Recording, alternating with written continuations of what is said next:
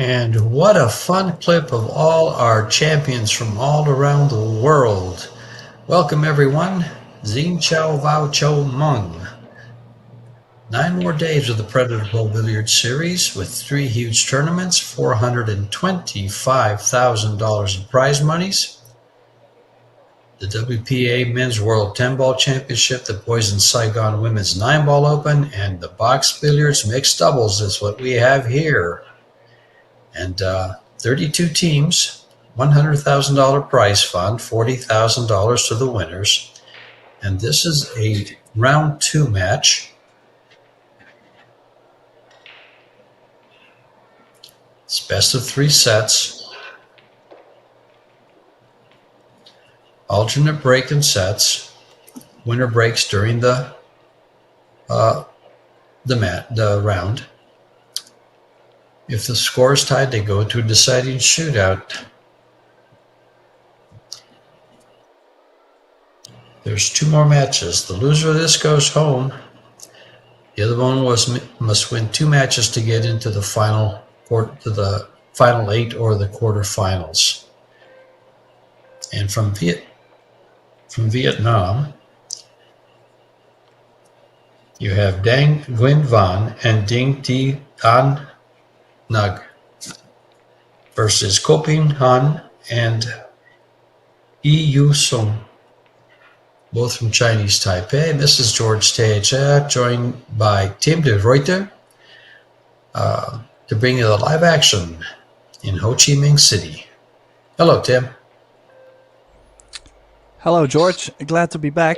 Looking forward for another great match here in the Scotch doubles, the mixed doubles open.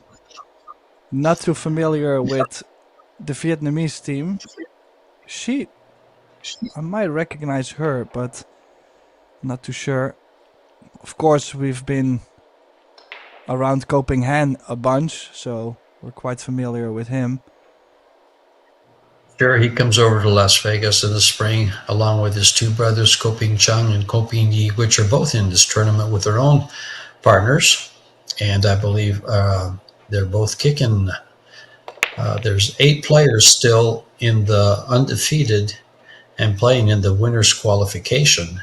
Both of these teams have to win this match and 2 more to get to the quarterfinals.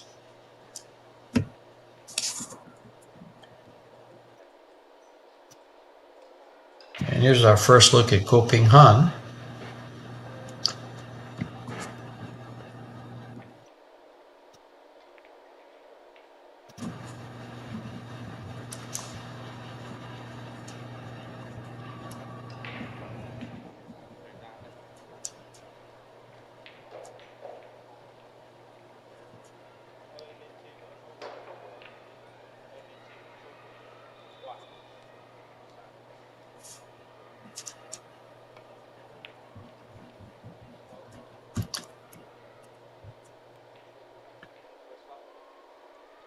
Well, not the greatest start to this match for the Vietnamese duo. And if you look at how wide open this rack is, it would be very nice for Sui and Koping Han, of course, to get going. Doesn't very often happen to get these great open layouts, so of course when you get one of those, you would love to get going. Yeah, especially early in the match like this, the opening game. I mean, they break, and then you come up to the table and play a good safety and get ball in hand. And here we go. I think I've seen this young lady play once before.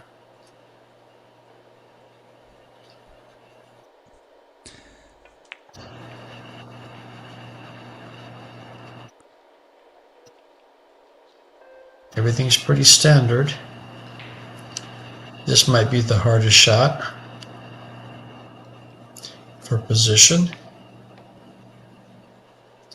Well, there's a little bit of work maybe to do from 6 to 7, some speed control, but overall if he gets to the center of the table here, or if she gets to the center of the table here. Coping Hen can go around the angles.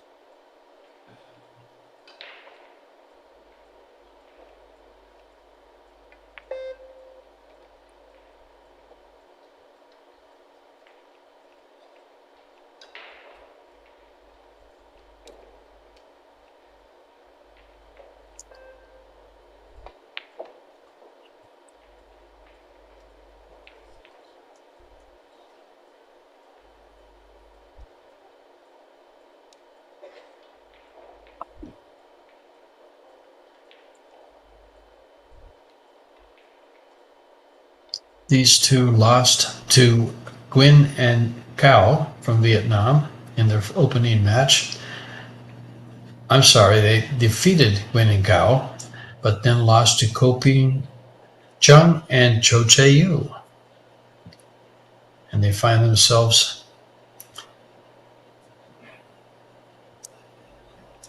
in this loser round 2. Making nice work of those last few balls. The Vietnamese team lost. Go ahead, Tim. I was gonna say definitely a great start actually for Sure. Coping Hen and his partner Sui. Looking very smooth, looking good. And they get the first game. The Vietnamese team lost to Max Lecter and Shui Ching Chang, who are playing in the winners qualification next. And then defeated Tran TKU and Lurong CD from Vietnam. So they both have a win under their belt and they both have a loss under their belt. But I must say, there was no shame in losing to the two teams they lost to. They were all very, very high rated. In fact, they're at the very top of the list as far as the highest Fargos, combined Fargos for all the mixed doubles. I mean, Koping Chung and Cho Che-yu have an 808. They're the highest ones. And then Lechner and Shui Ching Chang are at 763. And they're on the list of about, is it 15? About 15, 16 teams with the highest Fargos in this tournament. Combined Fargos, that is.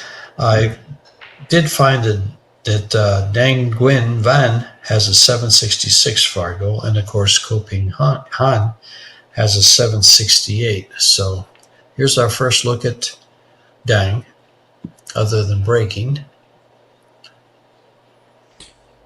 Yeah, actually a really nice break from Coping Hen from the center. Made a lot of balls move. Actually so many balls moving that I was not able to actually track all of them. Great break. Just believe it or not, nothing dropped. I was very surprised. That's actually the first time I've seen someone break from the center. Everyone has been breaking from the sides. And I was wondering what kind of a rack they would get breaking from the center, since it's the more, it's the more offensive break than breaking from the sides. Yeah, you can definitely see that in the layout that Dang has now.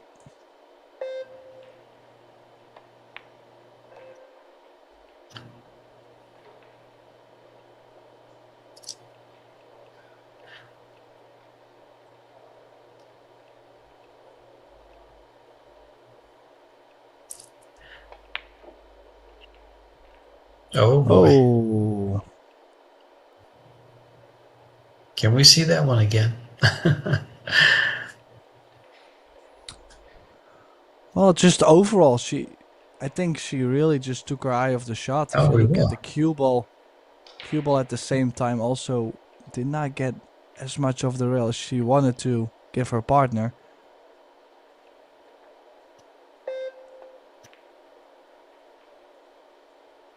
Just like this, quite thick. It's all right though. Oh, you know what I like to play, George? I love this kind of shot. I'm shooting the 4 off the 10. Play the carom, the 4 off the 10. And try to hold the cue ball behind the 5 just in case, like a two-way.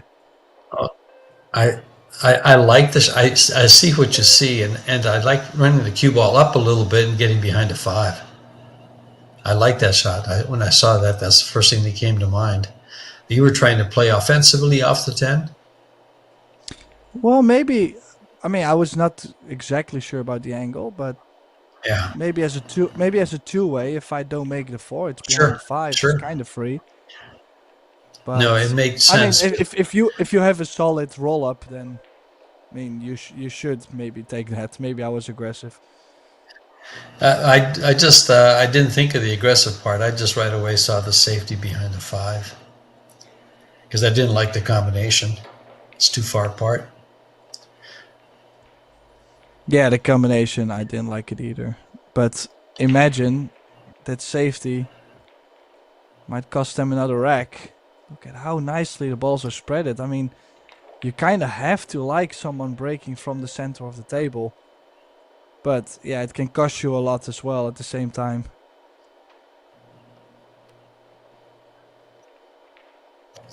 Yeah, they were fortunate to come back to the table because that missed 4 ball was not something they're going to do very often.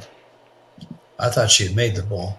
It didn't look like it was hit that bad, but this table seems to be tightening up quite a bit.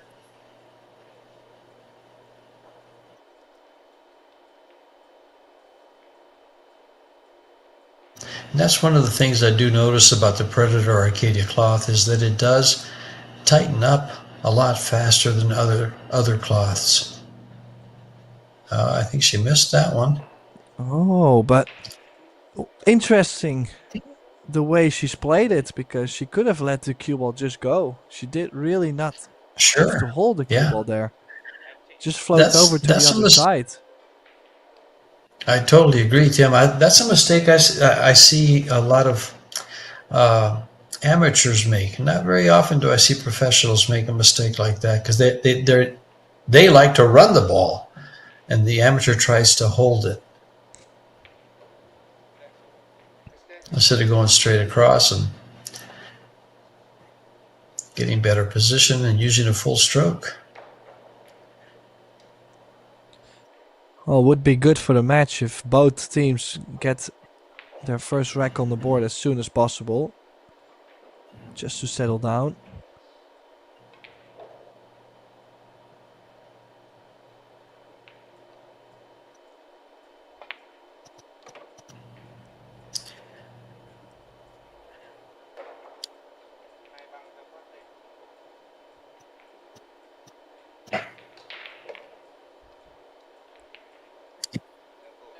And this should tie things up.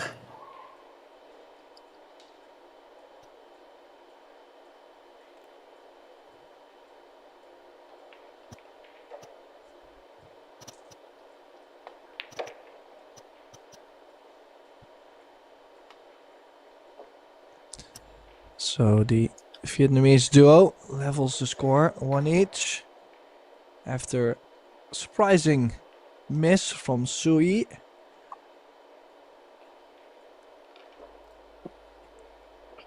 Probably should be announced Su if I think about it. Ping Han first name, Ko last name, so E first name.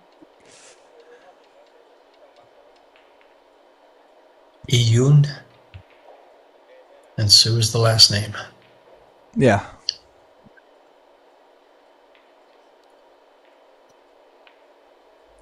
Well, I think everybody will understand if I say Su or Ko.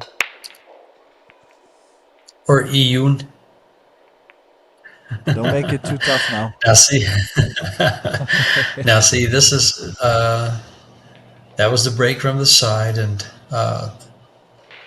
you can see the congestion on the same side of the table she broke from. Nice little circle of balls.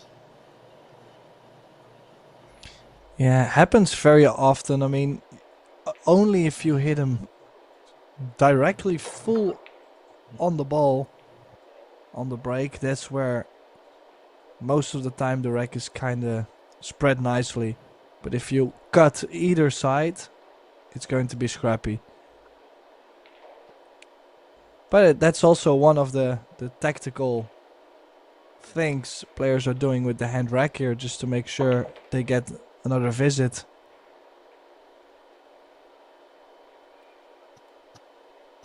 Yeah, they want to play it out. They don't want somebody to just get up and run out on them. Yeah, I don't understand that. Running out?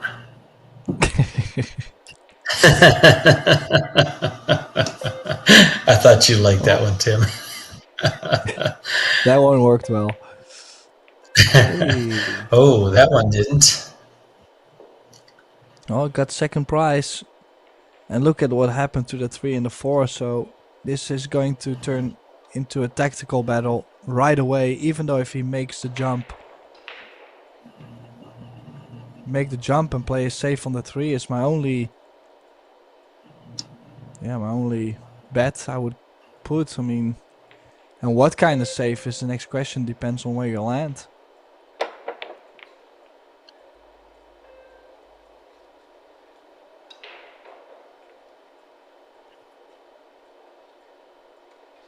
Let's see where they decide to play safe here.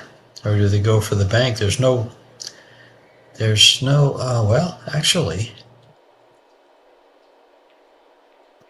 looks like they're going to go behind those balls.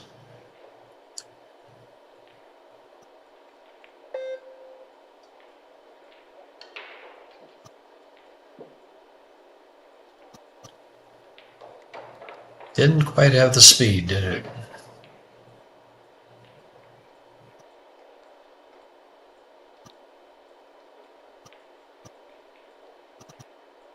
Yeah, caught it a little bit too thick, ran slightly into the 6. The thing is, at this point, I just almost feel like there's no value in making the 2 ball unless you know you're gonna get prime shape on that safety on the 3 ball. Well, you have a window over the 610 for the safety, and you can park that cue ball right there pretty nice. And it Yeah, looks but like she didn't get it. They didn't get it. yeah, but that's the thing. Like, it almost makes sense to not try to make the 2 unless you know for sure you can get to that window to where the safety is nice. So small. Oh. Bing Hand tried his luck to get there, but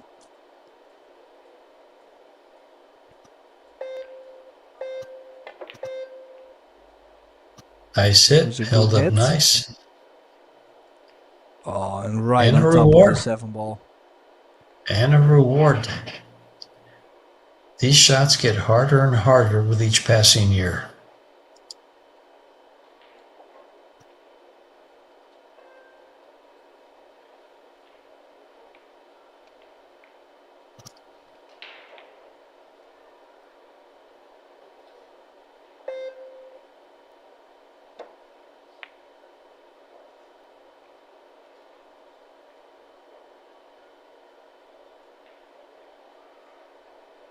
And that was the one thing he didn't want to do, was park it in front of the pocket.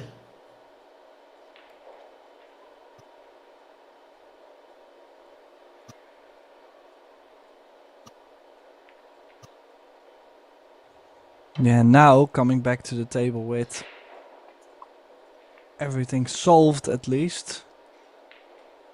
Oh. Not too sure. He caught the ball quite thick. Came up quite short as well. So back to another safety.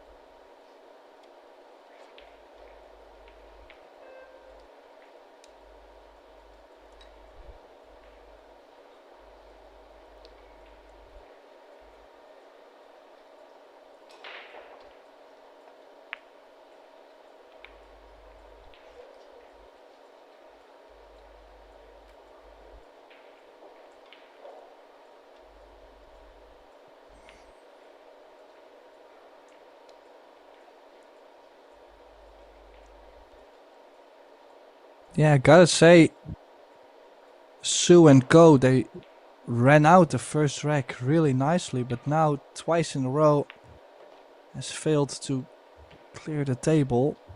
Wasn't the most difficult table twice actually, but nice chance for Ding and Nguyen to get going. Very nice cue ball work there. 3-rail shape to the 7. Natural to get to the left side of the 8. Just right spin will get you there.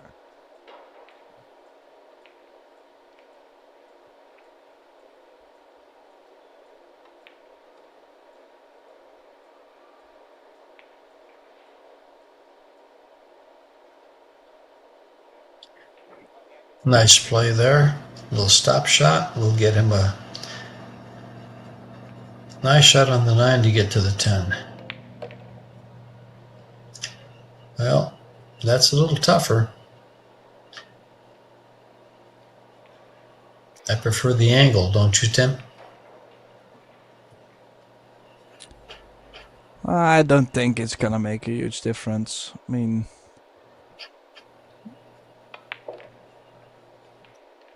Ball is so much wide in the open. He did draw that perfectly though. Perfect speed, straight in on the 10.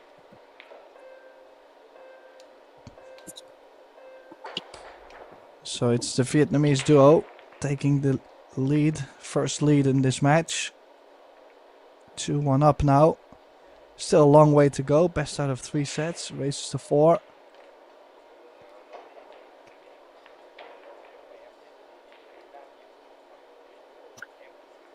Have we seen a shootout yet in the teams? I haven't seen one yet. I have not. I did have one chance, but it did not happen. I believe Capito and So, they missed the carom on the 10 against... it was not Federer. No, against the Fillers. And then the Fillers, they made the carom. Otherwise, there would have been a shootout. That was close. But overall, no shootouts yet. But it also shows how close matches are, but not that close yet. I mean, when you get 2 top pairings against each other, I think the chances for a shootout are higher. Agreed. Yeah, I came close last night with Lechner and Shui Ching versus Yap and Silviana Liu. They were right there, and they missed an opportunity to make it 3-3. And Lechner and Shui were able to close it out.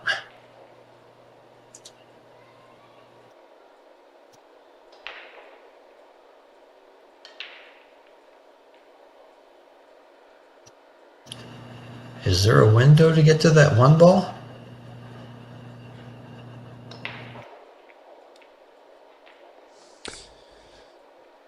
Well, I'm assuming yes. He has called the bank. Is he going to try and play it like a 2-way, or is he going very aggressive? There's your answer. Go very aggressive. And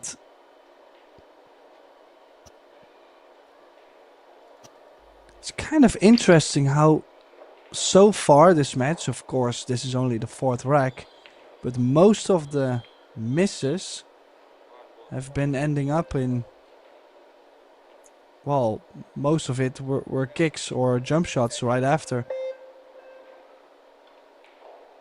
Unintentional. It does seem to roll safeties. that way. Yeah. Yeah, they haven't completely sold out.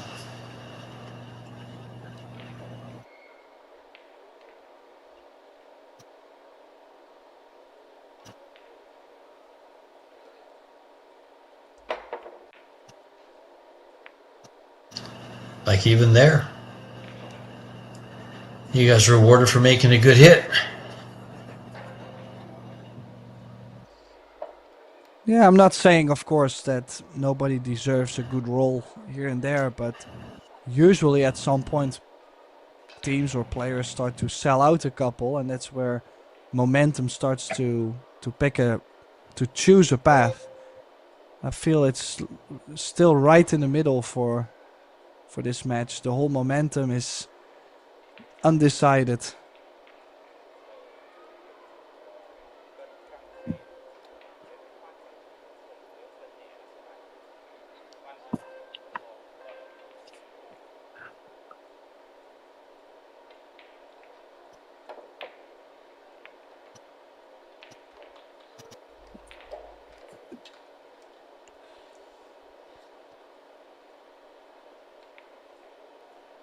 Can he go off this ball and get behind the 5?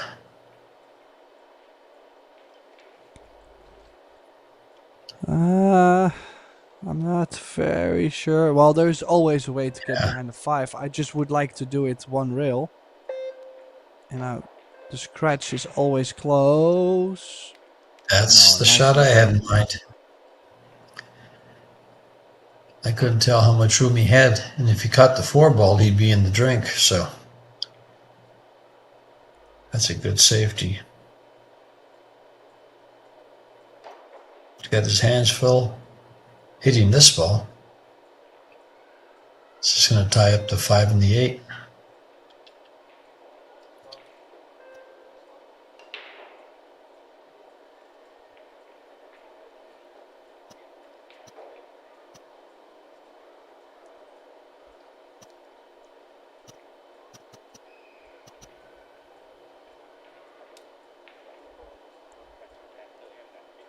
Yeah, I have to say, not the most ideal foul they could have taken because. Oh, I'm actually surprised they did that. I was thinking the 5-8 combination is lined up to the top left and the 4 is on the correct side, so you don't really have No, to play. he recognized it right away that the 8-5 was dead. I didn't see it till I saw him pointing it out to her, and he was trying to get the 2 ball to come down for the side pocket.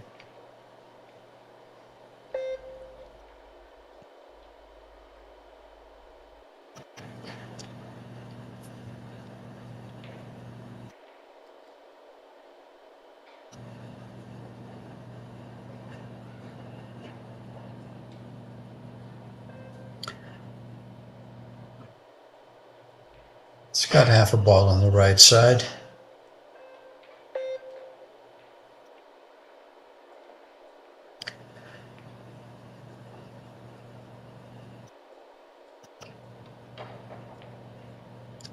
Yeah, neither team, after every shot, they don't really sell out except for that ball in hand. Kind of had to. That was a great safety play behind the 5.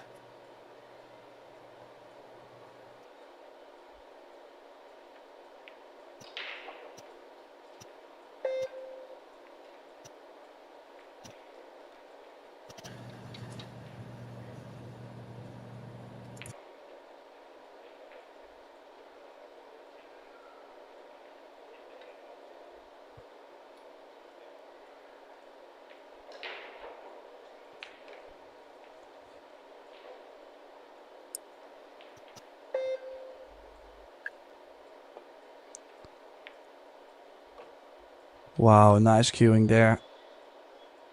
Very smooth. Cueing long shot, of course, came with natural shape.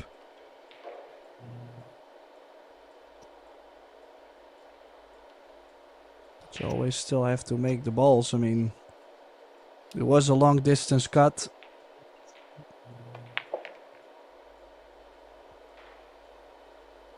Yeah, those are pretty when they're made like that.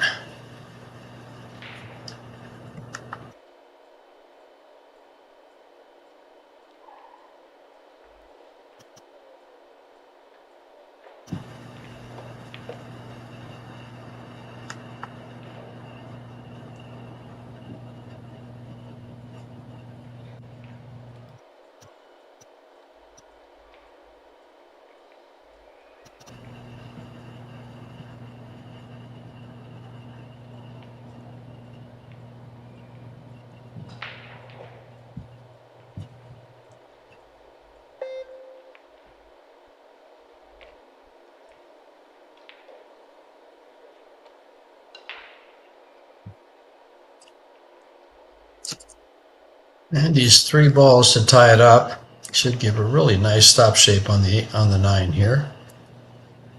And left more of an angle, so she has to come across.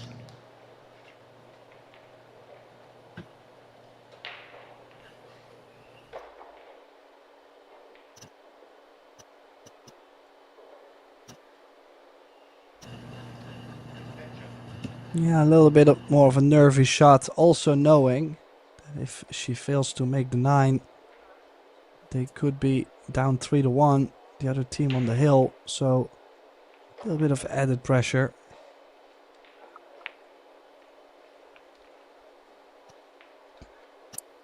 And pressure worked.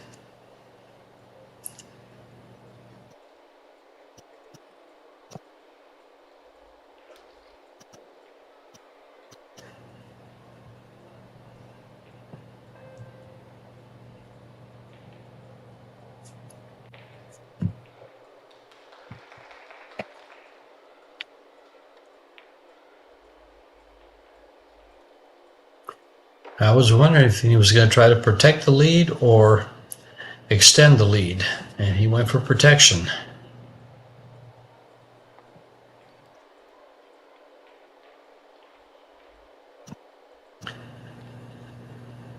Well, all of the Cole brothers are very handy with that jump cue. All 3 of them work it very, very well. And I think Han, being the tallest, has a little bit more of an advantage, and also the youngest. Oh, look at this. But first sellout we see.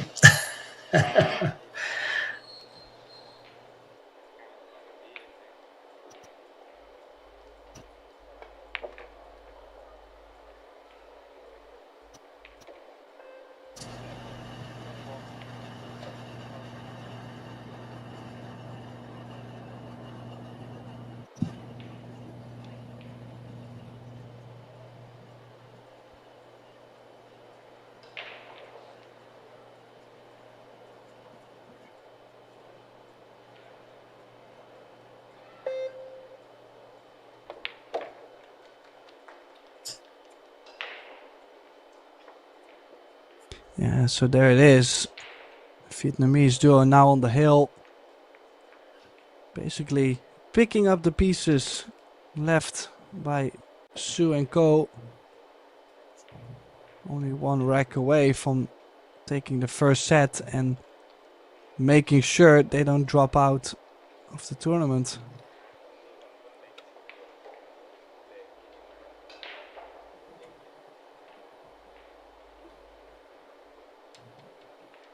That was quite a few exchanges in that rack. And now, this 5th rack to seal the fate of the first set. Do we see a comeback? Or do we see a second set?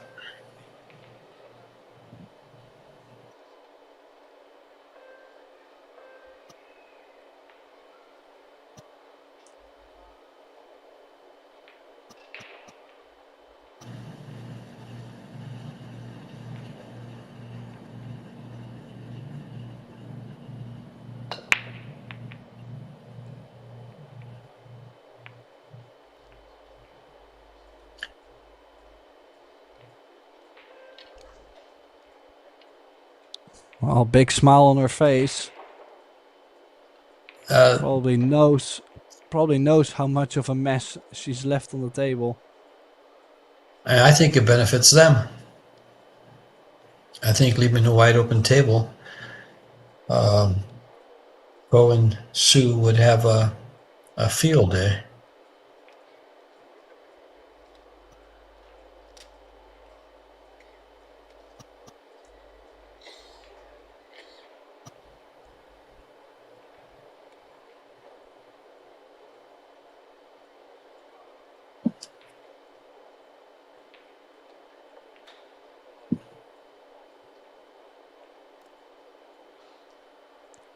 Well, in these kind of racks, I would almost feel like, well, I'm not even gonna try and run out, you know, just...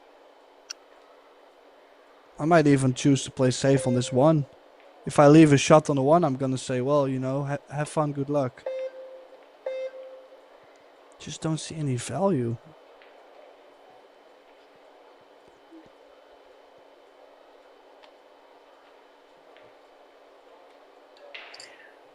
Well, the balls do have to get made.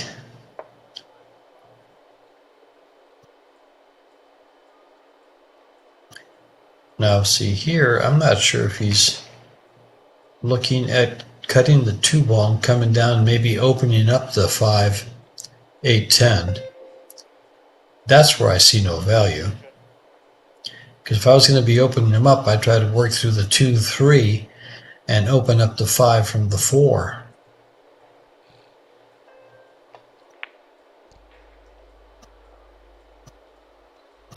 And that's excellent.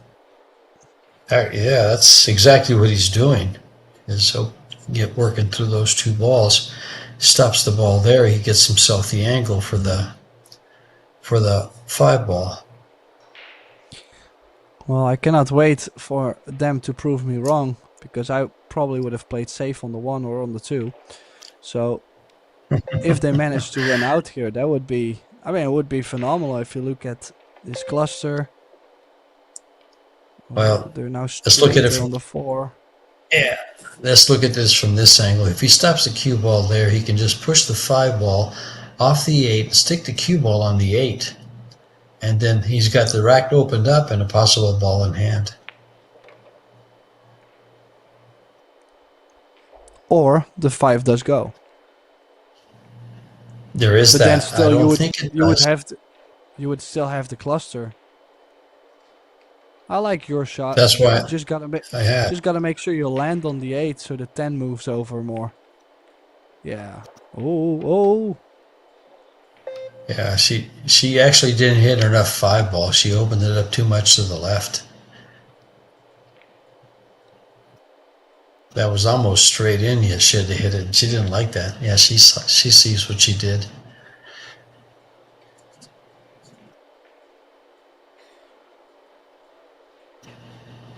Now this cuts in, but there's I doubt that he can get position on the 6 ball. I might look for a safety here. I might 3 rail, maybe even 4 rail that ball up by the 6 and take the cue ball behind to the bottom rail.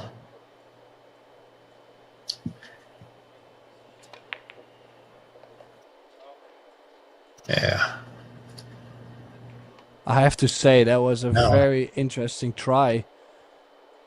Imagine Yeah, if there he was got past the side. Yeah, well, he went off the ball, so he was gambling, running into the balls to get up there and opening up the stack. And that's what happens when you gamble sometimes. That's why a lot of top pros don't go for shots like that.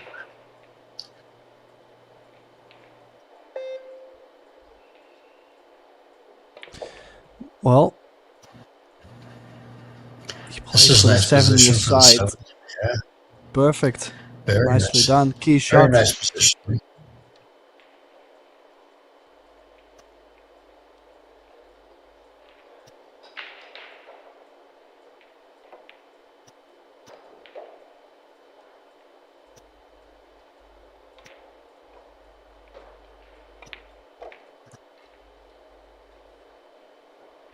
Couldn't ask for a better result.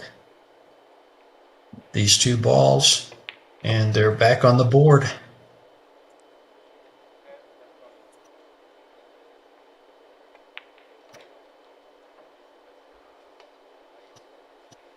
Cuts the lead, but more importantly, keeps them in the set. Yeah, that definitely was a must run out. 3-2 trailing, especially if you look at this layout after the break. It was demotivating me, but they went full for it, and eventually it definitely has paid off.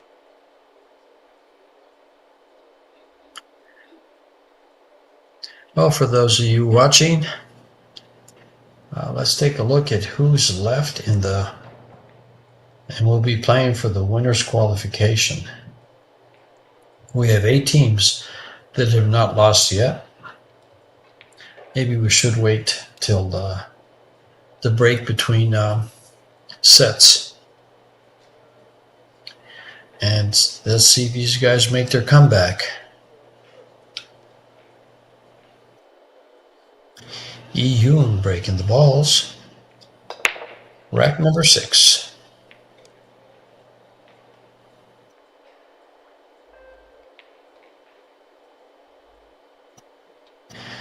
The only really tie-up is the 1-9.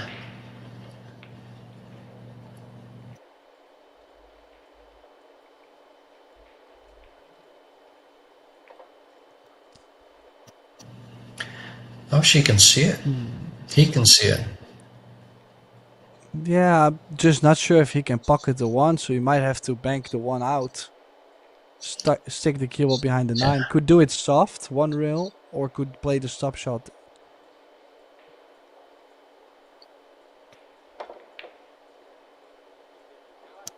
Careful. Doesn't want to make it. Careful. Okay.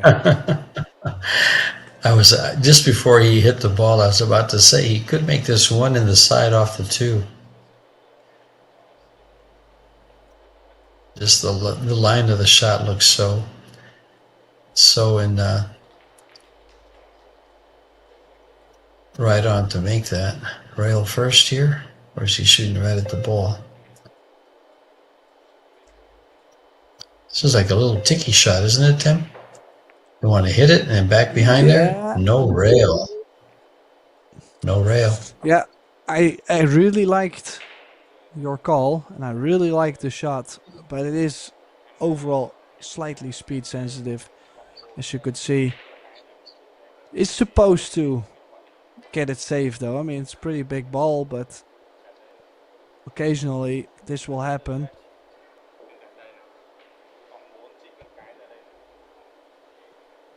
A chance for the Vietnamese duo to close it out.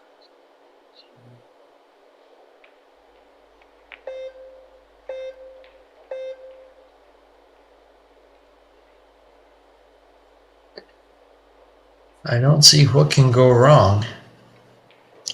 It's going to have to be a open miss if they change tables. If they give it up.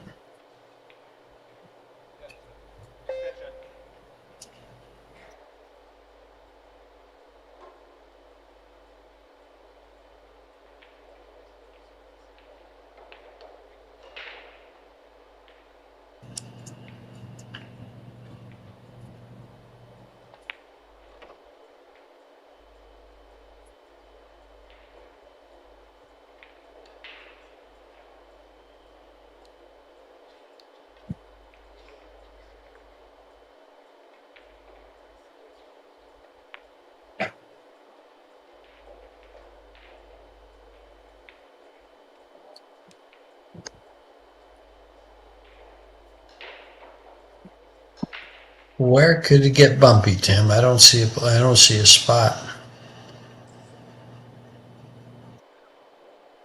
Yeah, if you're really trying to find one, but yeah.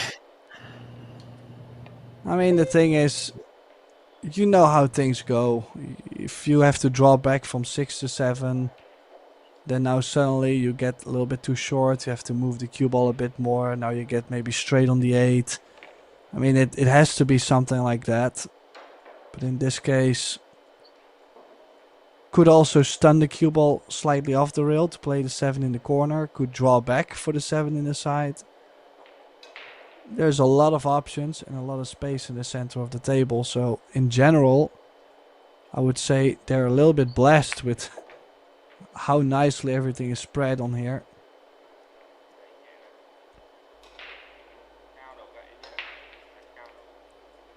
Probably just gotta go forward.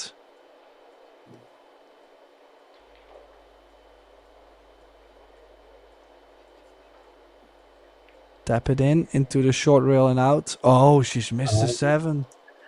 Yeah. I kind of had a feeling it was going to be something glaring, something like that. As Well, soon she as he did. left her a little bit more angle. She was trying to hold the cue ball there, though, instead of just slightly flowing it into the bottom short rail and back out. Like, just let that cue ball go and put a solid stroke on there. Every time you're trying to hold the cue ball, you see people cheating the pocket and mistakes show up.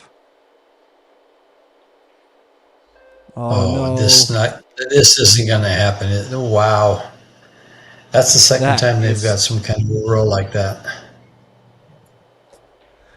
I mean, it's very easy to say, well, she should have played it with a little bit of left or right spin or thinner, or... But then still to be... There's only one ball in the bottom side of the table she got behind. That's brutal. Yeah. There's 2 square inches she could have got behind. There's 5,000 square inches on a pool table. She found the 2 to get behind the 10. But Koping Han is good with that jump cue. But now she has to be good with his position shot and a long shot on the 9.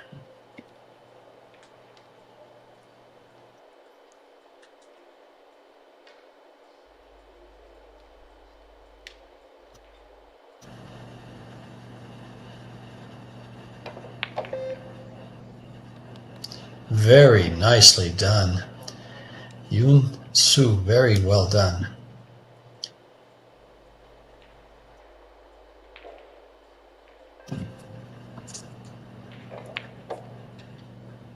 And now it's anybody's set. And now he just pocketed the 9 ball, but she broke last time, didn't she? I honestly, no, I think it was Yeah, the Vietnamese lady. Well, last track, and that's right. then No,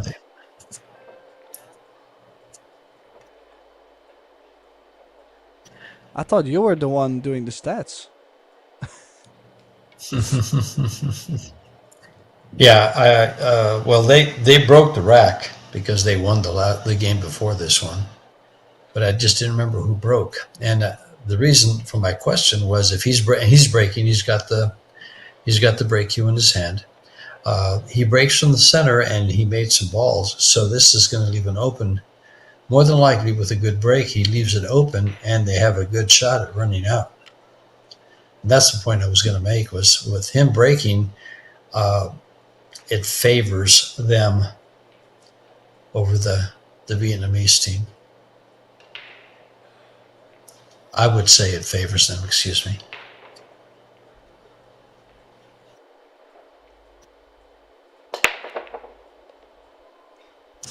Look how nice he parks the cue ball out of the way, too, and no travel lanes. You got it just right. And with an open shot on the 1, made a ball and made a 3 ball on the side.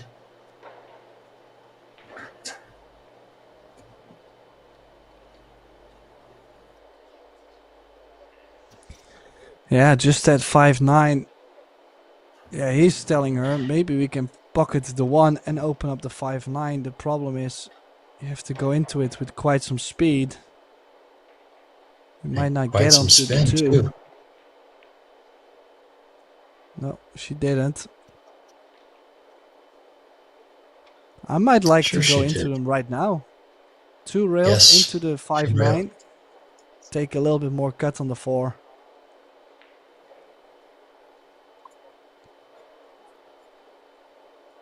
Especially if she can hit the 9, if he can hit the 9 ball and not the 5.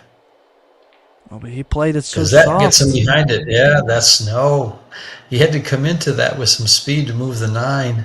That's why that was the point I was making, is to hit the 9, not the 5, because the 5 ball can lead you to disaster.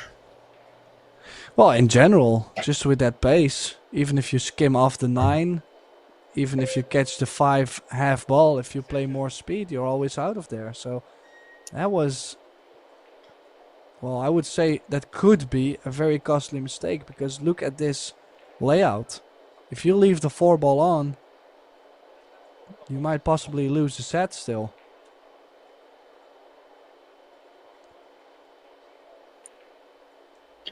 Agreed. Oh, this Oh, worked out.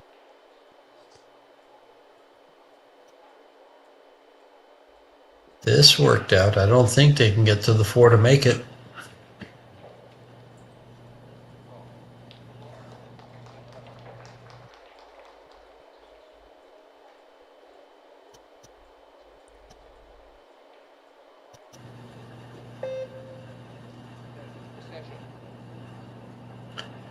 This is a 3-rail kick. That's going to be one heck of a jump shot.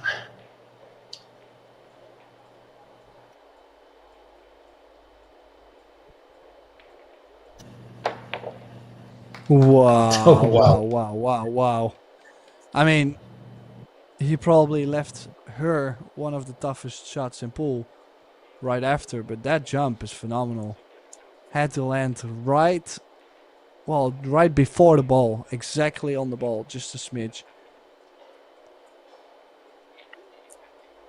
Just wondering what he's telling her to do. Is it like, just make the ball, don't look at anything else? No. Did they get the save? Did that hit the rail first?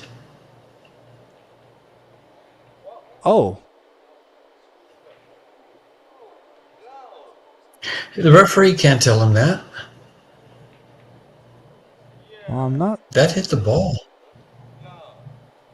Oh, I'm well. not exactly We'll sure. see. The referee thinks it was a foul, so Yeah, he picked it up right away. I kind of agree with the Vietnamese team. It looked like he hit the ball. She overcut the 5 and came out.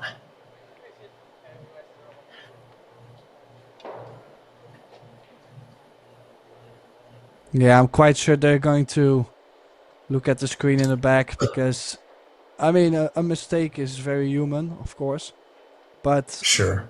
I mean, this could be a very costly one too. You know, this is probably one of Very. the most important moments in the set, so gotta have it right. Yeah.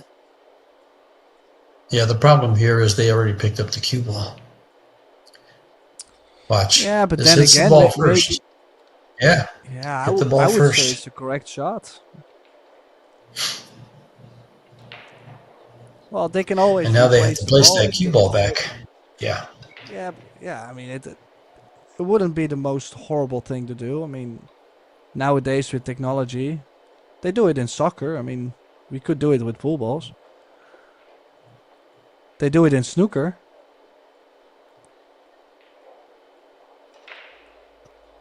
Yeah, I agree with using a replay there I mean, because I'm that not a was big fan of using the replay on every single shot. You know, everything that's happening.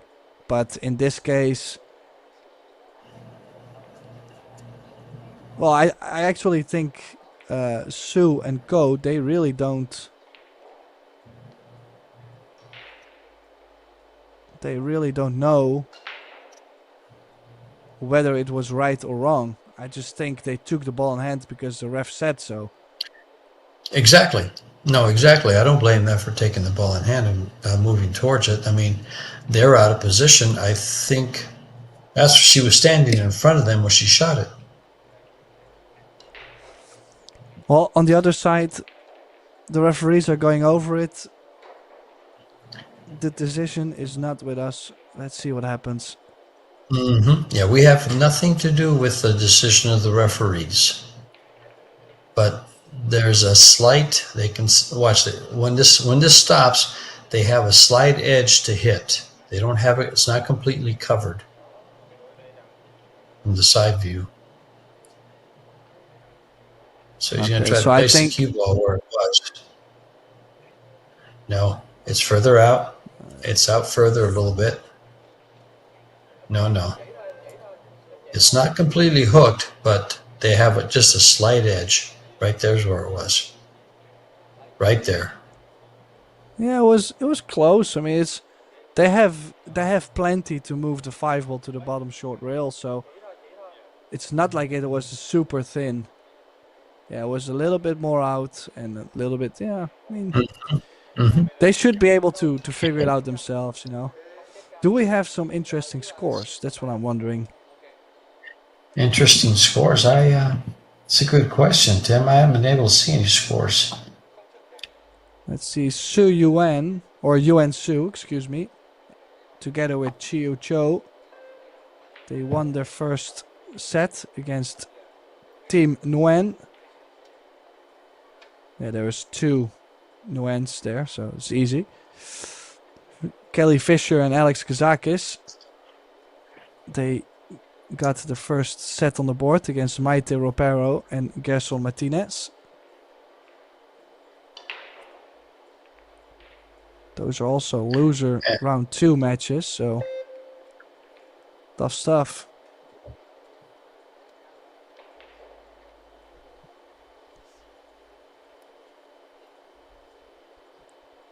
Yeah, there's only those 4 matches going on right now in the mixed doubles.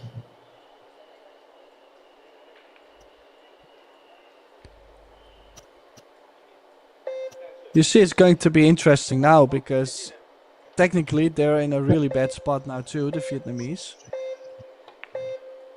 Little Oh kick. wow. Did he call that? Did he call that? Apparently not. No, it cannot be. No, he did call that. What a shot that was. Did call it. Like the Sure. last Rail the first. last beeps. The last 2 seconds of the shot, he goes rail first and nails it, and she misses a 6. Oh, this might get real tense.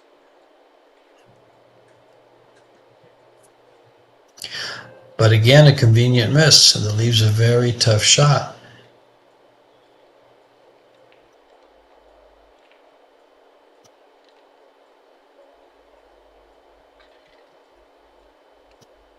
Cue ball's going to track right to the corner pocket on the right, depending on how thick she hits it.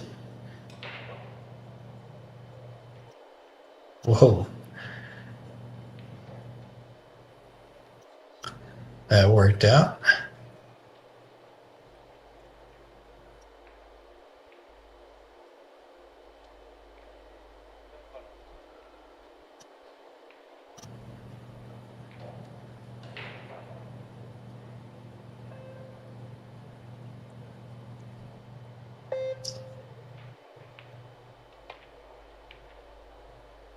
Wow, he did go aggressive. Still missed it thick, but caught the jaw. Does have the second prize, but I'm surprised they're going really aggressive at a couple of these shots. Also shots to where if they fail to make one of them, they could literally sell out the whole set.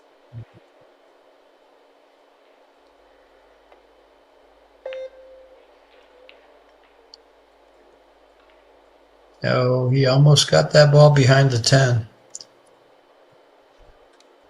But now,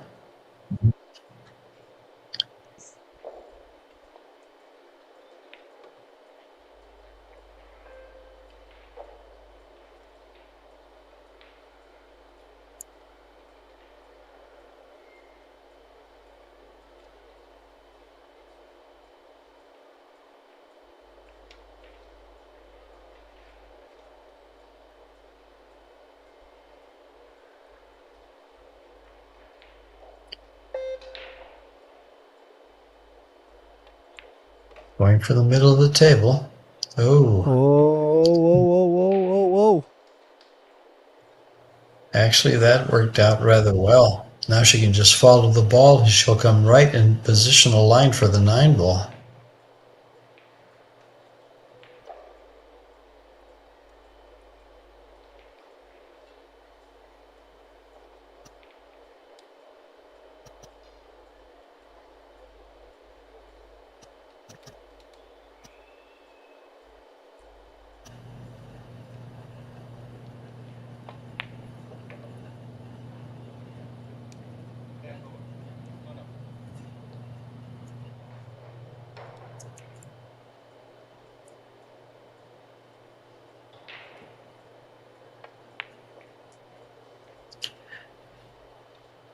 Wow. Oh, I just cannot believe that just happened.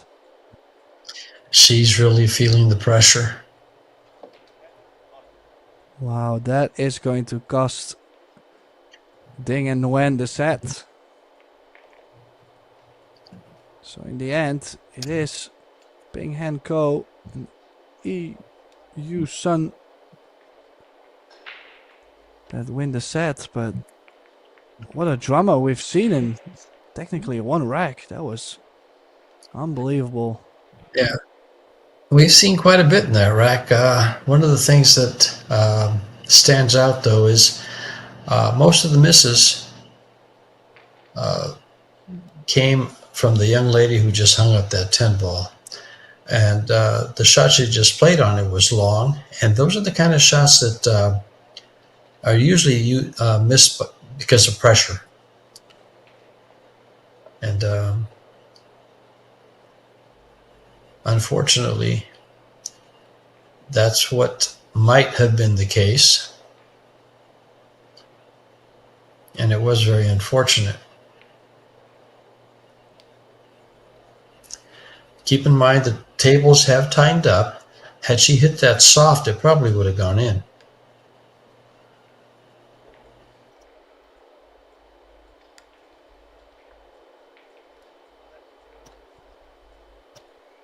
And now we're in between sets, and you were talking about scores. You read them all off. But in the winner's qualification, and the 8 teams in this tournament that are undefeated are Maximilian Lechner and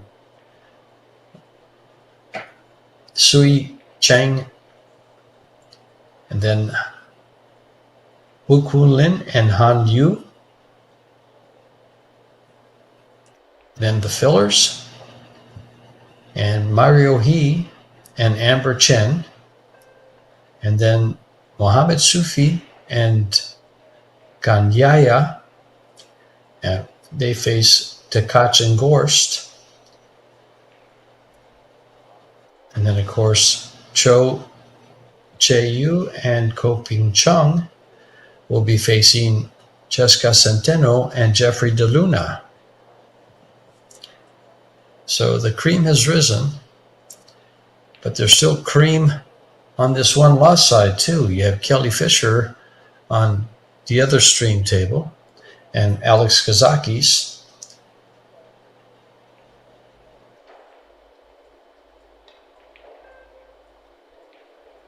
Playing Maite Ropero and Gerson Martinez. They are a set down.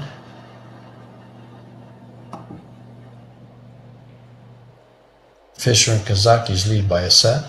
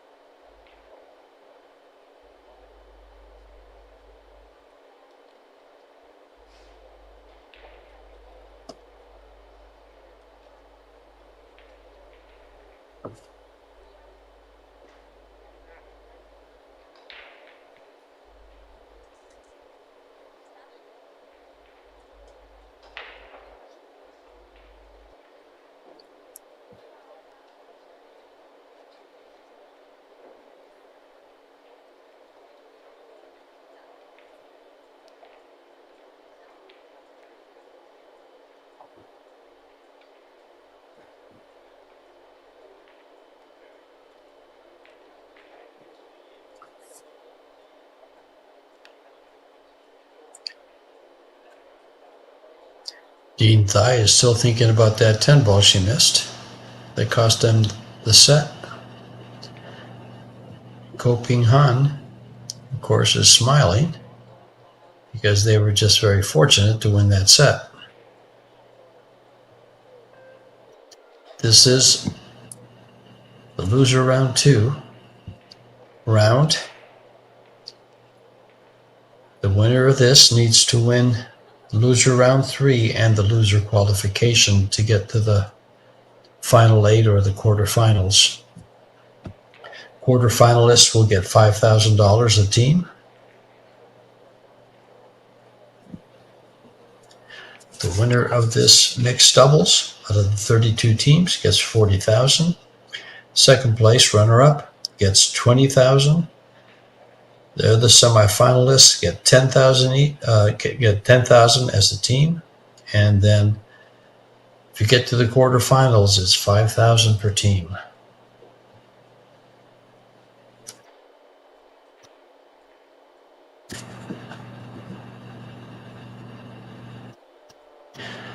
This tournament is played on the Predator Arc tables, covered with the Arcadia cloth, the Predator Arcadia cloth. The arena lights over the arena are the Predator lights. Predator Arco 2 balls. And the referees are using the arrow rack to rack the balls. Sponsors are Yalin, Box Billiards, Kamui, the WPA, Samsung TV Plus, Pro Billiard TV, and of course Predator. And all the information is available for you about these tournaments that are being held here in Vietnam and the ones coming up in Bali, Indonesia, October 7th through the 13th. All that information can be found on ProBilliardsSeries.com. The brackets are there. The tournaments are there. All the players' names that are playing it are there.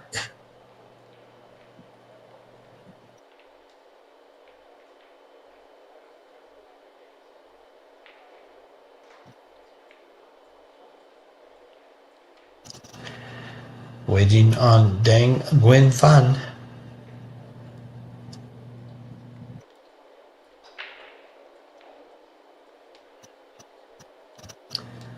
And they're ready to go. Set number 2. The Vietnamese won the lag. The Chinese Taipei alternates, so they break in the second set. It's winner break in the set.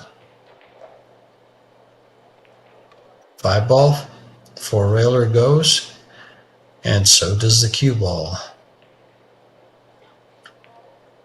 And a good opening for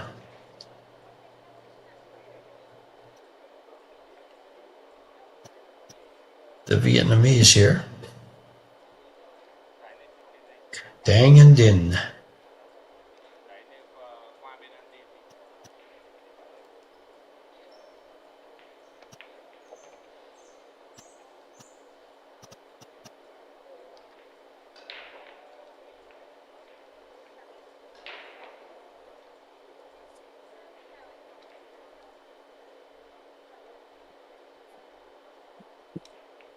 You can put this in reverse here, use some draw. He's going to go forward.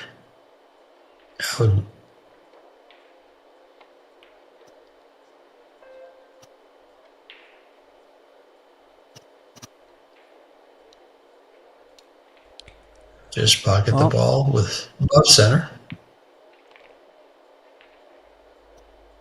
And Tim's back. Well, I thought I would just let you do your own thing. You were doing great, so...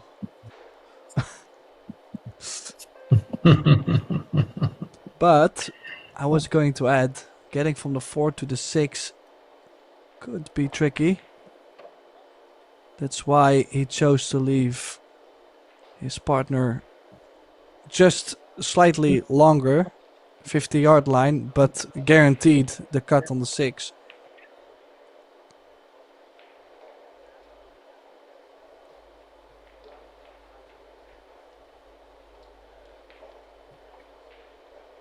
Yeah, sometimes you have to leave your partner much better shape than you think.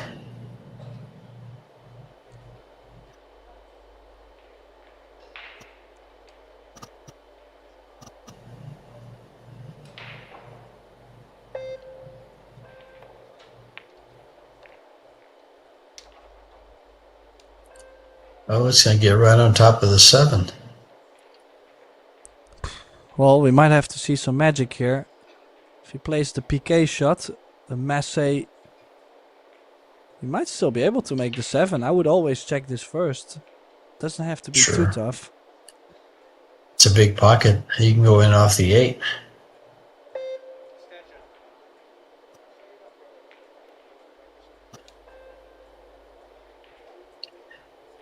I wish they could get that camera shot down so we can see how it's lined up to the corner. It looks like it's lined up pretty close.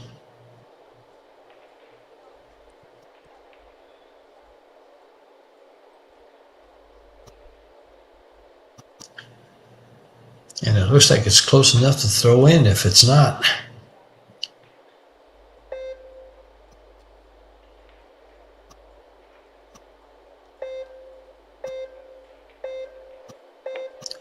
It's calling it.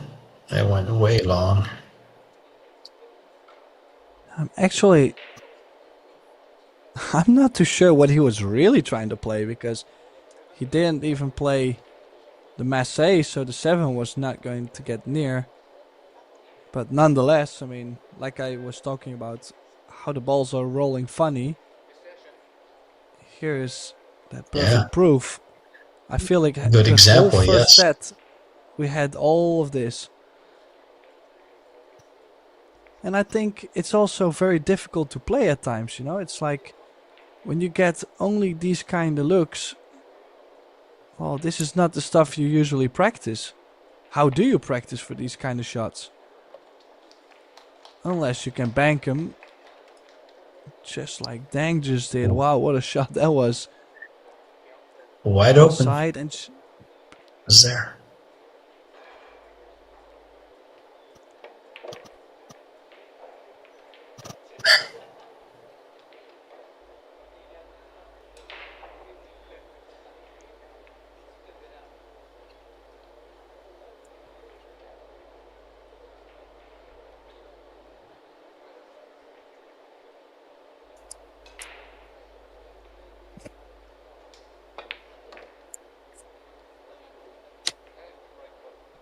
And starting off on set number 2.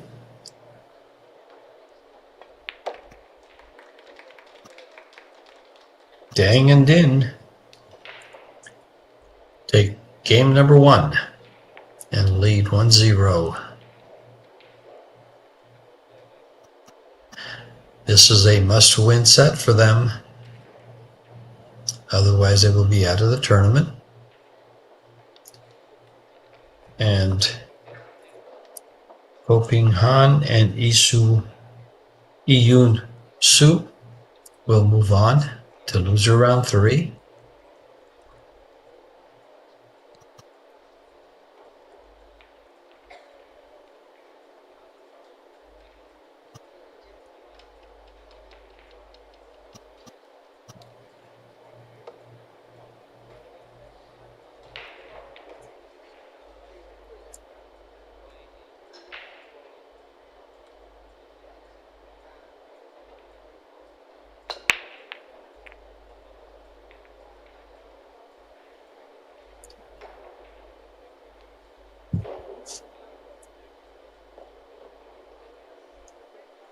The 1 and 2 are available. Shooting over this ball makes that 1 ball pretty tough, but he's a tall young man, so should be able to handle it. But going from the 2 to the 3 is going to be suspect. Won't have much of an angle. Didn't even try to make it. He was trying to come down and play safe.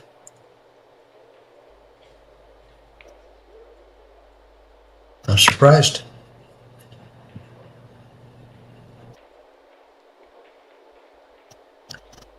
Play place to play safe would have been when you shoot the 2-ball, try to roll the cue ball on top of the 7, place the 2-ball close to the pocket so that you might have a breakout if you get ball in hand on the 3, or get position for that upper right-hand corner. This is going to get safe? No, it didn't.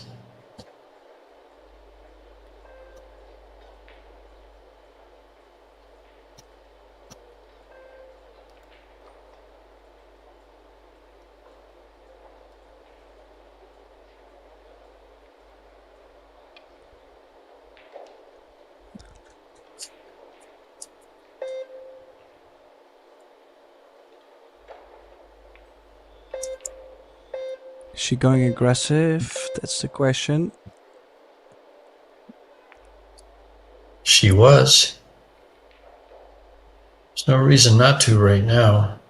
The 3 ball's hard to get on, but it can be played. It has pockets. Yeah, but that's the thing. How often have we seen them try to run out that difficult position, and then fail to do so, lose a safety battle, and the other team clears up? It's a very common thing. Has been the history of this match. And I just think, in general, maybe the best strategy could be just play it very, very simple. Just play safe all the time, you know, just until the balls are really in the open, then you go. Well, there's no doubt in my mind that Deng and Din are doing just that, especially when she breaks. The clusters are insurmountable. It takes 3 or 4 shots before they can get an open shot.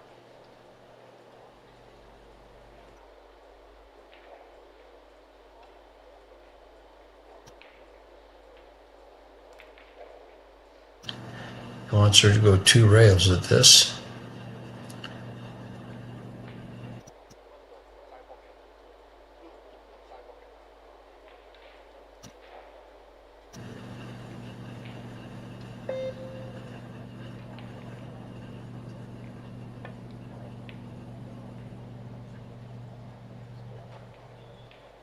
Oh, nice.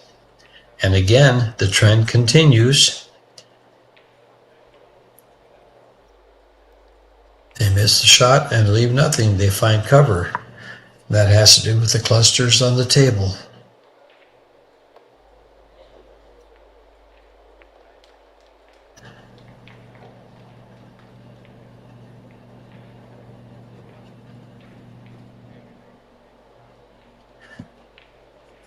Now, how is he going to get down there? Is he going to draw the ball and get underneath the 3 to try to run out, or get position so he can play safe off of the 3?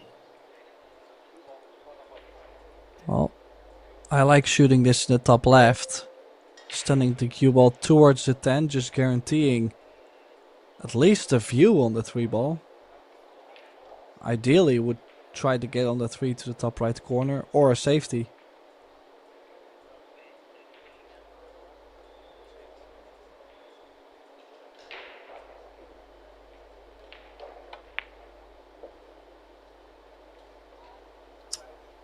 Oh.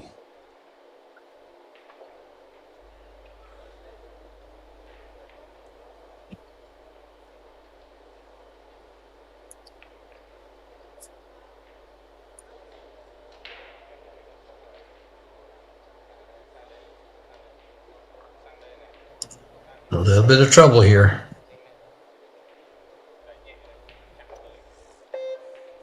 Well, they're just going to push them together again.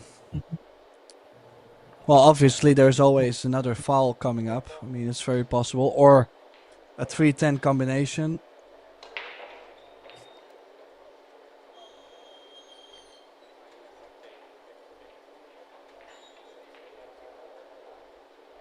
Surprised though. I mean, combination doesn't have to be a hanger. It's off angle.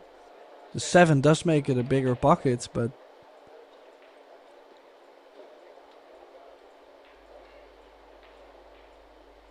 He's going to draw it just in case. Leave the cue ball near the 8.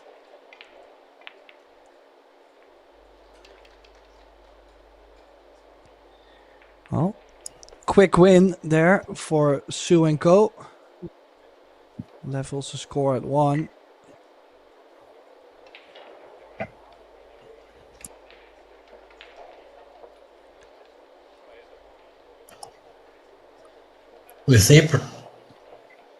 If they tried to position that 3-ball that way, it worked well.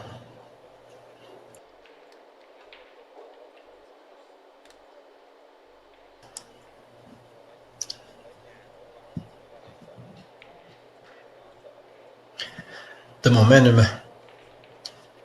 I think, has swung a little bit to the Chinese Taipei team. And I think the pressure is really affecting the young lady on the Vietnamese team.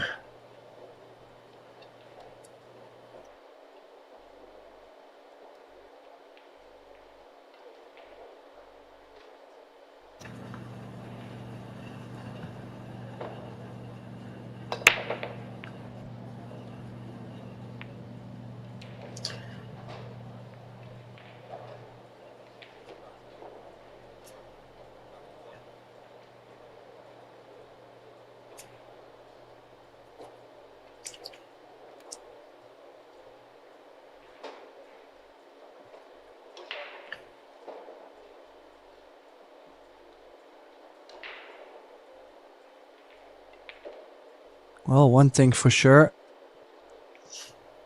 Push out right after the break. Nobody is going to kick this. And just wondering, what has she pushed out to? There's nothing there. You might just clip the one on the left side and bring the cue ball all the way down past the 10. Yeah, just wondering where the 1 ball is going to end up if she plays it. He's going to give it back.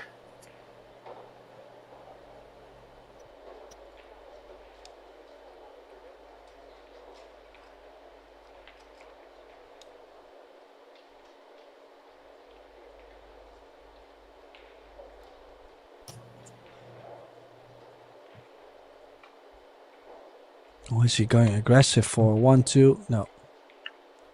He went Wow, he for managed to shot beat that the just kiss went. there. Yep. Oh, I didn't think you would.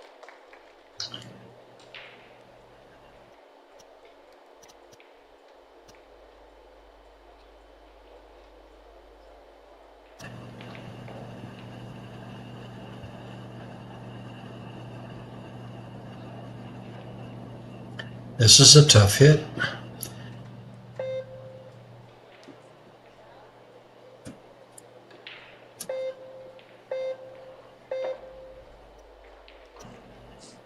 Oh, he's got the point. Slightly too much masse. Ran out of time. Still, it's not an easy run out. The 3 doesn't go by the 9. The 5 and the 6 are locked up. So I'm not saying it's impossible to run out, but I'm not a very big fan, actually. Not a huge fan of this. I agree. That 5-6 puts a damper on the whole thing. The 3 has pockets to the side and to the left-hand corner. So that's not the bigger issue. The bigger issue is the 5. But the 5 lays in a nice place for a nice safety. And then everything is opened if you get a good safe there.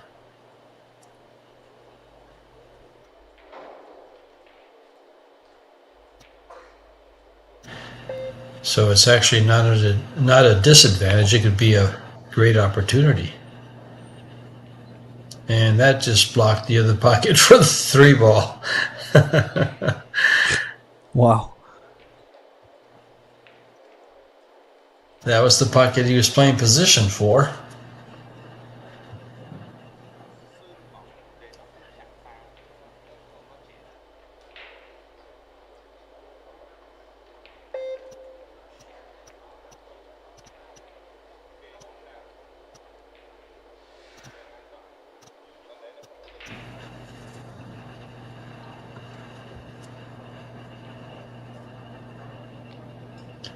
Interesting here.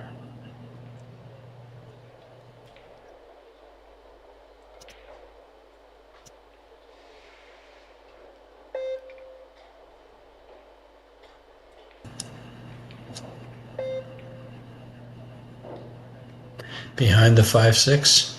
Did he get there? Yes, he did. Yes, she did. Excuse me. Nice shot.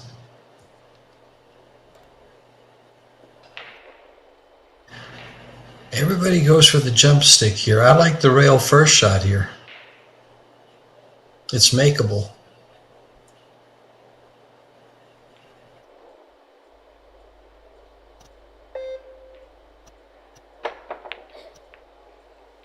So is the jump shot. Oh. He does really seem to jump the ball well. I mean, look at how many balls he's got so close.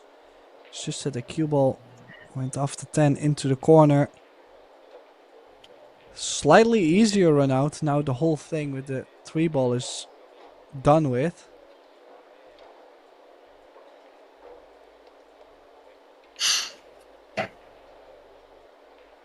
Yeah, Tim, he's played very well, actually. He's made just about... He looks pretty darn good. He looks every bit that 766 Fargo that he got. That comes up for him. Jumps the ball well. He's played some very smart shots. He's instructed her well. She's just not executed as well. Now here's that safety. Stop the cue ball right behind the 6. Bring the ball around 3 rails.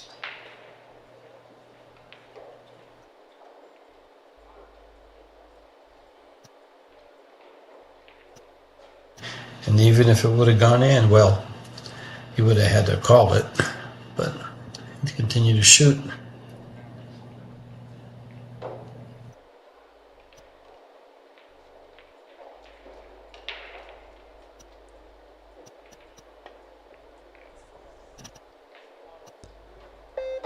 And now it's wide in the open. Up for grabs. Well, if you look at 5, 6, 7, yeah, if you would look for something to go wrong, there we go again. It's possible to go from the 8 to the 9, but yeah, you'll have to play very messed up shape from 7 to 8 to not be able to get to the 9. Yeah, both these players here are... It'll be a big error if that happens. I think they complete this run out. But we've seen some strange things. This is a simple cut.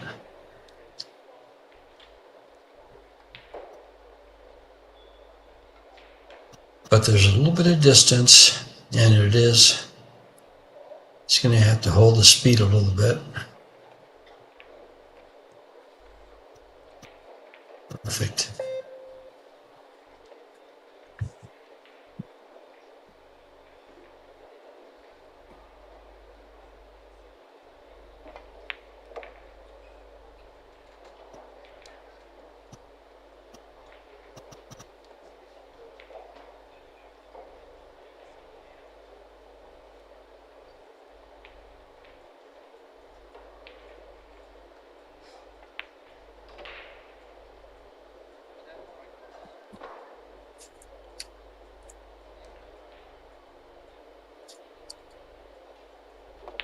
This 10 ball for a 1-game lead in the second and what could be final set for the Vietnamese team.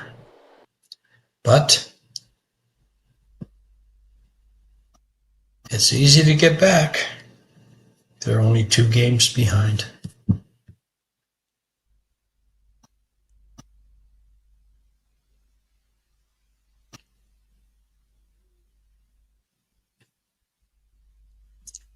And our table is frozen. Oh, there we go. We're back.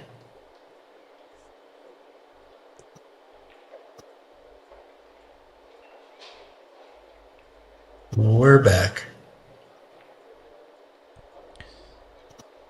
Yeah, I gotta say, after losing the first set for the Vietnamese, I'm a little bit worried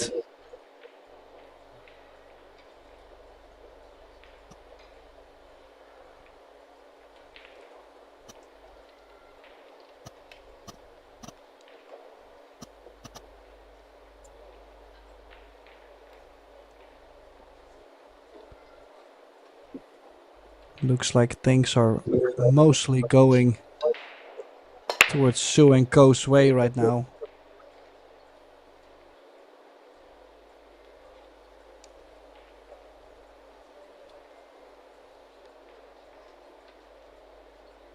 Well, based on his facial expression, I was gonna say nothing went in the hole.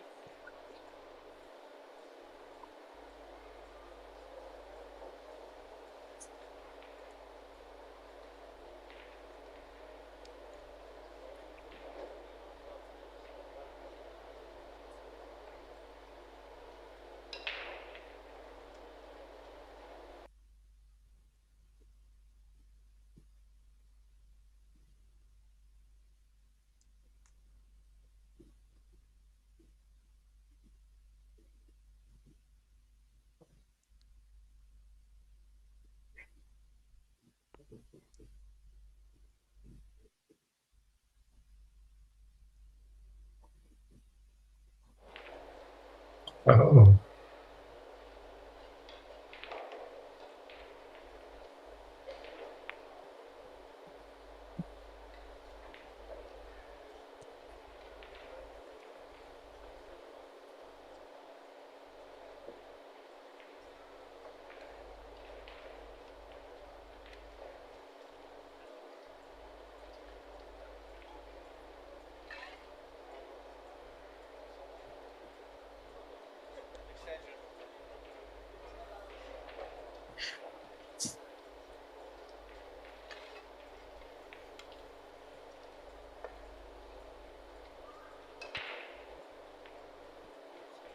Yeah, difficult cut to get on the 3-ball.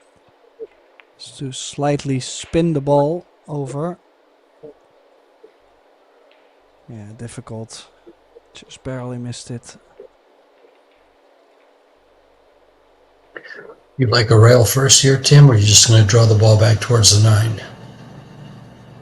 I think I might go half a ball and use one rail to draw back where it is now. I'm not gonna draw straight back. Oh, needs. Oh, he did get a little bit of help. Actually nudged the 9-ball towards the 3 and still got it. So most of the time when that happens, well, you find yourself hooked, unfortunately. Oh, playing with fire. Oof.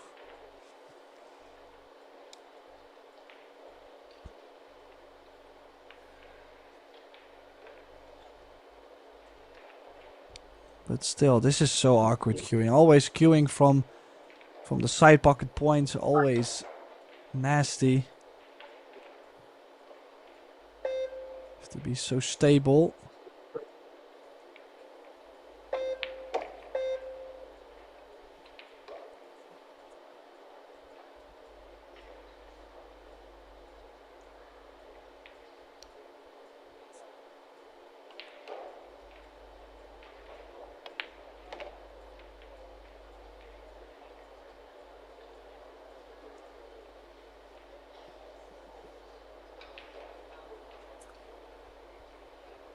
Looks like he can come back for the 7.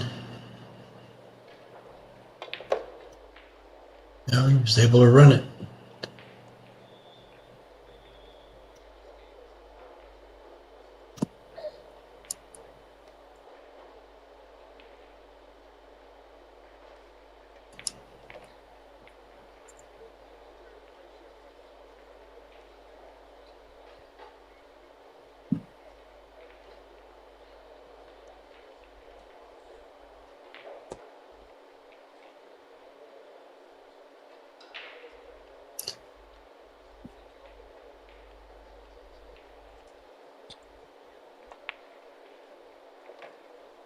Well, he's definitely coming up with the big shots.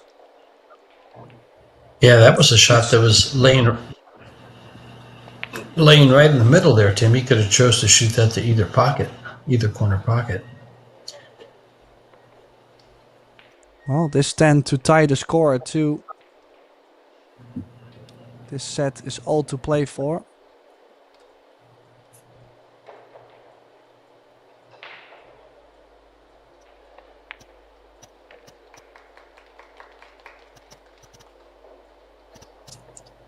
And tied at 2 we are.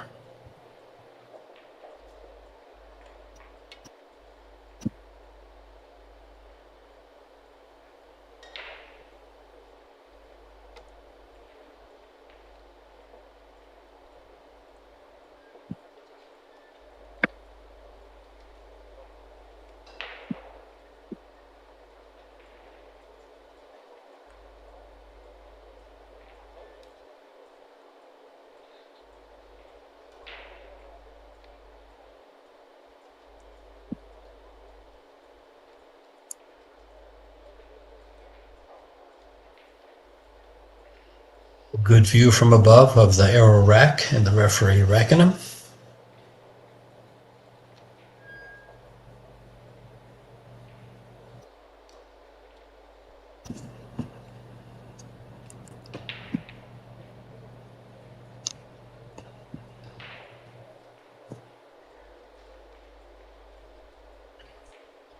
Down queen to break.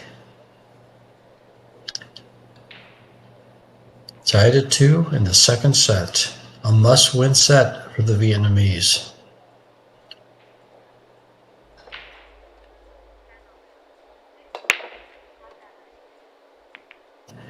Ball down.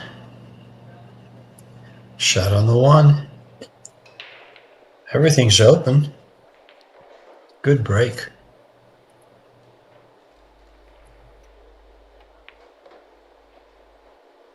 Seven ball. Oops.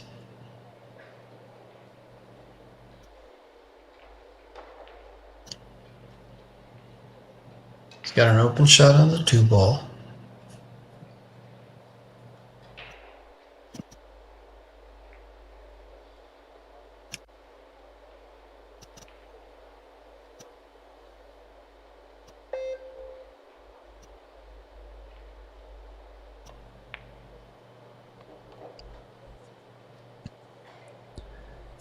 Yeah, the 5 is available to the right center, so just one good draw on the 4. Oh, just don't put it on the rail. Problem is with being on the rail is you're gonna leave a lot more cut on the 6.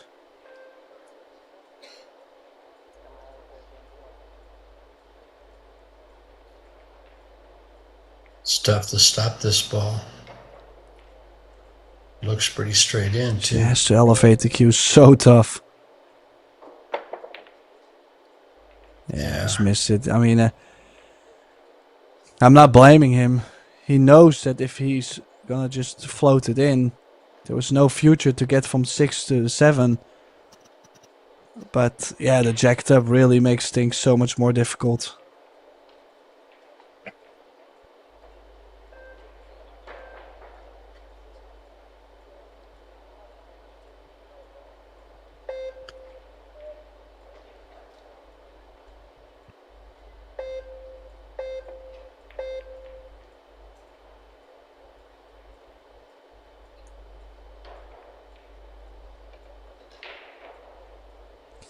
Yeah, a little bit of a funny spot She got the most to play out of the that safety she could. from, actually, for Sue.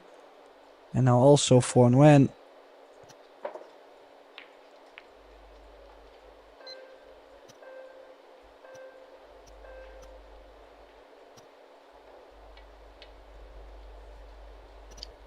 Big game again here.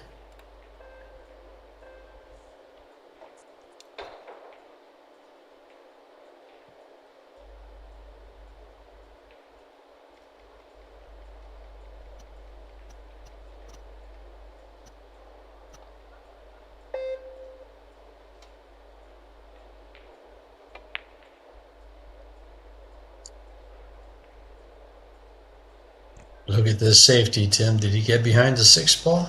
Looks like it might be. Ran that around just right. He's got to kick off the short rail.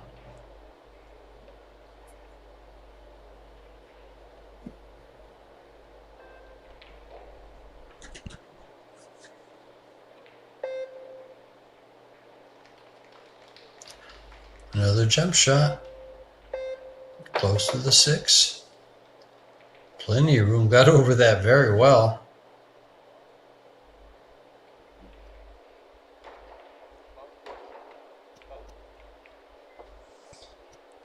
Now it's ball in hand with the table open. Do you see any issues on the table, George? I don't. Going from the 6 to the 7 is very easy. You leave it kind of straight in. Keep the cue ball close to the rail. The 8 ball down the table. A little bit of draw past the side pocket, and you have the 9. And the 10 should be a little longer probably, but pretty much straight in.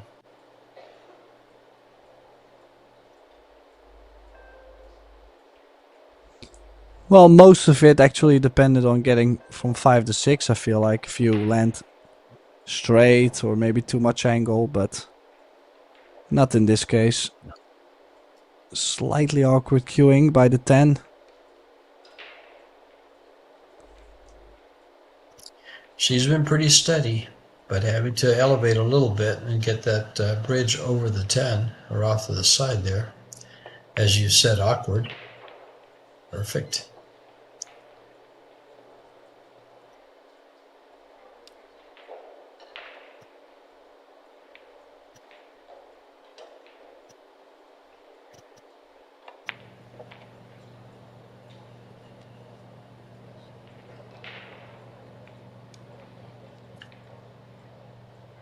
She's going to be stretching a little bit here.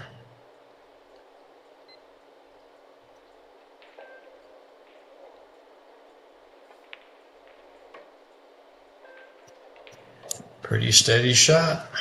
And this to get on the hill to close out the match.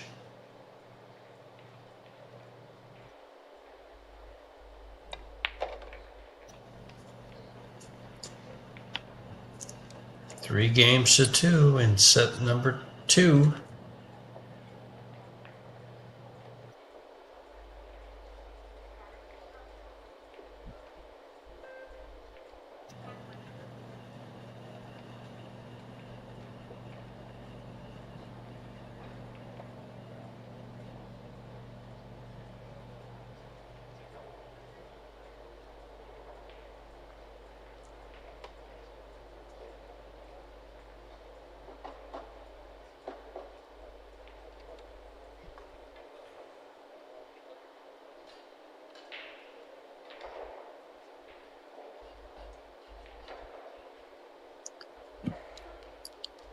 Young Soo breaking the balls. Or is it Soo Young?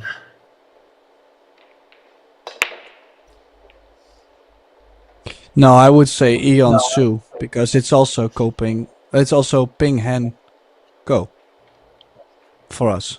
If that's, yeah. Yeah, I mean, it's hopefully everybody can understand that it's just slightly different for us. I'm always trying to get used to it, but just so against the nature. That was a nice cue ball there. The problem is we stream internationally, and in Asia they use the last name first. In the States they use the last name last. Well, not just in the States. Yeah, well, it's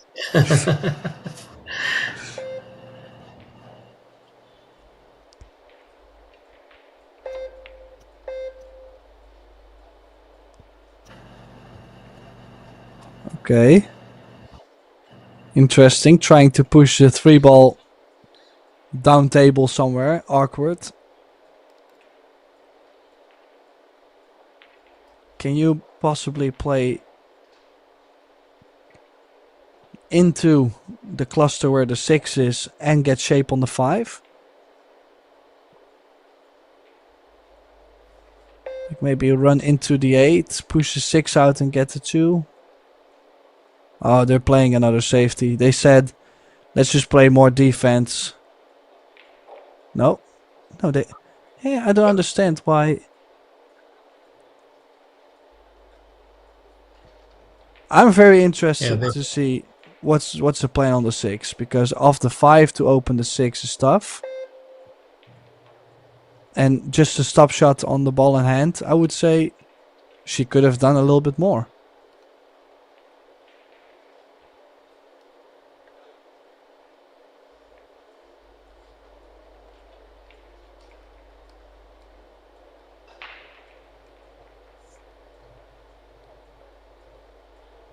Got to be careful here because they could get 3 fouled.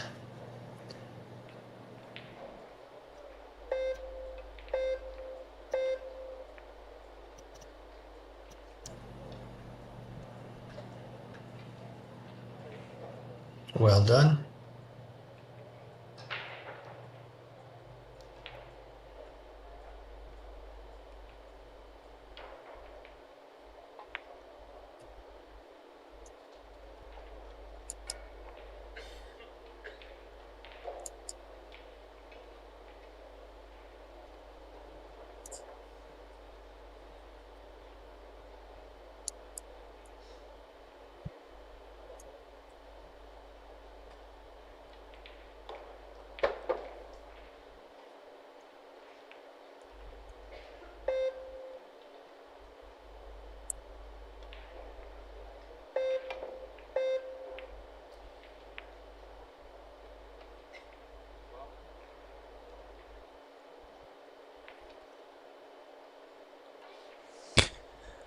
Yeah, I just don't really see any development with the 6. You might as well play the 2-10 combination. But they're going for 3 fouls. Could play a 2-10 combination, leave the cue ball behind the 3 just in case. Oh.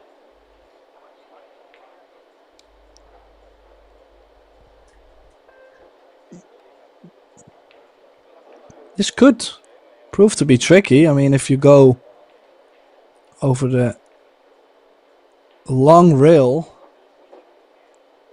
not the nearest long rail, the top long rail in this view, you could scratch. A couple funny things could happen. 2 rails, scratch off the back, maybe miss straight in. Oh, that base makes it so long.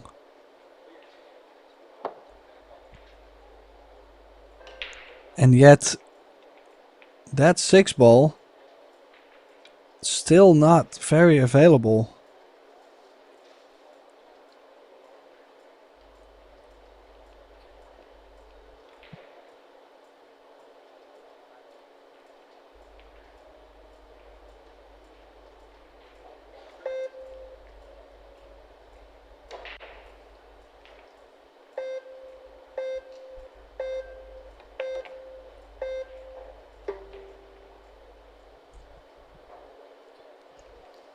But it looks like they chose to go for the run out. No more safeties.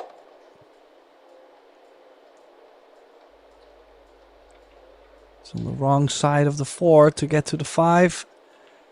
Needs some traveling and probably would not like to have too much angle on the 5 ball. If you leave yourself too much angle, you won't be able to play the 6 possibly in the right center or in the right bottom corner. Where's that cue ball? It's getting close to the corner.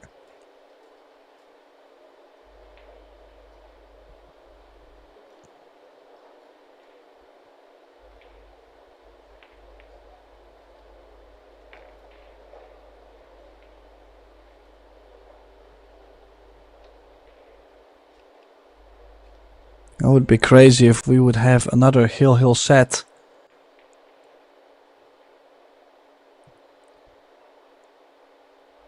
Things have been very close overall. Difficult shot though, has to stay still. Oh, he's missed it.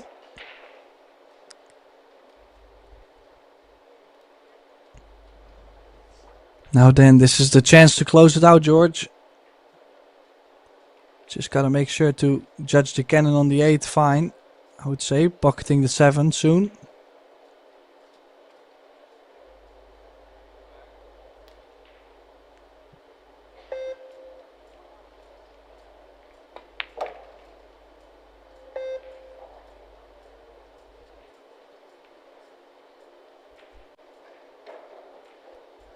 Now has to play perfect cannon into the 8. Probably, I would say if you play with just draw, the 8 will go into the left long rail and come back out.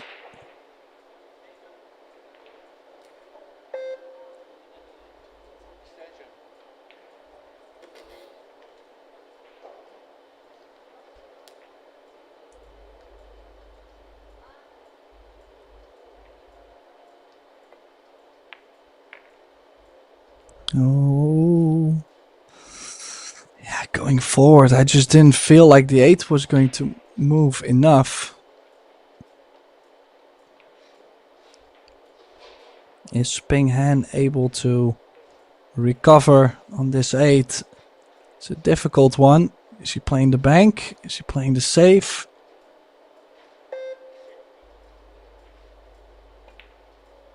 That's... Yeah, I was trying to go behind the 10. Small window that was.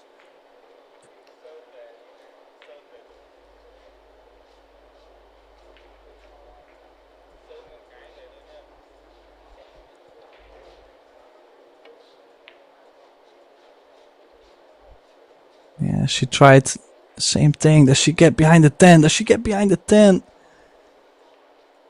No, she does not, but I mean, this is an extremely difficult shot. The only thing I can imagine is going rail first, bring the cue ball to the other long rail, and then take the cut on the 10. Have to go rail first on this.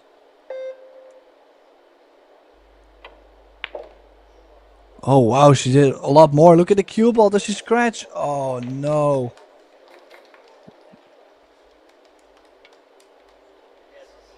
I don't really... Well, the Vietnamese are loving it. I don't really see the need to play the rail first so firm. But still quite unfortunate to scratch straight into the side. And like I mentioned, this is now once again a heel set. 2 heel sets in a row. Pure drama.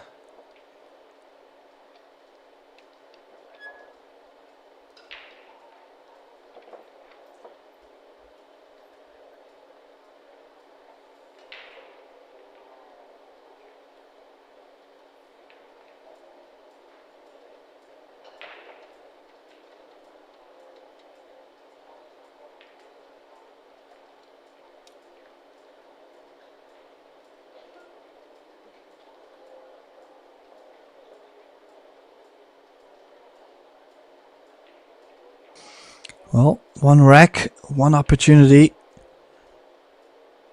to bring this match to a deciding set.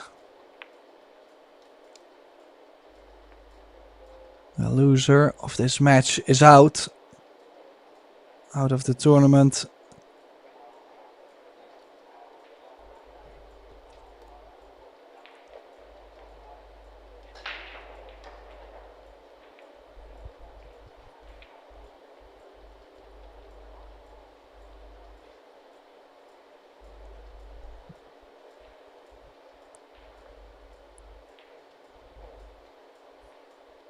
Yeah, very interesting to see that they are, in general, quite aggressive.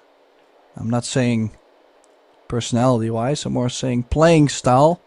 They are looking at this table like they're supposed to run out. And, well, I would say most of the time, you're not going to be so successful. The 5 doesn't go. So you have to develop the 5 ball. Well, the 4 doesn't go either. What does he have in mind, Ping Han?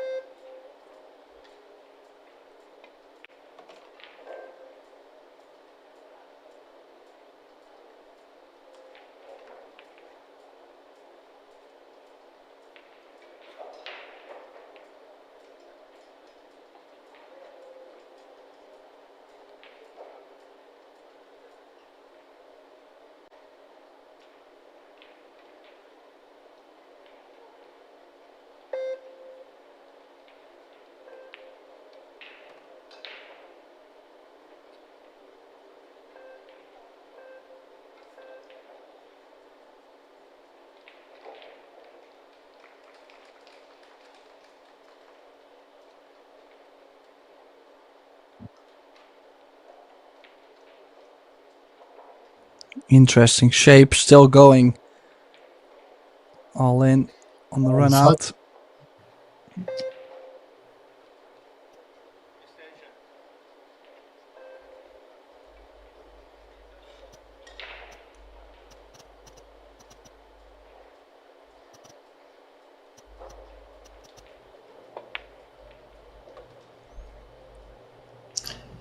Now they're going to try to play that cue ball right behind the 9.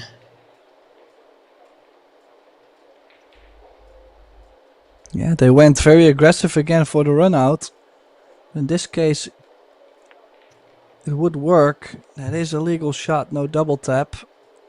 That could be a set winning safety right there. Deng needs a good shot here.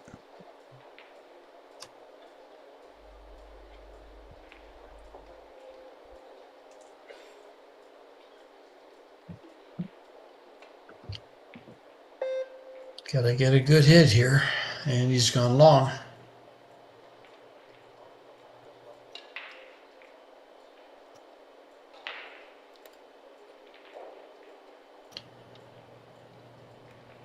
Well, here we are at Hill Hill, and the rack just got open.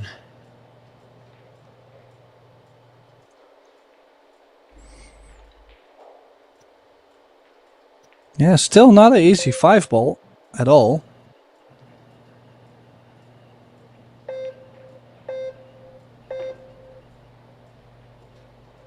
Yeah, he's missed the ball in hand. I mean, he had to put himself so close to the 5. Very awkward cueing. Yeah, it was the elevation.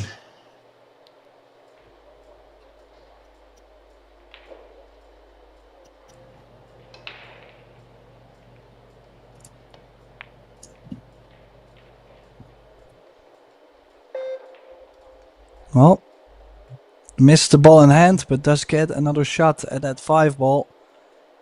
She did go aggressive on the cut. I think that was a very difficult cut. But she really was trying to turn things around. If she had made it, sure she would have had plenty to work with on the 6.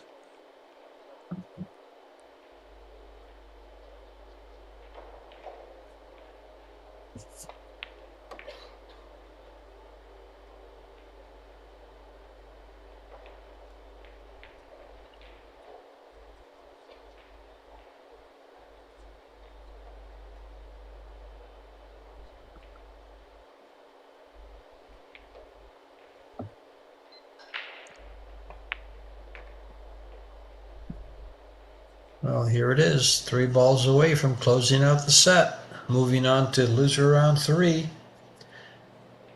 They have to win that and one more to get to the quarterfinals.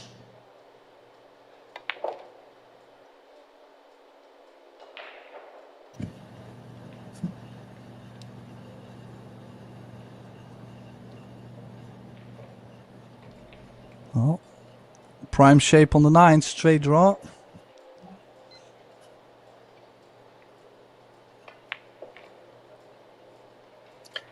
Nice position on this 10 ball.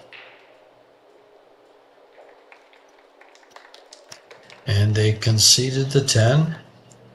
And Koping Han and Iyun Su move on to loser round 3. Dang Wen Van and Ding Tai Tan Nak are put out of the tournament, and their tournament in this mixed doubles is over. This has been George Teachat. Tim, you have any words you want to add? Well, stay tuned for more action to come. Plenty more matches to come. Yeah, we have 9 more days of it. 9 more days of action. The World 10 Ball starts tomorrow.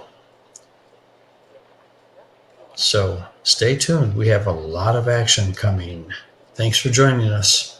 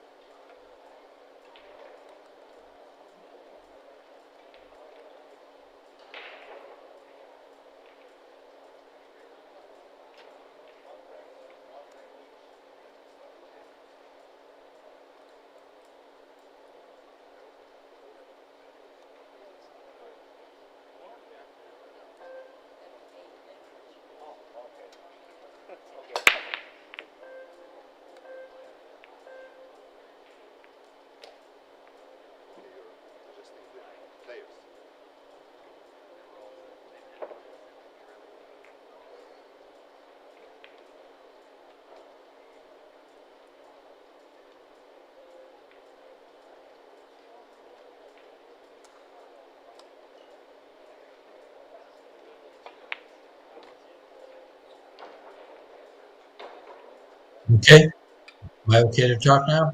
We're off? Or it must be off the air here, so, okay.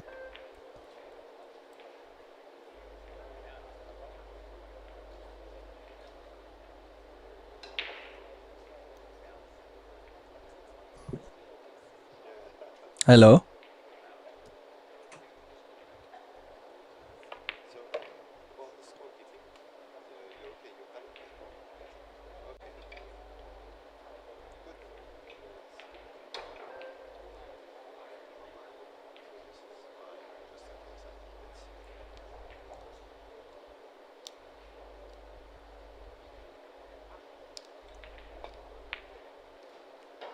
Hey, Tim, can you hear me? I think Tim cannot hear me, but I can talk to you, Ming, if you're all right too. I'll just keep talking. Um, let's see. Okay, George. Did you do? How well are you at math? I can add 2 and 2. Oh, okay. Well, then in that Also, case, my add 2 times 2. my equation was too difficult, I guess. Then. Did you have an equation for me? Well, can you You like divide? math? Can Can I you divide? divide 7? No, no, no, no, no. 60 divided by 7. 60 divided by 7 would be 8, 56, 4. Well, it's a little bit of an odd number, but I will help you out. It's around 8.55. 8.5.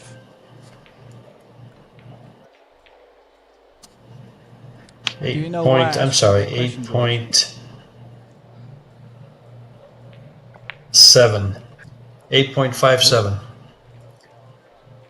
George How's might be that? gone. And 1 left over. So it would go back to 8.571, Hello, hello. 3, 4. Well, I There's Rabbit hear Capito and Soa Soa. no echo, but also no George. And this is who we have now, right?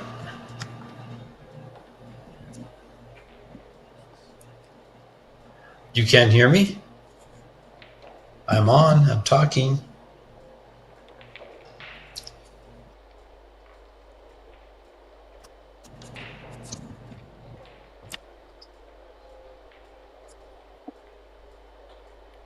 Talking away. Still Hey, there's talking. George. Okay. There you go. Oh, but the echo. Is the I echo just gone? hear Or I still just there? hear something in the background every time I say a word. It's not like I You hear just my cut out. voice clear, but oh, maybe now. Are you still there? I'm still here. Is Hmm. Felix practicing? Yeah. Well, Yeah, I'm this just is making practice. sure.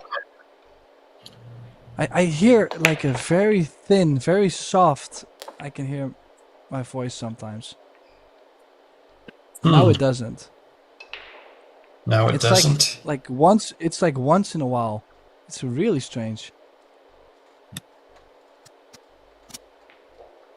Well, I tried to make some Um, changes there for a little bit to help things out. I wasn't sure if I let's cut off. let's imagine we're talking. Maybe it's at the moment when you are still talking or something, because now your mic is like off. Does your My, mic pick up the sound of your computer? um, I don't know. I don't think so. I don't hear anything, but that's the mic. Yeah, because when Can you're you not hear me? talking, the mic. Yeah, I can hear you, Yeah.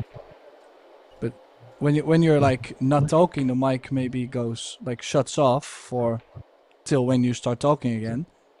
But whenever you I don't talk, know. it activates and then it picks me up. It's like, yeah, I don't know. Here, let me try something here. See if this helps.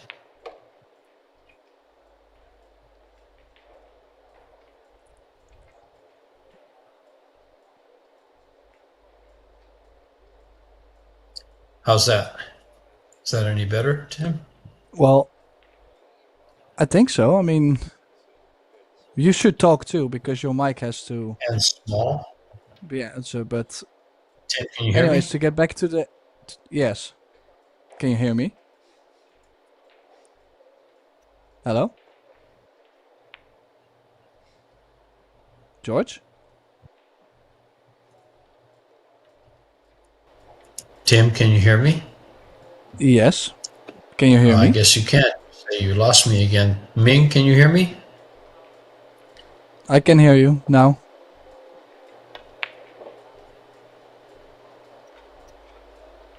That was good. Okay. Yeah. Okay, we got it.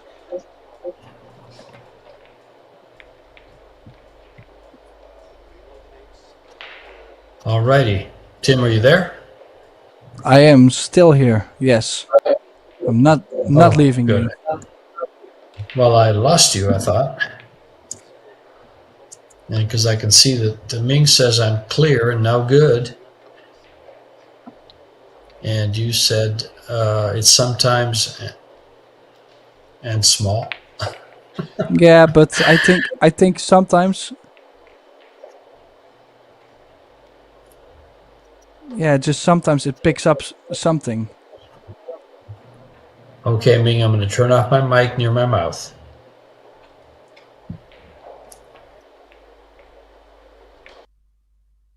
And it's off, as you can see on the screen, because it's on red. You see it red. But I did not mute on the screen, so I should be still, as far Yeah, as because we things can are we concerned. can hear you talk. You can still hear me talk?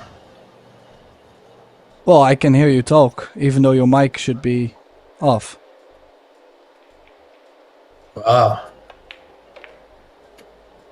I don't know what to do then.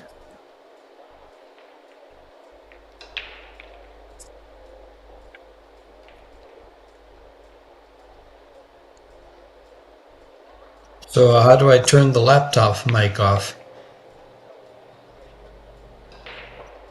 Uh, well, it depends also on your laptop. Yeah.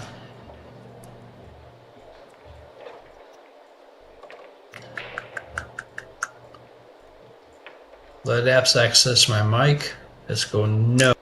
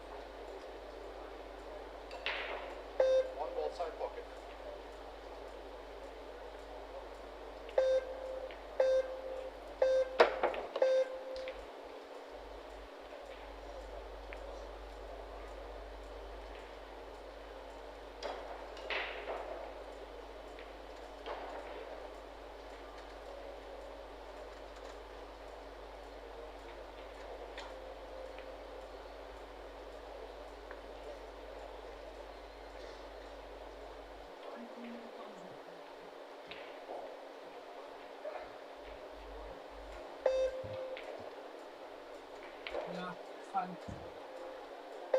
maar daar heb ik niks aan.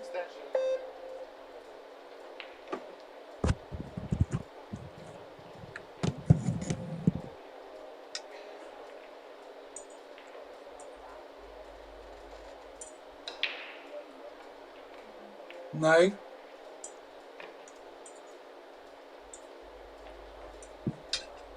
George heeft weer gelijk problemen. George heeft gelijk problemen. Dus mag ik hier naar eentje doen.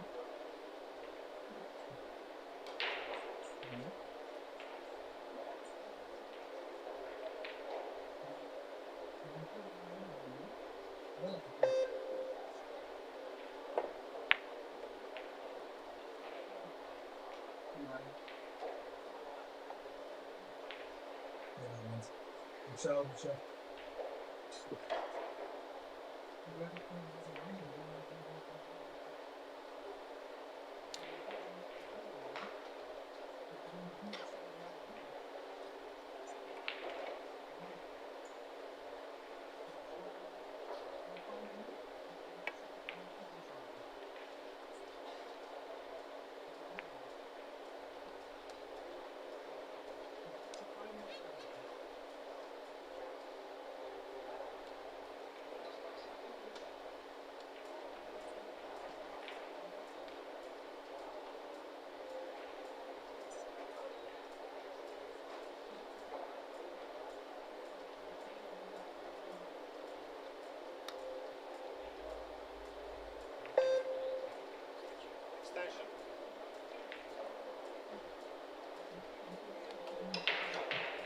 Ja, please.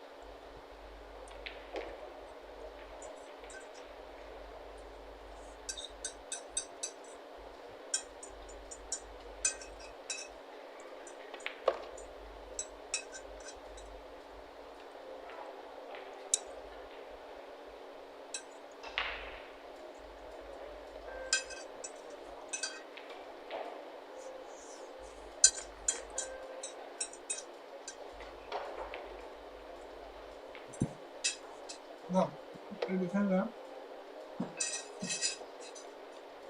Ik zet het bord in hier. Heel fijn. Doeg!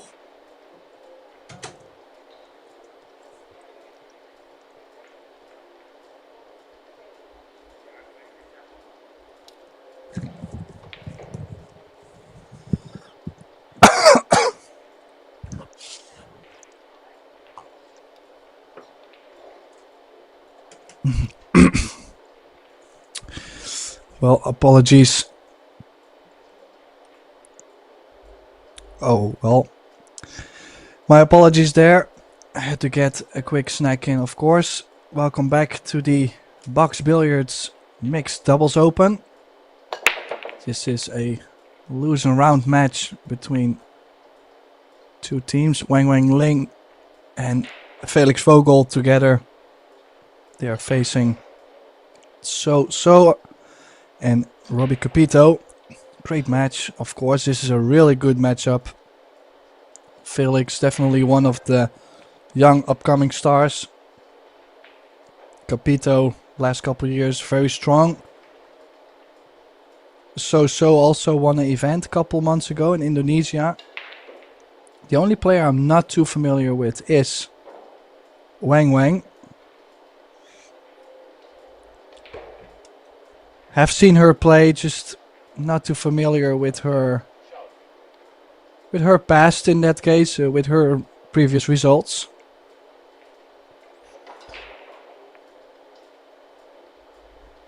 And the commentary for this match is just myself, Tim de Ruyter. We've had some connection issues. All the commentators have been doing it remotely from home. It's not always as easy as it comes, but we are working on it as we speak to make sure my good friend George Teachea will be joining me back. So now to get back to the match, we're playing 10 ball, call shot. Best out of 3 sets. Races to 4.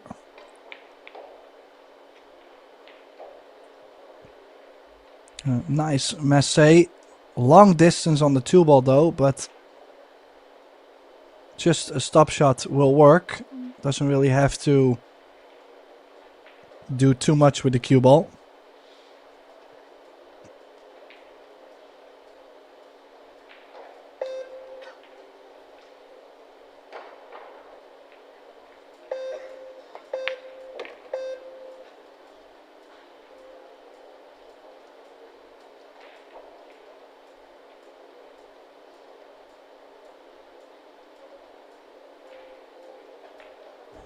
Now if we look at the layout, the 5 ball might go to the top right. Would be an easier positional shot from the 4 to the 5. It's just not everybody's favorite shot to play. The shape is easier, but pocketing the ball might be a little bit more scary past the side pocket points along the rail. But with this angle, he won't be able to play to the top side of the 5 to play the 5 in the bottom right.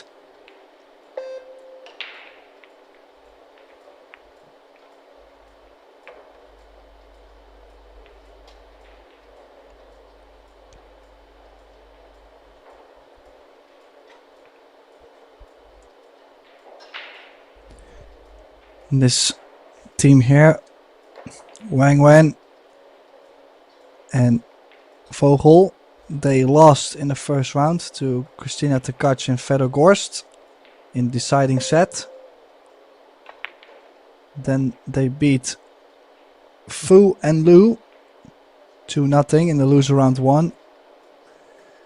That's how they met up with Soa and Robbie Capito. They also won their first match to Duong and Wen in deciding set, to then lose to the killer fillers, Joshua and Pia, in a deciding set.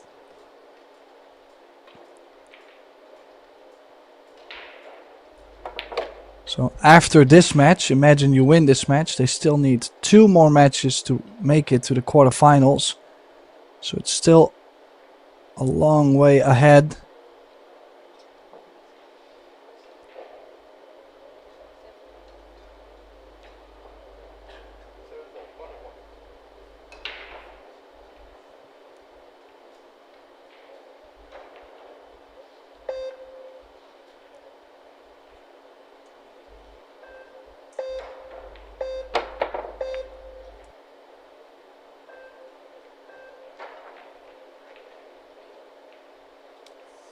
Yeah, main difficulty was when they got straight on the 5. Couldn't really get the cue ball off the rail. Could have done more on the 6 if they were off the rail. Still a long shot on the 7 though, and might not even have the full ball. So distance and might be a very difficult safety shot. You might have to bank the 7 near the 10 and try to get the 8 in between. Not a big fan of the jump shot, just because of 9 being that far.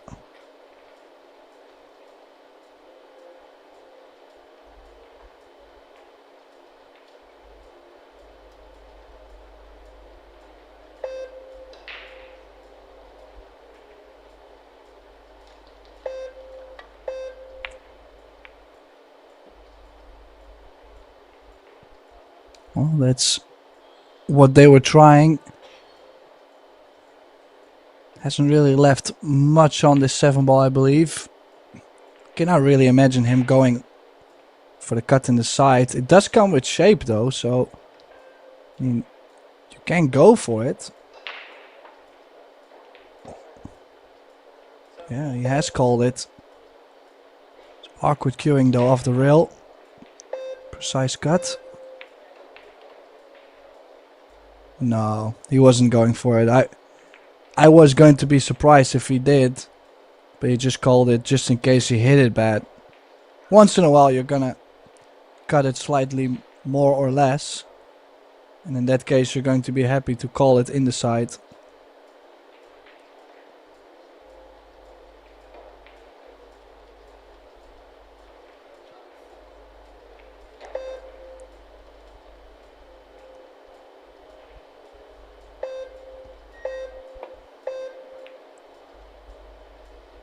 Oh, sweet hit.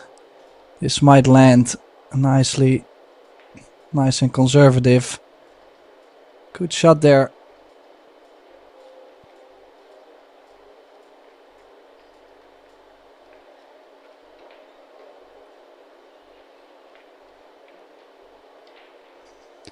So who won the Predator Pro Billiards Center in Indonesia Open not too long ago.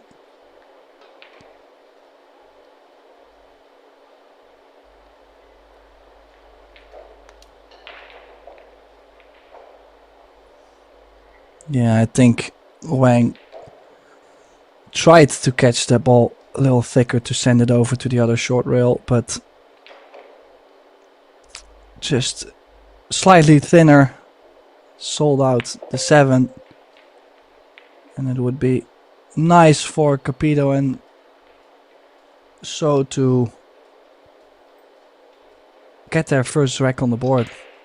I really keep saying that in these set systems it's always nice to get the first rack on the board as soon as possible, just to get going, because you don't really have much time to get going. It's only races to 4.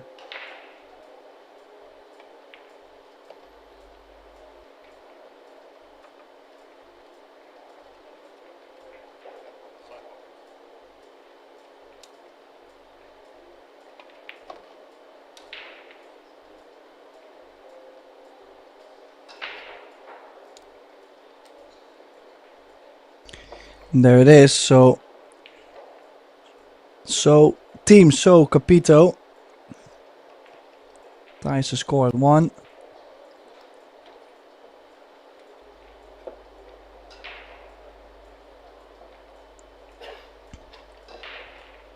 A little bit of a back and forth in this rack. Even though the layout was wide open, still not easy to run out in one inning.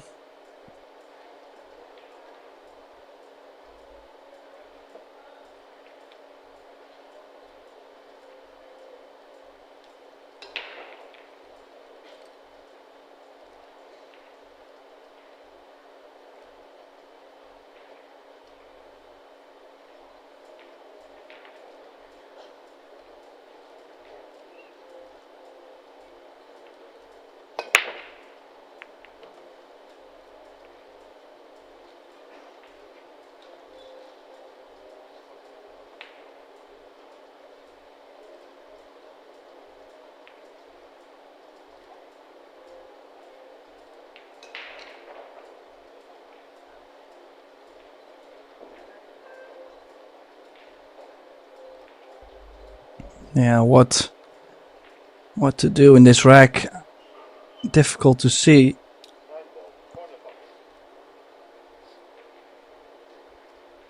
But the 2-7 is not available. The combination not really available.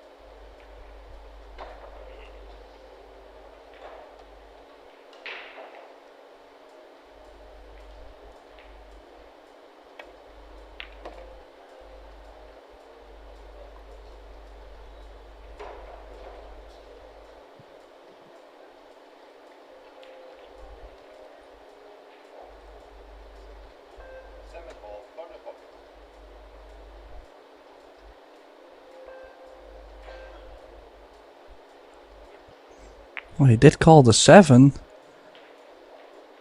But I'm quite sure he was trying to play the cue ball underneath the 5 and the 10.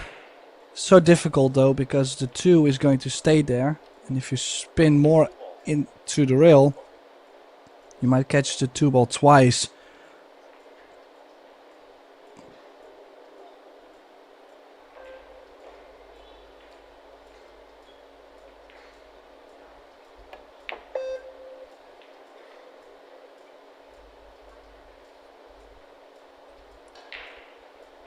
Yeah, a little bit of a nervy start. I feel like both teams really trying to settle down. Not sure what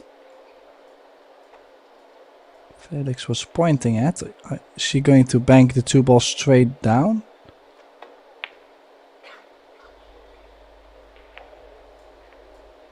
Opted to play a safety behind the 9. That's what I mean. There was an available combination on. Purposely chose to not shoot it.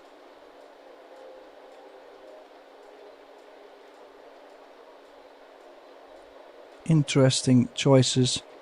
That's why I'm saying it's interesting to see when both teams get the first game on the board who gets the momentum a bit. The rhythm.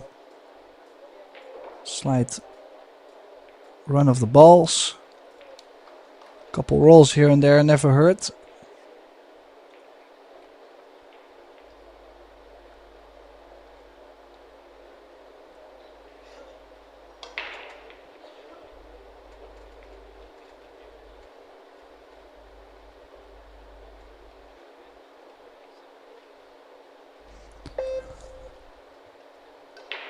Then again, no. Oh, he has called a 10. That must be just in case. Just wondering. He's played a very, very aggressive shot there. Didn't really take care of the 2 ball by any means.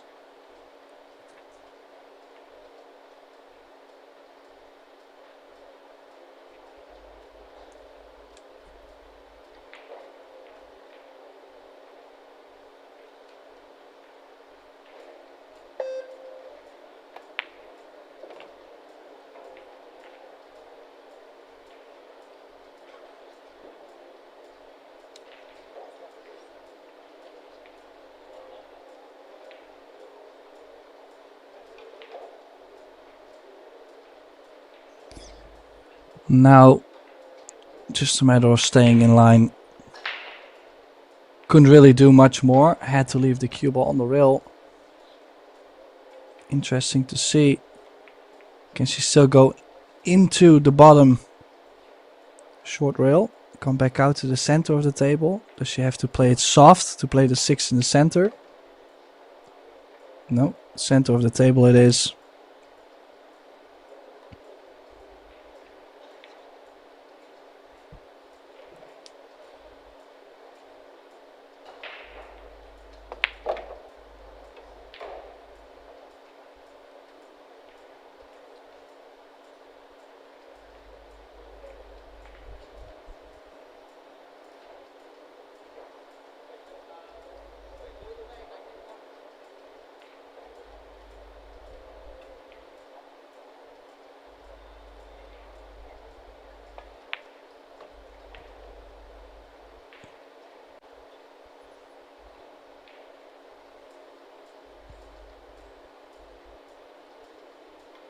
Yeah, would probably like to be on the left long rail to send the cue ball around the angles on the 9.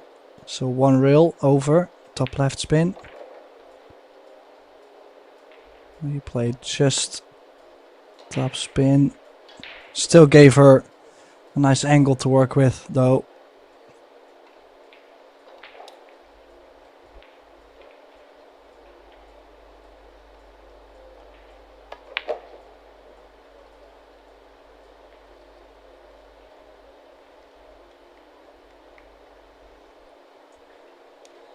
And then an excellent run out.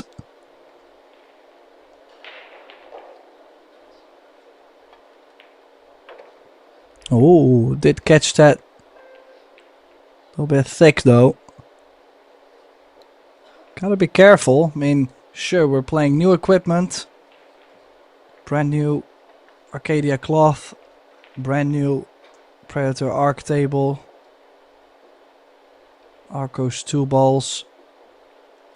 But that doesn't mean all the balls will slide in. Especially at a certain pace.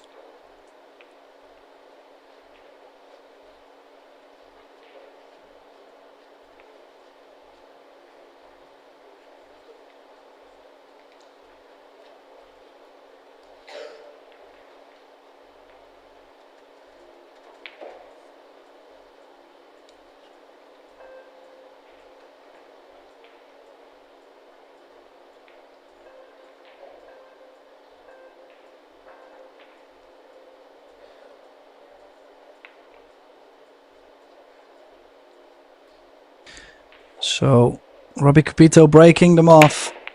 They're currently leading 2-1. Then again, the last ball moving on the table drops. The 3 ball goes in. And what do we have? First look at the table. Definitely does have the cut on the 1.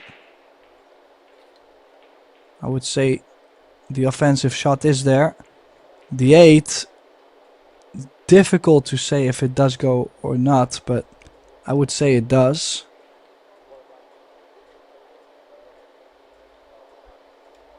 I'm just wondering. Doesn't look like they're going aggressive. Are they just going to try and tuck the cue ball on top of the 4, the purple 4, and bring the 1 ball next to the 9-8?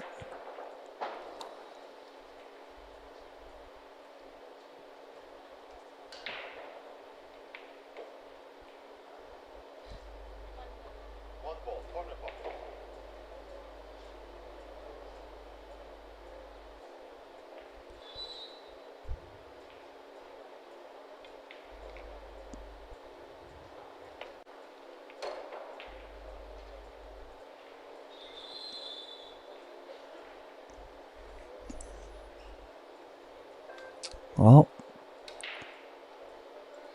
you could say the luck has not been on their side to get something after. What is he going to play? Probably safety behind the 4, nicking the 2 into the 6.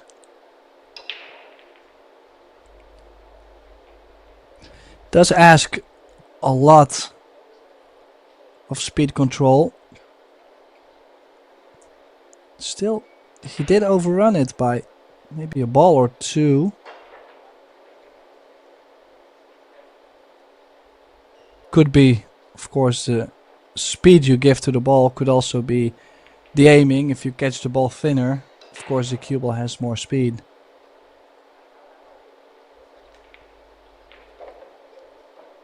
Yeah, I don't know about this safety. Would have liked to maybe be underneath the 8-9.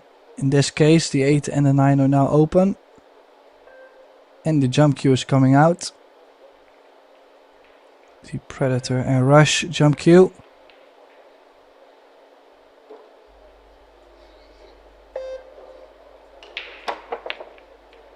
Oh, that was close. I was gonna say, if that dresses up for a 2-10 combination, that would be a straight in gift. It's not there though.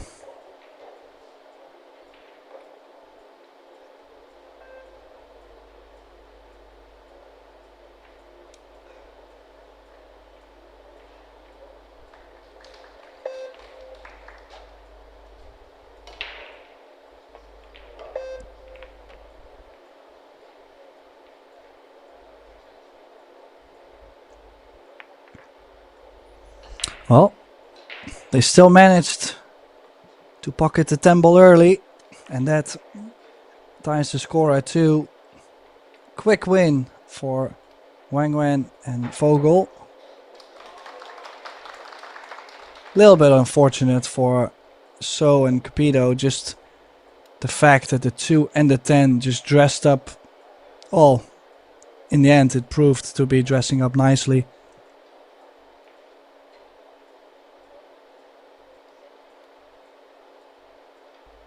I was not too sure if there was any shot on the 10.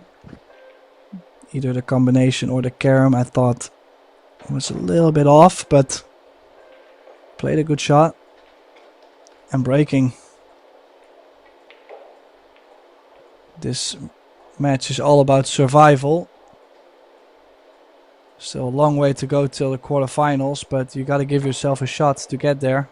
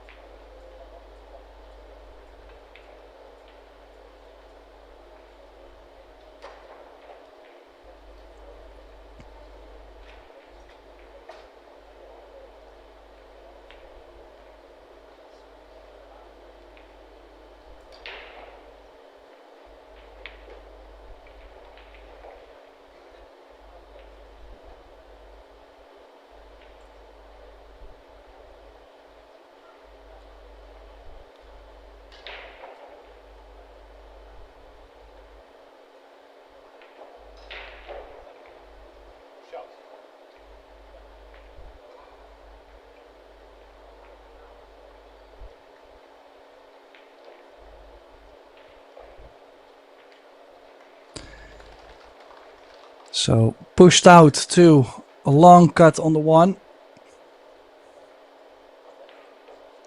The reason why he's pushed out to this is because sure, to pocket the 1 ball, that's not the biggest issue, but to get on the 2 ball right after, it's a difficult line. Kind of feel you have to try this though. Stun right in front of the side, maybe go 4 rails. Don't be afraid to bump the balls. Well, I have to say this is probably the worst roll you could have gotten. If you skim off the 10, or if that 10 hits any ball thin, you can play a good safety on the 2, but now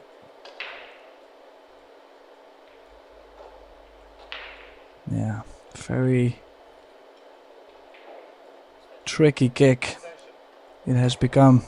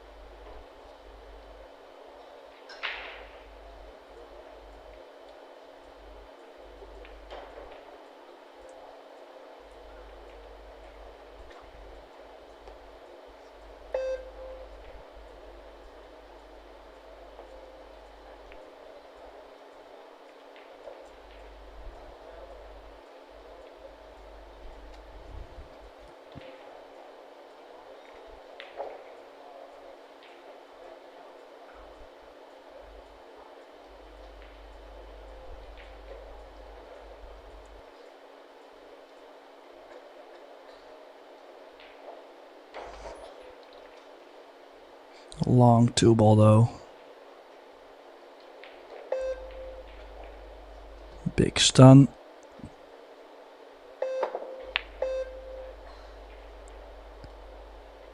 So difficult to aim that well and play the right pace to where you can get control on the 2 ball at the same time. Nice safety shot. Definitely jumpable, but it doesn't go in the top left as far as I can see. So that makes for another safety jump, possibly.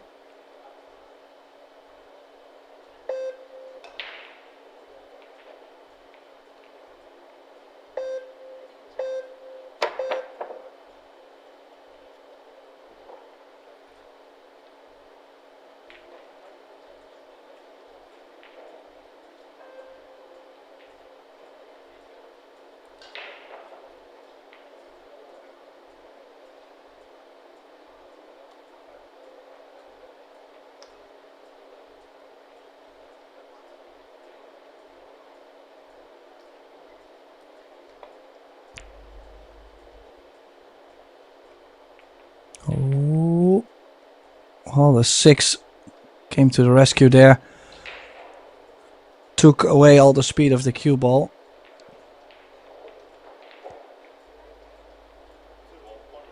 A lot of back and forth, and the thing is, with how well both teams play, only one mistake on this 2 ball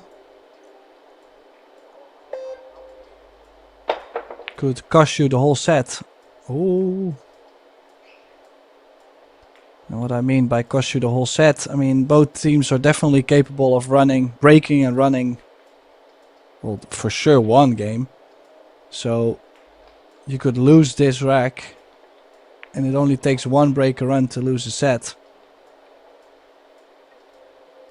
This time the jump cue won't be out. Will be difficult. The 9 ball does play pretty big on this line, 2 rails into the 2.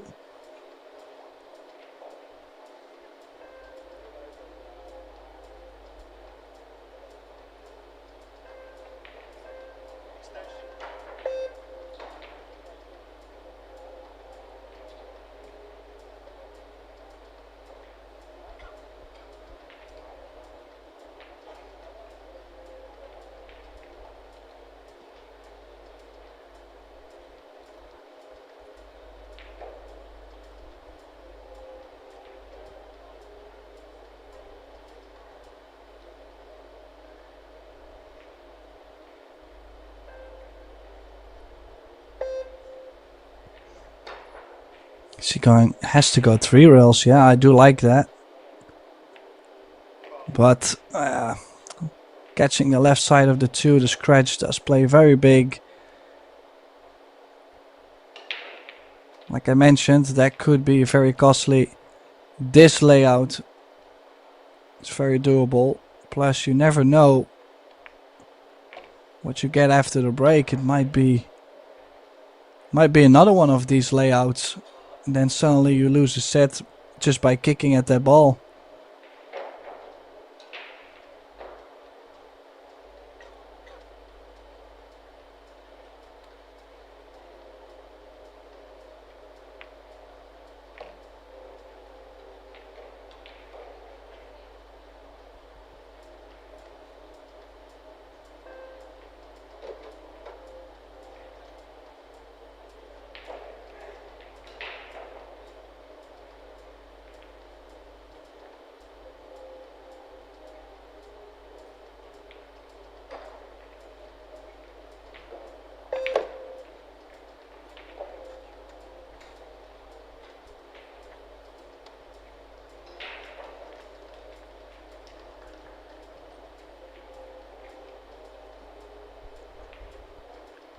Two rails to get to the 7 ball.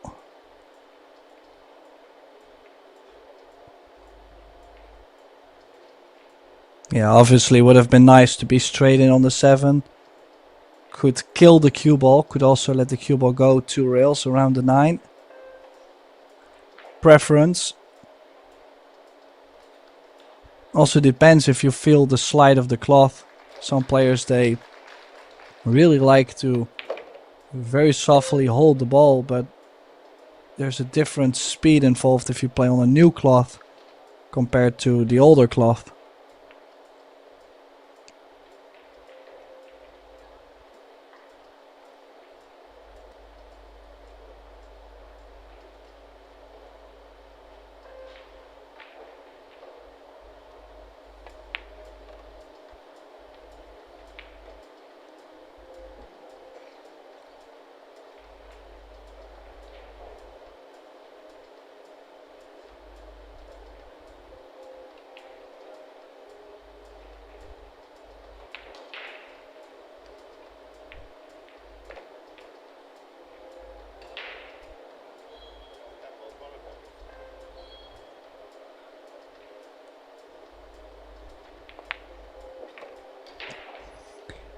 And there it is. So they're on the hill now. The opening set. So in Capito, 3-2.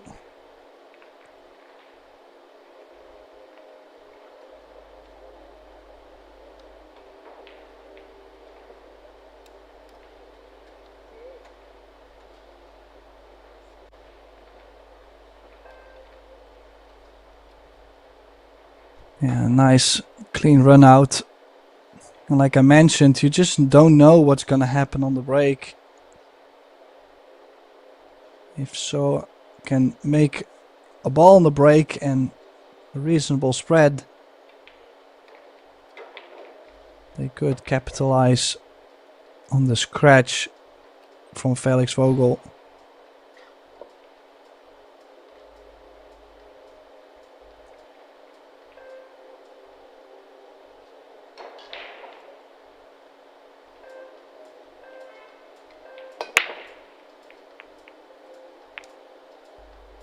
Well, gotta say, quite some cut on the break as well. You could see instantly the cue ball dropping low.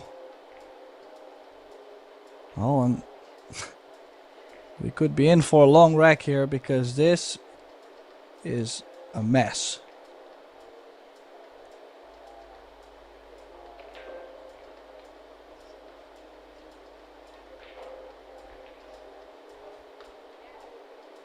Thing is, there's no obvious or easy safety on the one. And if you choose to pocket the one in the top left, you might not get something nice on the 2-ball either. This was probably the only safety shot he had. He has played it really well though. It will be difficult to hit this over one rail. Don't think he has enough over the left side. He went to go check that, so has to go 2 rails. And I probably would not kick this too soft. You don't want to push the 1 ball over the corner. Probably would like to try and get lucky behind the cluster. Well, actually, that's what he tried to do, and I liked it. It just shortened up on him.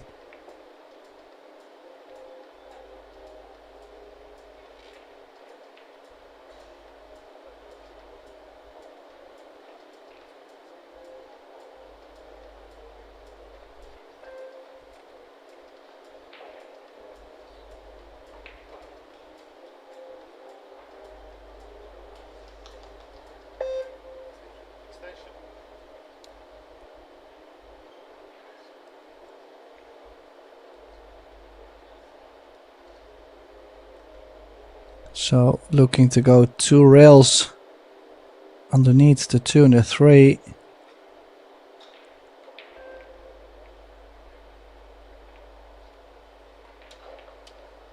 Oh, a little flick off the 5. Did it help out? It somewhat did. But the 1 is pretty near the rail, and there is a 2 or 3 railer available on the 1. Would have been nice to take out the long rail kick.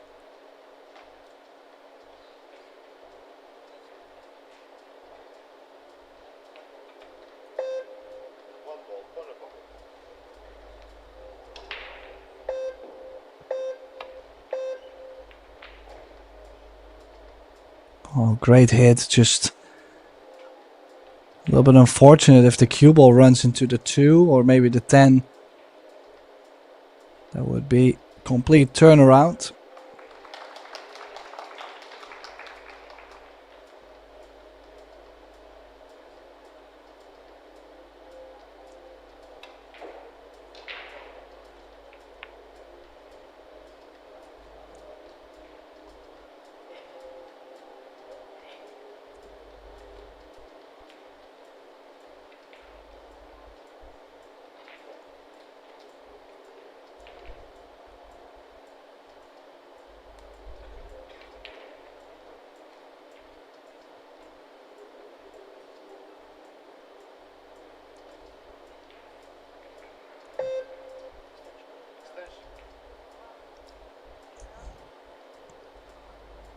Yeah, quite the tactical battle going on. Very important one if you consider the scoreline.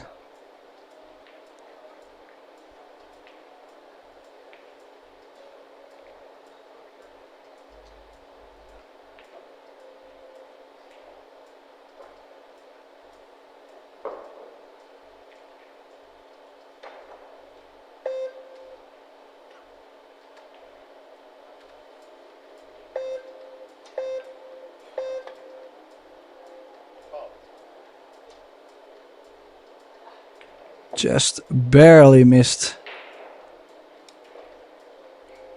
the one ball there. Just, I mean, we're not talking big margin miss there. I mean, that was very small. Could go aggressive to open it up, but I actually think they realized that if it doesn't open up nicely, then they didn't really gain any advantage. So, oh, time's running out.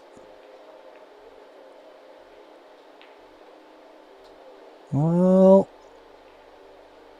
slowly the balls are going to move.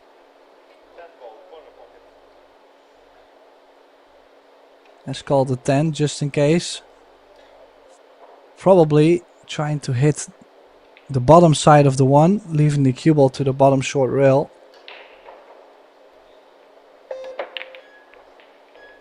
Ooh, look at that 10 ball getting close. Ooh. Well, that would have been very dramatic if that cue ball had scratched. Because the 3 fall rule is in effect. So 3 consecutive fouls in a row. So loss of rack.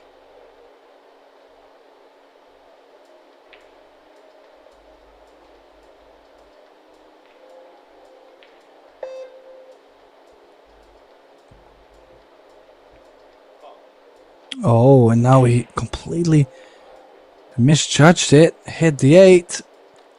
And a chance for Capito and So to close it out this opening set.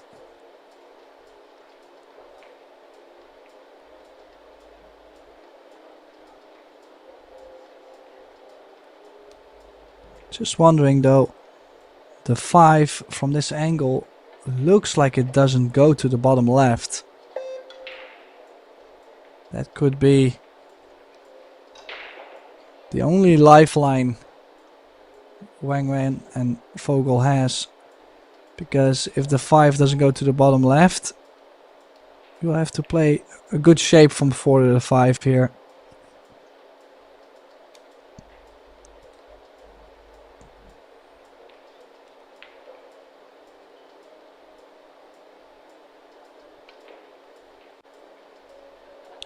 Needs to rub the 4 ball. Slightly too much angle, so a little rub on the 4.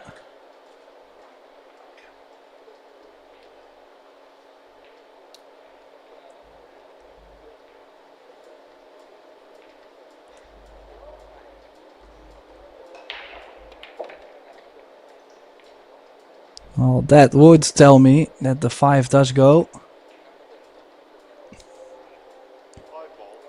Which means this is a huge opportunity.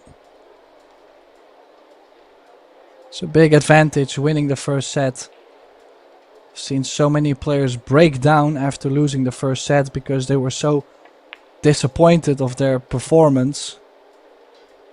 It takes a real champion to lose the first set and say, okay, well, at least I got some table time. Let's go in the second.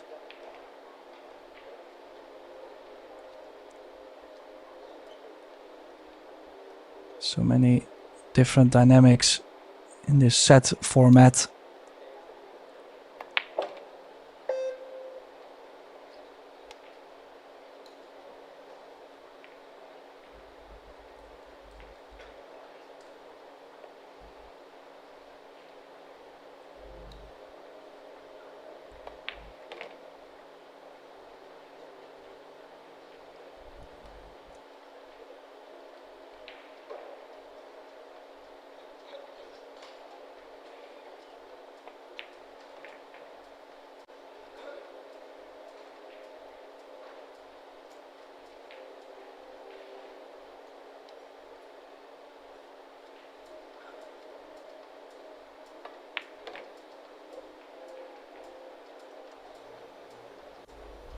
Oh, So, and then this 10 to capture the first set. So, and Robbie Capito gets the first set on the board. 4-2. And referee just checking if the players are in for a break, if they would want to leave the arena for a bit. And it looks like the timeout has been called, so I'm going to nip out for a little break as well. And we'll be right back. nip out, huh, Tim? Hey, Tim, can you hear me? Yes. Hi, I'm back, I guess. Do I sound better? Yes. Okay. Nip out.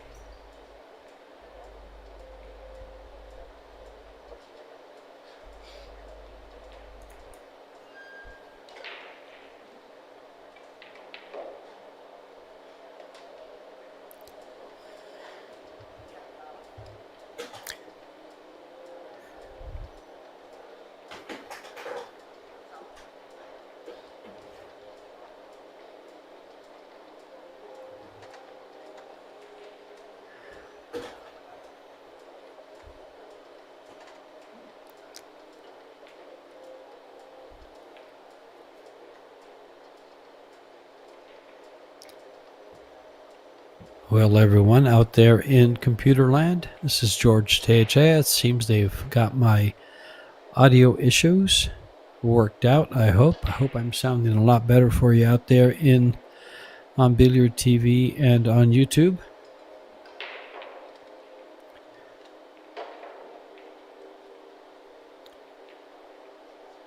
Let me know how it sounds.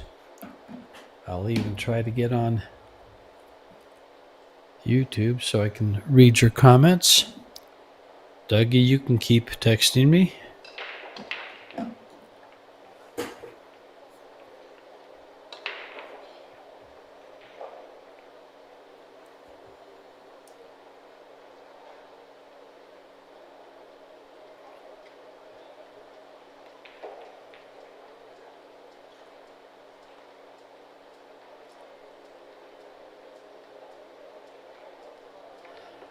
Good. Alrighty.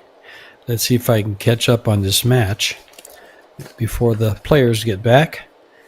Thank you, everyone, for joining and putting up with my poor audio from before. But there were some issues with my laptop microphone, which were worked out.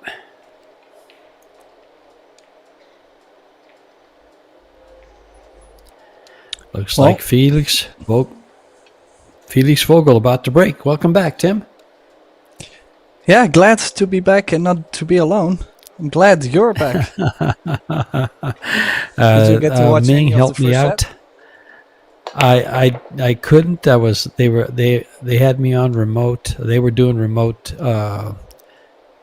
fixing of my computer, and Minh took care of that. I didn't get to watch it. I know it was tight. Well, things have gotten quite tactical. Score was tied 2 each. And then a lot of safeties. But a close match, I feel like. So definitely entertaining to watch. Ball's in on the break, and look at this. No future.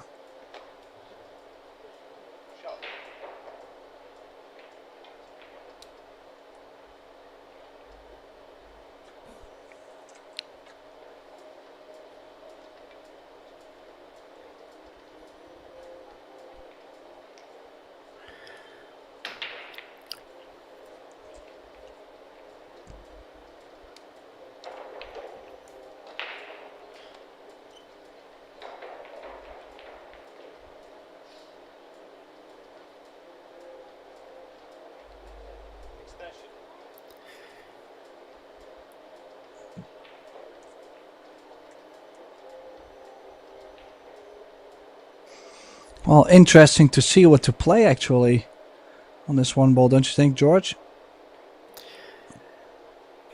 Yeah, I would. He could try to bank this and send it around the table. You know that 3-rail, but the 6 is in the way for a 4-rail safety, and bring the ball all the way around and take the cue ball up. He's bringing the cue ball back. He's going aggressive, but he's going to cut this. Oh, he cut. I Oh didn't no, think he had not that behind angle. the 10. Not behind the 10. No. What a shot there. That was definitely a tester. Just to see if he's feeling any nerves. I think we know the answer. Apparently not. That was a great shot. Robbie's been playing rather well. He had a couple of tournaments where he had some great results. I forget what they were, but I just remember thinking to myself how his games come up this last year. He played well in Vegas back in the spring.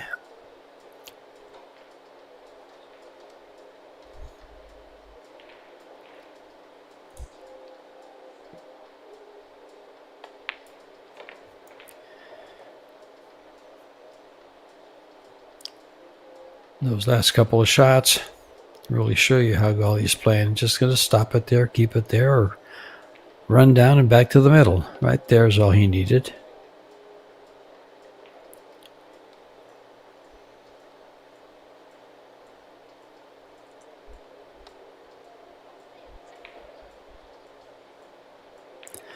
So she just wants him to stun this ball. Little stop, or is he going to put a little draw on it? He doesn't want to come off the rail. She wants it on the rail so she can just float over for the 9.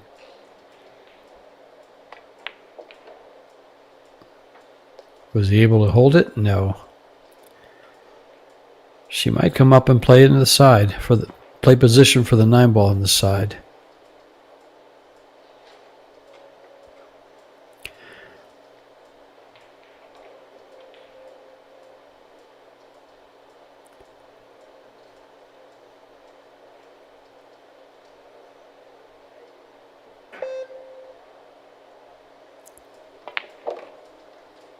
Oh my. It's going to go too high. Or not high enough. I think she did really well. I think so too. At first I thought it was going to stop straight across from the 9. I thought she might be playing it over to play position for the 8. For the 9 ball on the side. And that long 1 ball after the break, after that push, that long shot making Robbie just did there. I mean, he really made something happen there, because I don't think they would have gotten this nice of a run out if they never got the shot back, if he never had the guts to play that kind of shot. That 1 ball? Yeah. The opening shot there down the rail. That was a great shot. I thought he had too much of an angle to cut it, and I thought he might want to bank it 3 rails and send the cue ball up. But that 6 ball blocked that, so he went offense instead.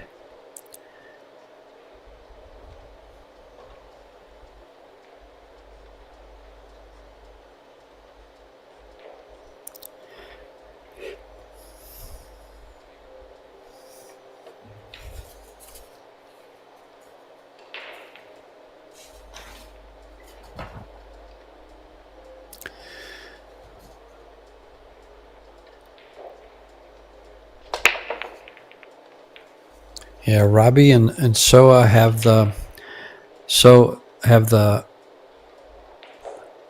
8th highest Fargo in this tournament out of 32 players. They have a combined Fargo of 785. And what's funny is, of all the ones in the combined Fargo with the Fargos, the top, I think it's 15 or 16, or was it the top 12? They're all still in the tournament.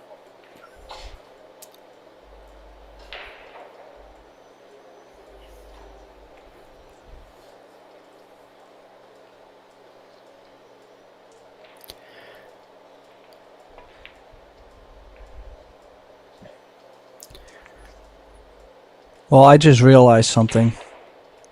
If they are a 785 combined, that means they would beat me playing doubles. That No, it hurts. doesn't mean that. Fargo says that the odds are and chances of them winning are much higher, but it doesn't have to happen. No. I agree. Well, Massey around the 10. If he makes it and runs into the 9, he overspun that by quite a lot. And young Felix Vogel is playing very well too. He's had some good success on some big tournaments. It's kind of fun to sit back, and watch these young men grow up. When Robbie first came aboard, and I saw him in Vegas, it's maybe the last couple of years, maybe 3.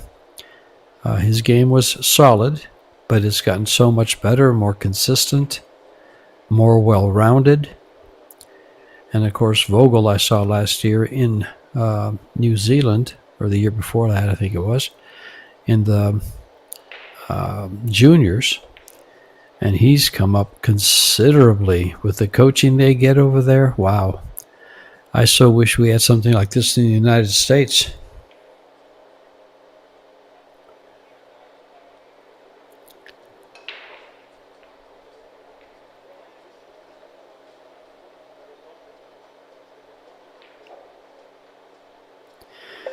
Going for a bank here? Or is she cutting this? Oh, she's going to play safe. Look at the position of the cue ball behind a 7. Perfection.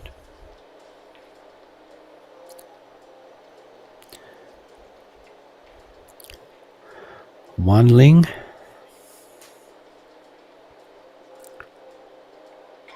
That's the best way to kick this. I've seen this ball made several times by some of the top pros. Doesn't happen very often, but it's beautiful when it does.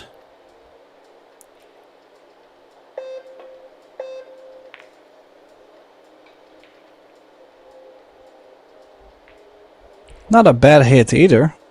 Good hit.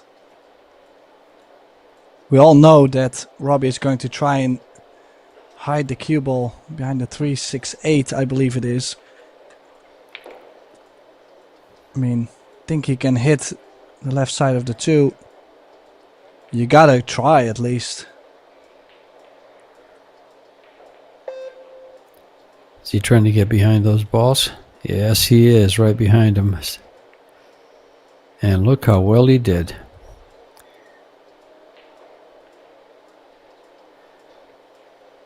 You know what's kind of interesting is how fast they go for that jump cue. And how well they can use it, especially at this age. And for a lot of people, for a lot of spectators that aren't really that into pool, or even for the ones that are, it's so exciting to watch good jump shots made. I mean, they make every highlight reel with them. I mean, had he pocketed that ball, we'd put it down for a highlight reel.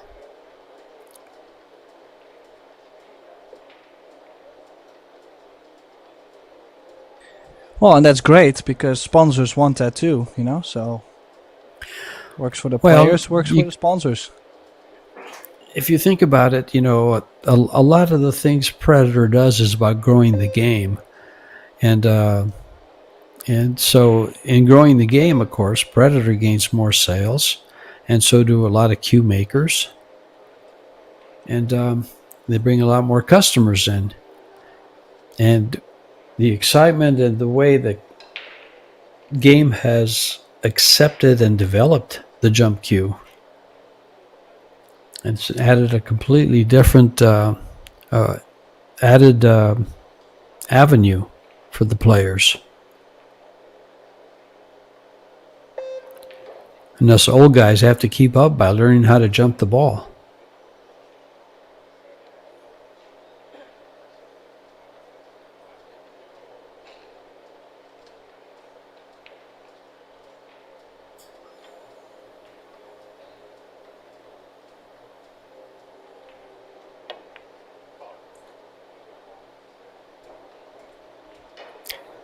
our juniors program in the United States isn't half of what it is in Europe.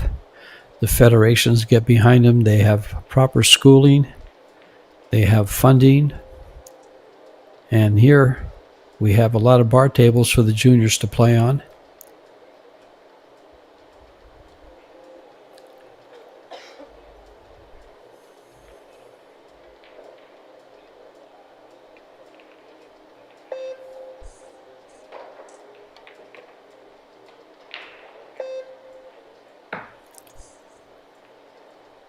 In fact, there's some very good sponsorship and work being done by Predator with BEF, the Billiard Education Foundation. And Rohanna is sponsored by Predator, or he was. I think he still is. You have Sammy Deep over in Colorado that works and travels with the juniors. So it's growing. It's not half of what they enjoy in Europe. And look at this shot. Haven't watched Soa play for a while, and she's still as smooth as ever.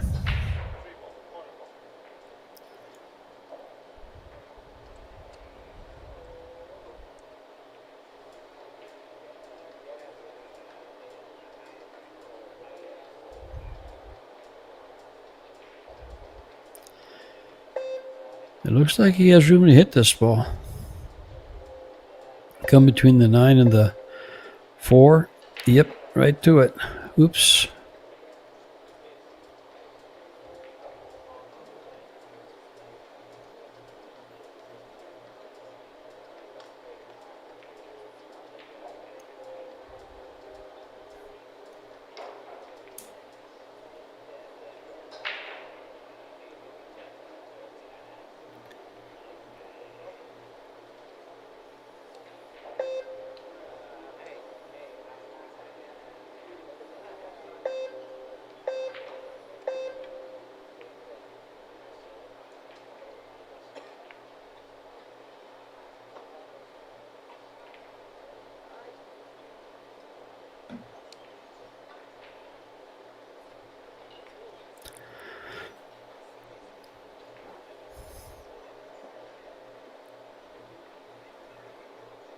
It's not going to quite get there.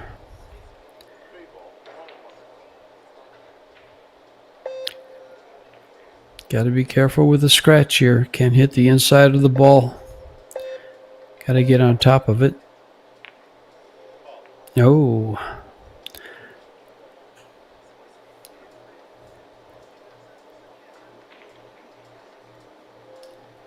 And the referee sees that.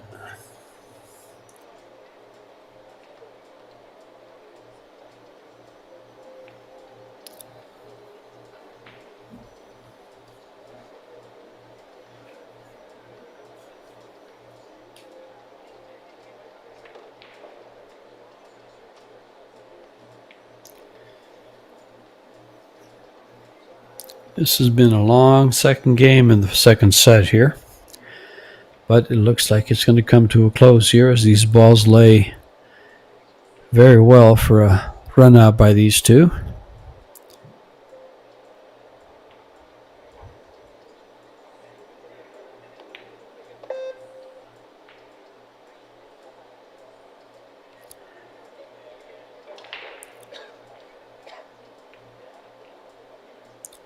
Has to avoid the 8.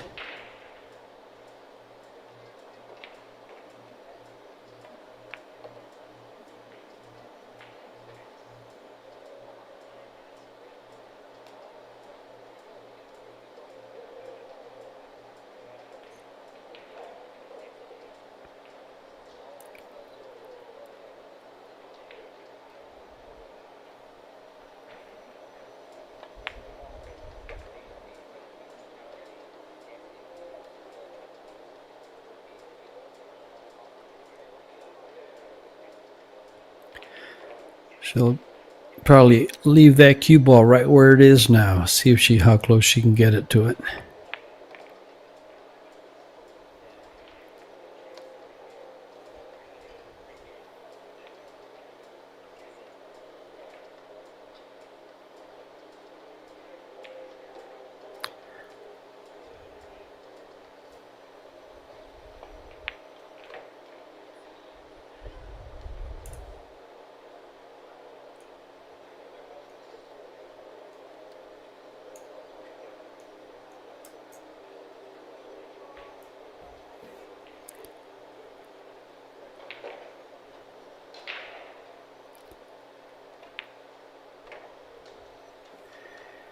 And finally, game number 2 goes down in the books as a win, and they now lead 2-0 in the second set. And Felix and Wan Ling need to win this set. So they must come back from this deficit.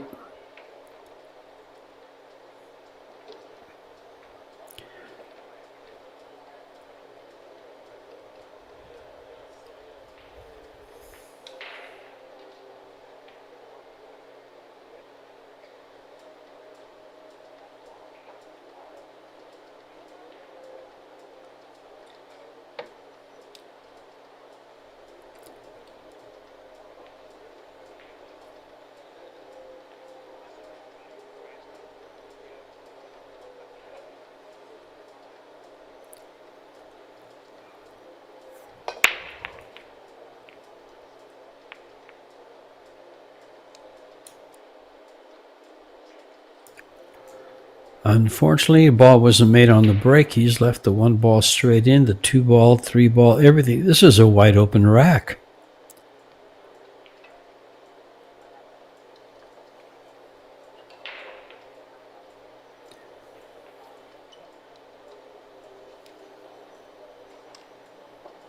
Yeah, I don't really think you can get him any better than this, George. No. God, Tim, I think with a layout like this, I think you could run out here. Listen, don't push That was it. a Don't joke, push it Tim. too much now. I was gonna say, don't push it. I might not run out.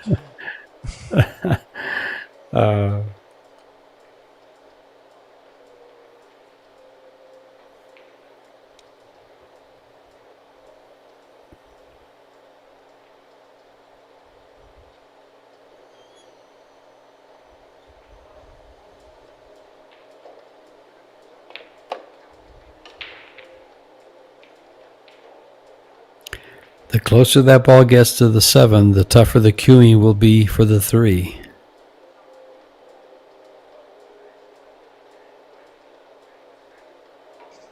Well, and he also has to make sure not to run into the 9. Most of the time you catch a piece of the 9, you land straight on the 4, and then now suddenly you have to draw back all the way to play the 5 in the center.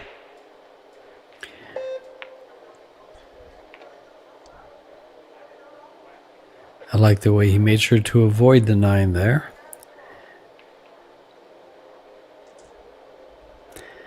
You know, the one thing about good cloth that I like, or new cloth that I like, is you can draw this ball back for the 5 to the center there rather easily on new cloth.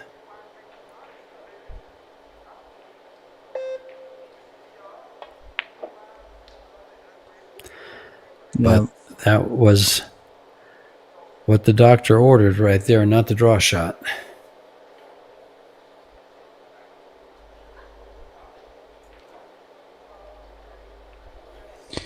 Well, still not out of the woods.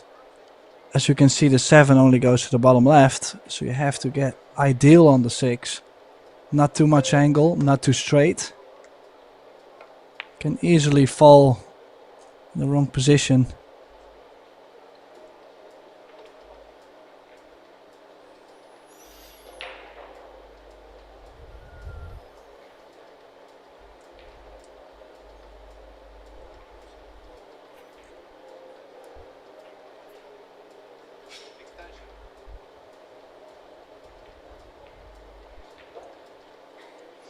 It looks to be alright though. A little bit sensitive on the pace. Easy to run slightly too far or too short. They're even looking at playing the 7 in the side, so might look better to us than to them.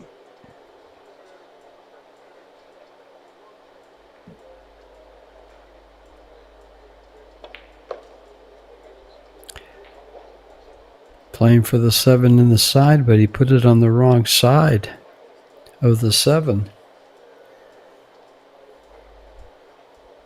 Came up a little too high. Now that cue ball is going to be running away from the 8.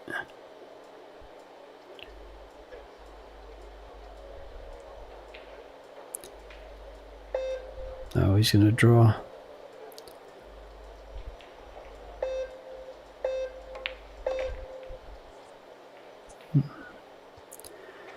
Good cue ball. Oh, A little too good. Now, Tim, here's a question for you. Would you just stop this ball right by the side pocket and go ahead and bank the 9 to the side, bring the cue ball around? It lays nice for that. well, Go it straight would in. be too easy to say yes after I seen them going for this. But I do like it. I mean, the other option is to play full draw with left spin, which is a possibility. Try to put the cue ball just to the left of the 10. But then potentially you could miss the 8. This bank should be high percentage, but they could have maybe drawn the cue ball back slightly off the 8 and give a little bit more angle for the cue ball to run 3 rails on the 10. So he really had to pound it in. He did very well though, I mean, don't get me wrong. But maybe a little bit more natural angle is nice. Yeah, yes, I agree.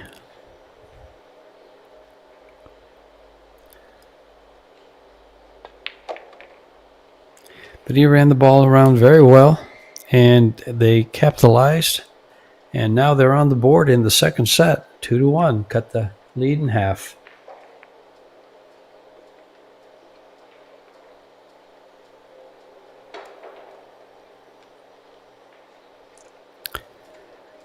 Felix seems to be enjoying his time there in Vietnam.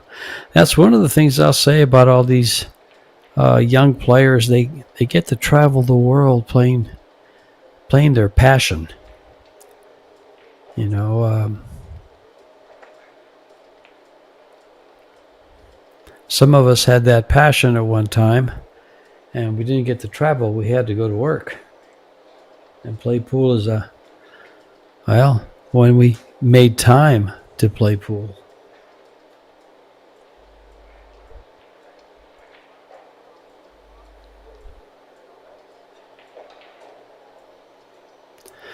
Breaking from the same spot she did earlier.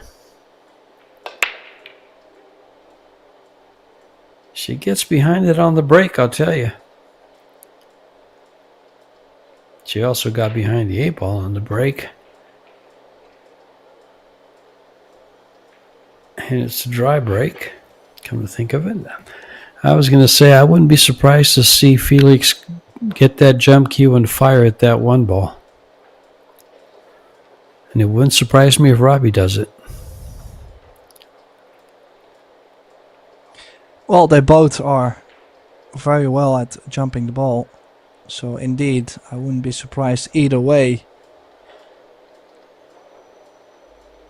There's a little bit more tactics behind it though. The 2 doesn't go by.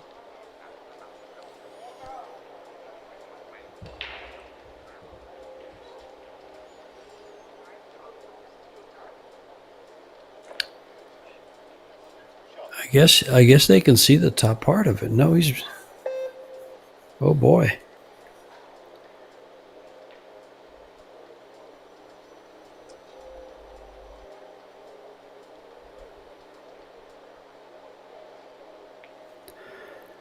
Long shot.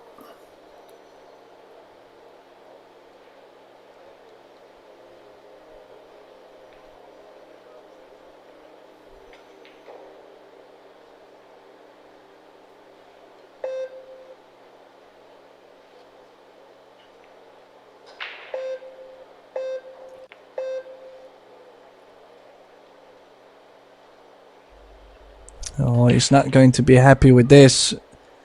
I would say this is pretty natural route to bring the cue ball all the way on top of the 2-9 in the top right corner. It's called the bank just It's in also, case, but... Yeah, even if he makes it, it's a 2-way shot. If he gets back there, he's got good access to the 2 ball. Yeah, but I'm looking at really freezing the cue ball with the 2. Because otherwise the jump cue will be just out of the bag so quick. Oh, and this is a missed chance too. Wow, that was not a very small target to play.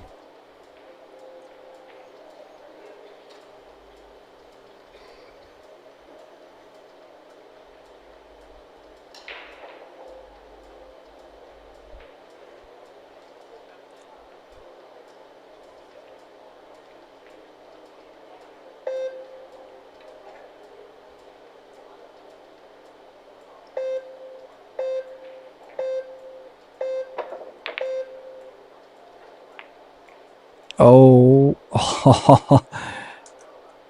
I've seen almost, what is it, last match we did? Maybe 2 full sets of this Yes. kind of stuff. And it just keeps Yeah. Boy, going. they Like, miss. how do they hit Yeah. that, open up the 2 ball, and find the hook? I think the rolls have their way.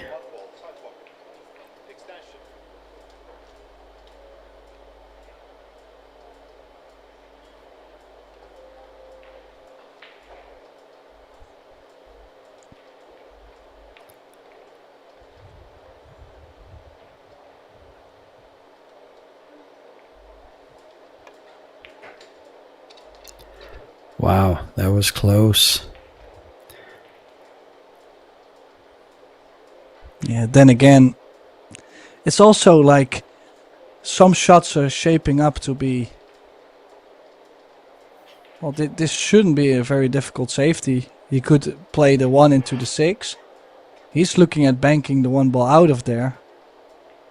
I'm looking at just cutting the 1 into the 6 and bringing the cue ball. Well, basically anywhere. The 1 is going to stay behind the 2-5.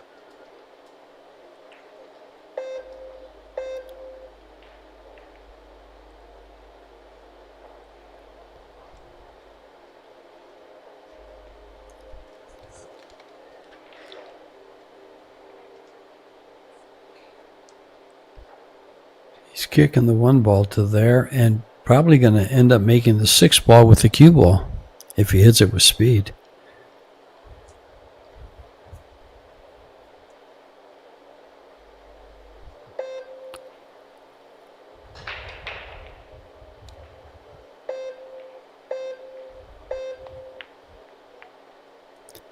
He hit it just perfect.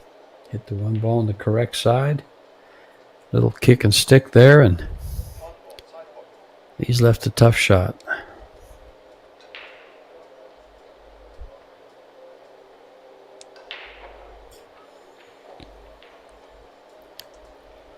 Yeah, always difficult. The 1 ball wide in the open.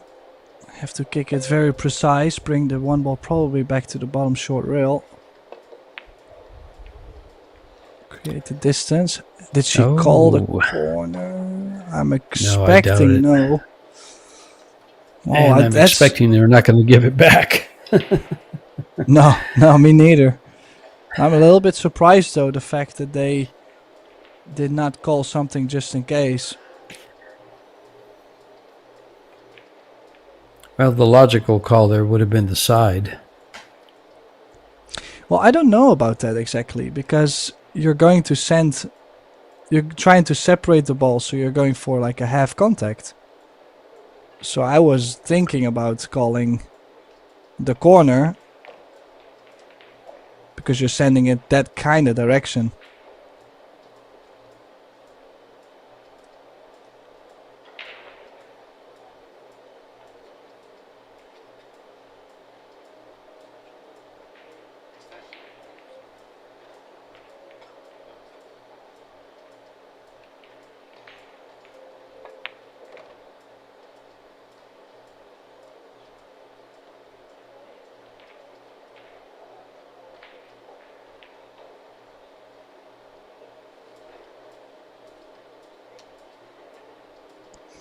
Nonetheless, overall, they didn't call it, and this is a wide open layout. You have to favor them getting on the hill first, the double hill.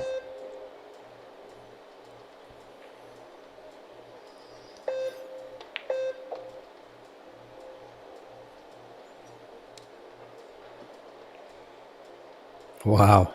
How was the speed?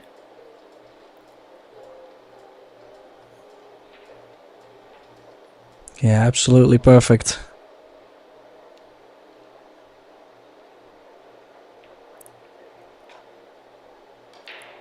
So plays with, I forget what cue she plays with. It's wow. Not sure.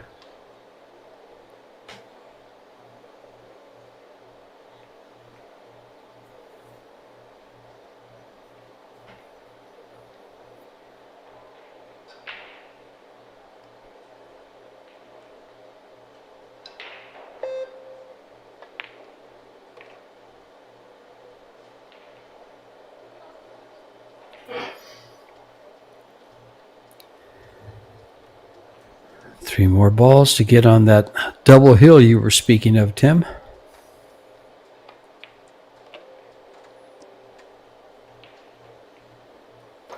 Yeah, it has been quite the grind this match. Not too many run outs or breaker runs in general.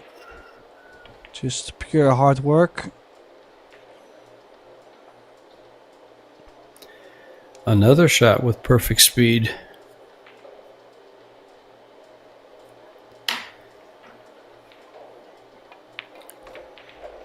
And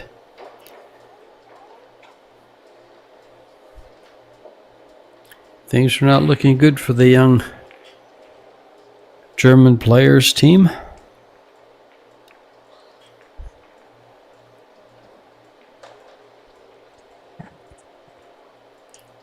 And Wan Ling is from Chinese Taipei. Let's see, Robbie's from Hong Kong, right, Tim? Yes. Yeah. And Chinese Taipei. So is from South Korea. Yeah. Wang is Chinese Taipei. Yeah. So is South Korea. Yes.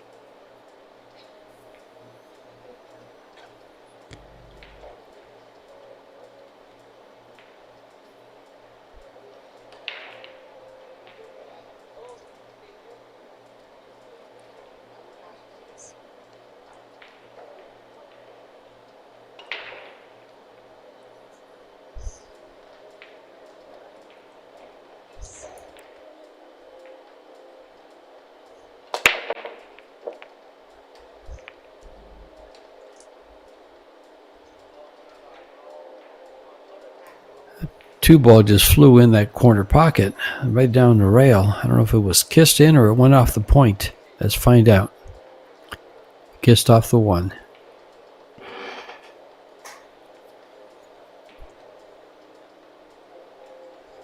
Yeah, just nothing aggressive on the one ball.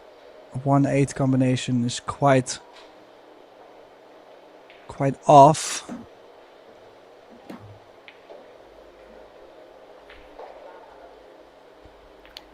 Two rails behind the 9. Ooh. Down the drain. I do understand she was really trying to get the one ball near the short rail, but the spin just doesn't grab as much of the long rail.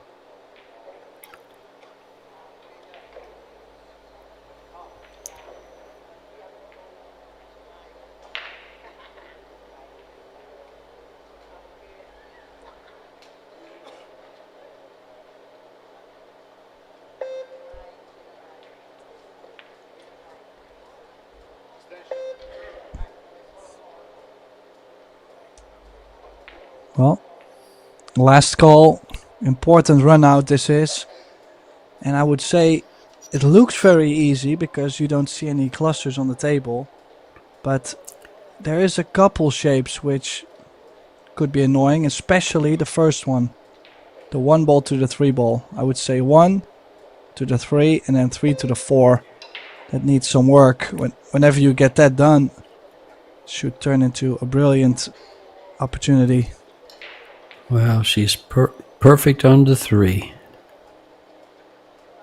Yeah, and because they got so perfect on the 3, they don't really have to do too much to get to the 4. It's a stop shot.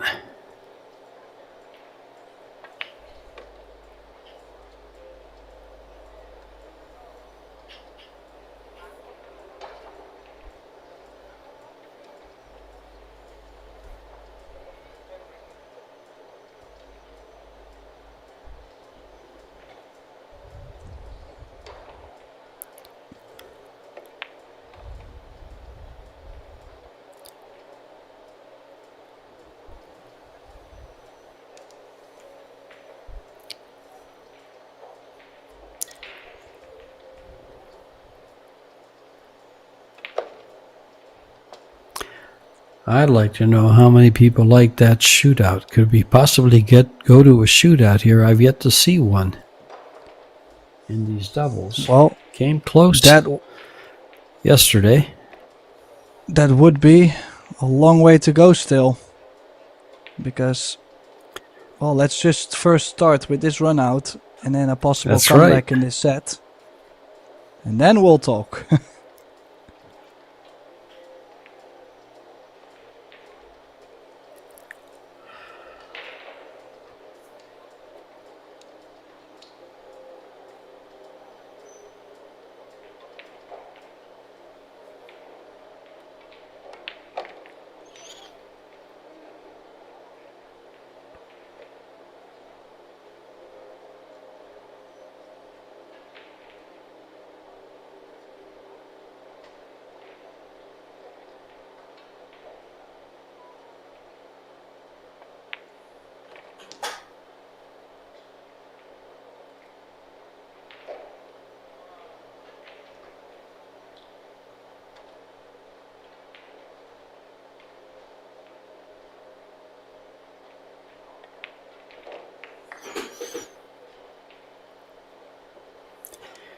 And they completed that run out.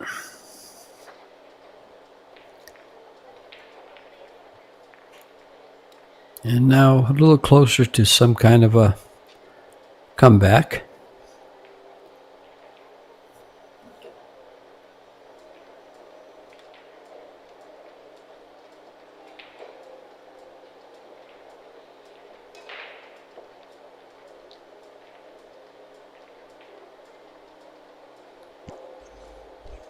Yeah, definitely would love to have some result on the break. Trailing 3-2.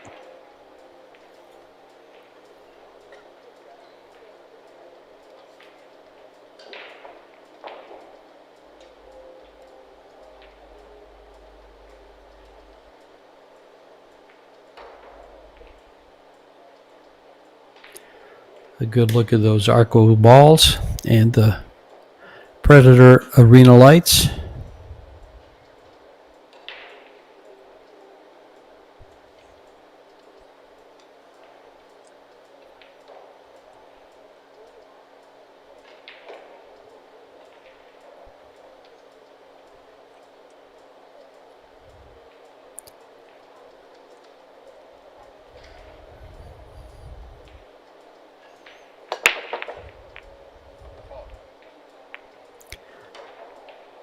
Ball Oh, down. dear. It happens to be the cue ball.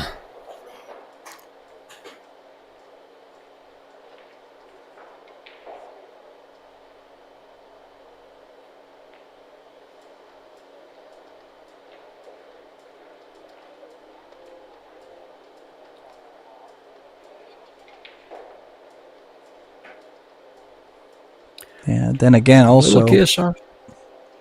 nothing else really going towards the pocket, did it? Yeah. No, nothing really did, and the two ball's still going to be a problem regardless. I might go for the 3 foul here. Just push the 1 ball down and put the cue ball up against the rail into 2.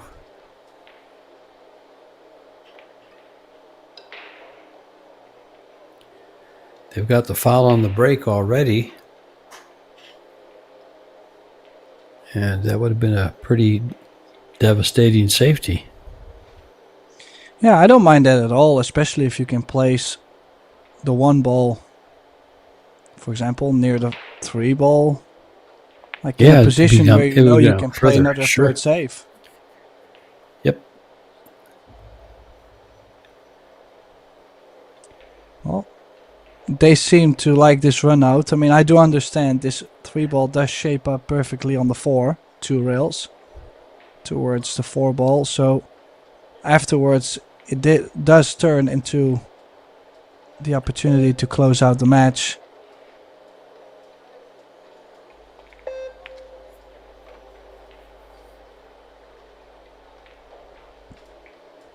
Slightly more spin than he wanted to give. Came up a little shorter, more angle on the 4.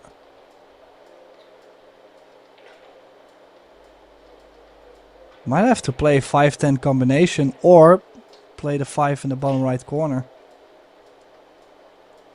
Looks like they're going for quick win.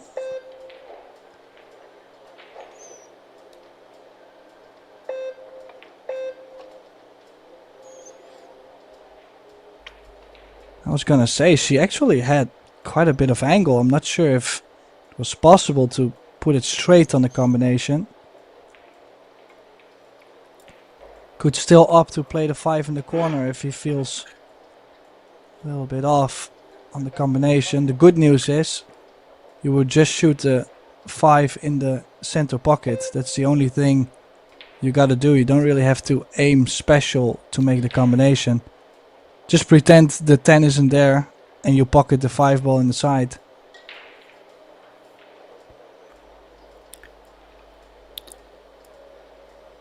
The one thing I find about shooting combos like this, that is, if you miss it, the 10 ball stays close to the pocket. Ooh. He did use But all if of the you pocket drain it, there. It wins you the set and the match. Felix Vogel and Wan Ling Wang their tournament hopes are over. Robbie Capito and Soa Soa move on. They have 2 more matches to win after this one to get into the quarterfinals, where they would be guaranteed $5,000, because that's where it pays off. $5,000 for 5th through 8th, and I believe it's $10,000 for the semifinalist. $20,000 for second place and $40,000 for first. We have a lot of pool yet to be played here in Vietnam. This is the second of 11 days, so we still have 9 days left. And starting tomorrow, we'll have the men's World 10-Ball Championships,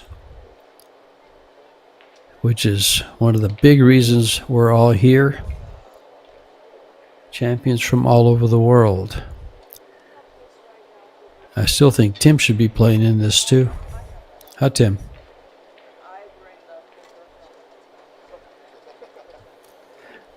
Well, Well, I know we folks, have another match coming up in 5 minutes, so let's just focus on that. Oh, let's focus on that. Thank you for joining us, folks.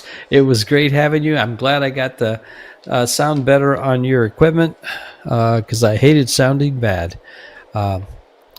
Stay with us. We'll be right back. This is George Teacha and Tim de Ruyter, bringing you the live action here in Ho Chi Minh City, Vietnam. Y'all come back now.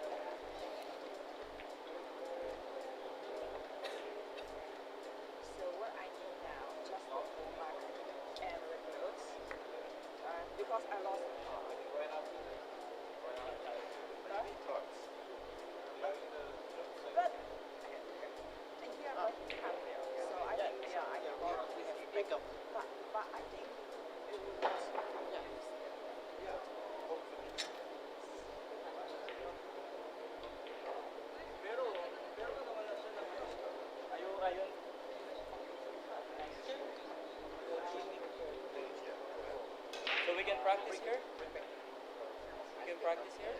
This is our table, right?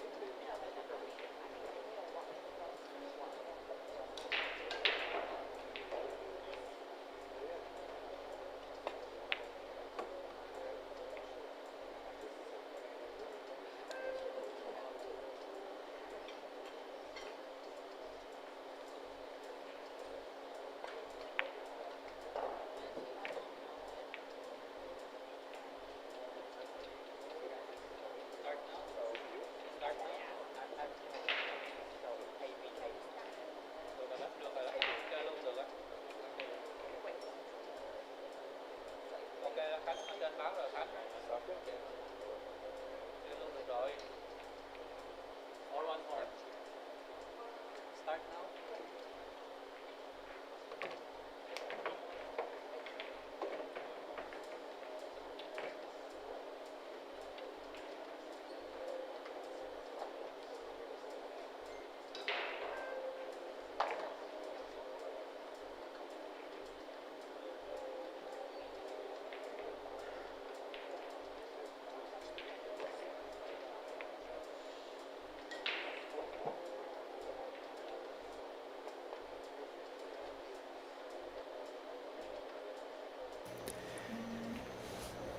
Xin Chao Vao Chang Meng. Hello and welcome to the Predator Pro Billiard Series with 3 huge tournaments for the next 9 days. The Men's World 10-Ball Championship, the Poison Saigon Women's 9-Ball Open, and Box Billiards Mixed Doubles Open. This is the Box Billiards Mixed Doubles Open with 32 teams. We are down, getting close to all of it. We have the winner's qualification is what this match is. There's going to be 4 of those going on, and they'll get into the quarterfinals. The others will go to the one-loss side.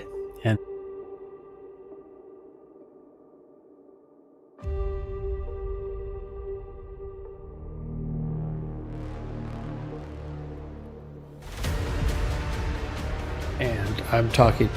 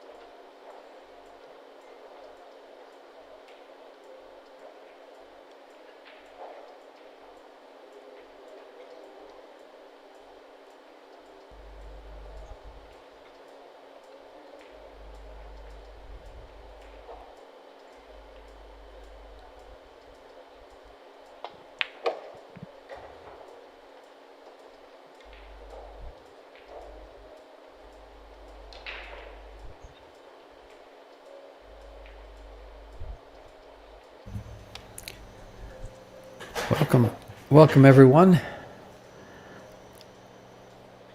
This is the Box Billiards Mixed Doubles Open, 32 teams, $100,000 prize fund. We're a little late in opening to it.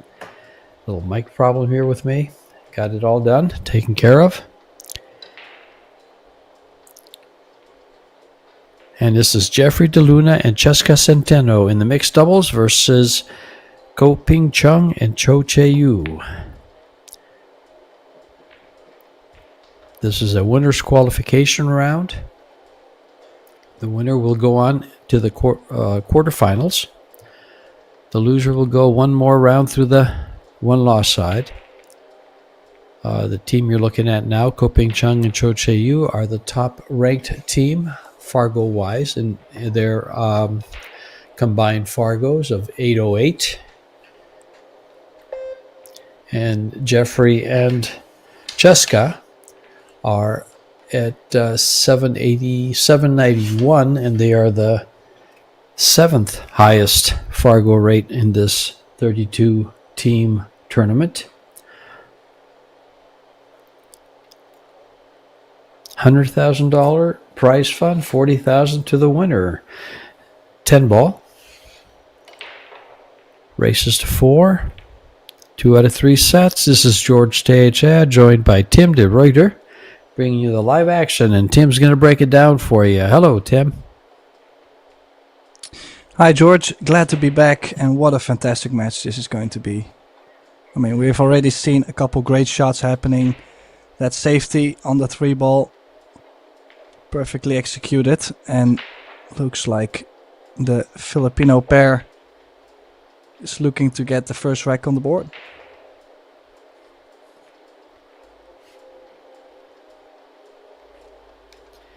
I wonder if Cheska will slow Jeffrey down a little bit. They both play at a good pace, but Cheska is so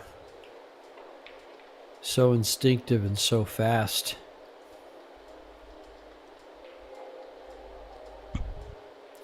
And there's the left-handed Jeffrey DeLuna.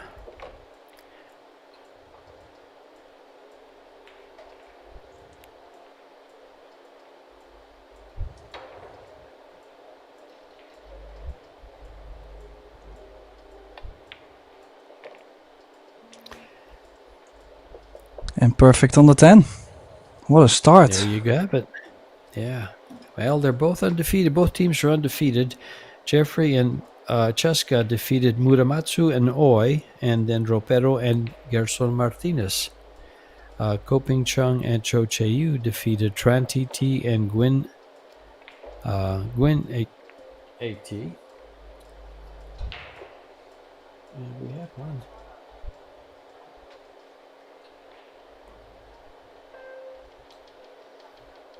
And Iyon Su and Koping Han. So the brothers have played, and is Koping Chung the second? He is. He's Koping Yi is the oldest. Okay. So he defeated his younger brother.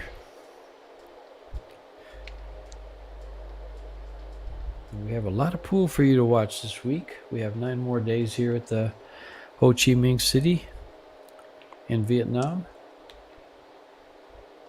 $425,000 on offer.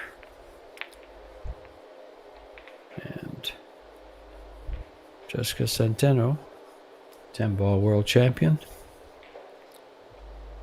Breaking the balls, and it was dry.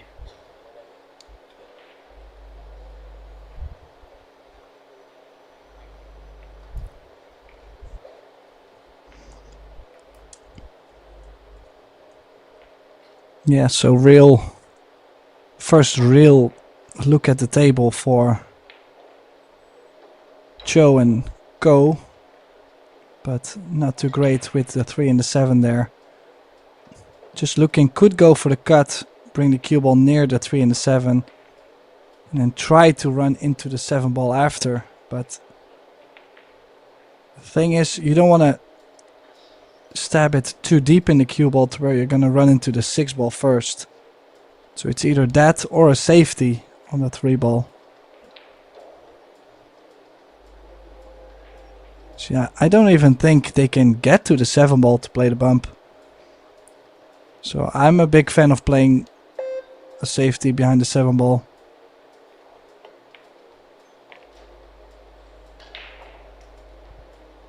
Or in this case, even better, maybe get it behind the 6, 2 rails.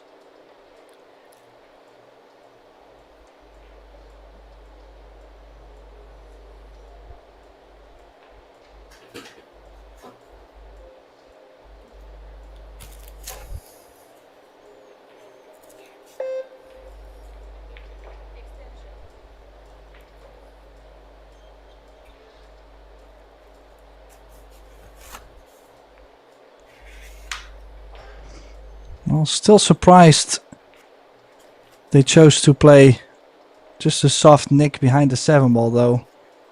Always way easier to hit rail first. Don't think he has enough though to stick the cue ball still behind the 7. So might have to choose to just cut the 3 ball straight down the rail with some pace. If you don't make it, you probably catch the 4 and it slides down table to the bottom short rail.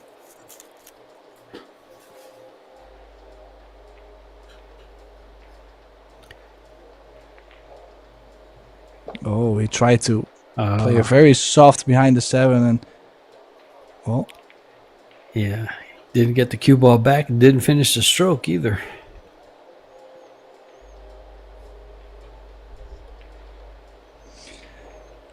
Yeah, a little bit surprised actually. The safety from Ping Chang. And then now the return from the Luna. Very interesting decisions. I mean, so of course it's difficult for us to see if the shots we think are there, if it's actually possible. The best camera view is the one in real life, of course. The in-person camera view is always the best.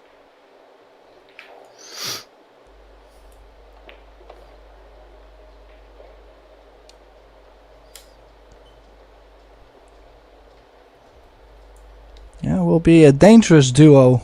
Both teams dangerous duos for this competition. But so far I'm quite impressed with the pace around the table from Cho and Ko together. They looked very, very good in there. I got to commentate their opening match, and they looked just very good. Outstanding.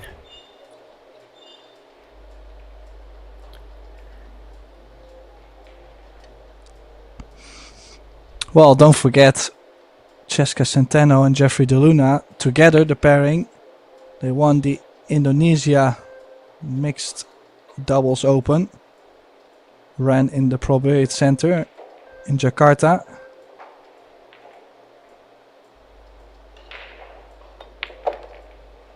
Another great event. Well, there's no doubt.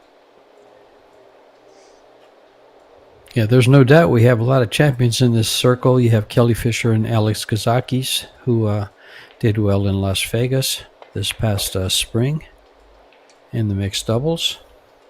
So we have winners from all around the world right here in Vietnam.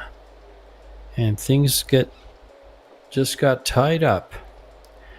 And that poor safety from failed safety from Jeffrey on the one ball.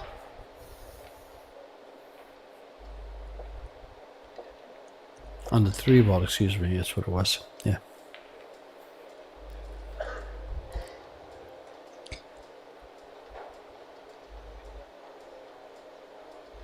Well, both teams firing at all cylinders. I mean, good stuff. Just the safety battle we just had, I was a little bit surprised by both sides, but the running game, both sides, looks like they already have a pretty decent feeling for the table.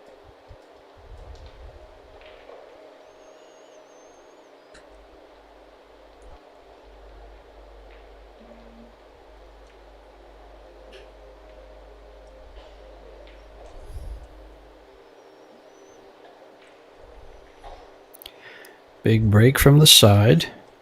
Let's see what he does with this.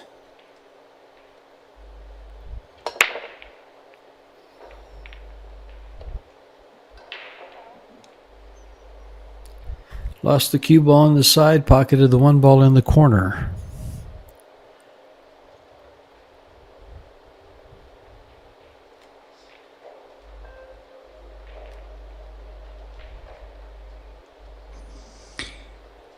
Yeah, and then again, it seems to really spread the balls well at the moment. Nice layouts. Just in general, I mean, one or two clusters, like just one cluster on the table is not exactly the problem. It's more if 8 balls are on the right side or on the left side of the table, that's where things get so scrappy. Which, I mean, it also gives a different dimension to the game, so it's not horrible. It's just a big grind, and not all the players are always up for that big grind. They would want to run out. Oh, that little rub. Well, that little rub was caused by too much angle on that 4 ball. He was trying to get her straight in so she could stop it there.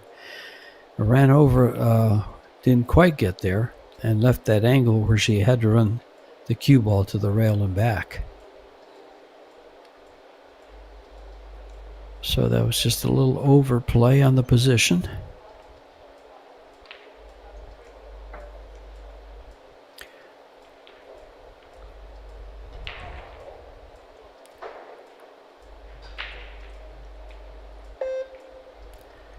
Is he going to try to park the cue ball behind the 6?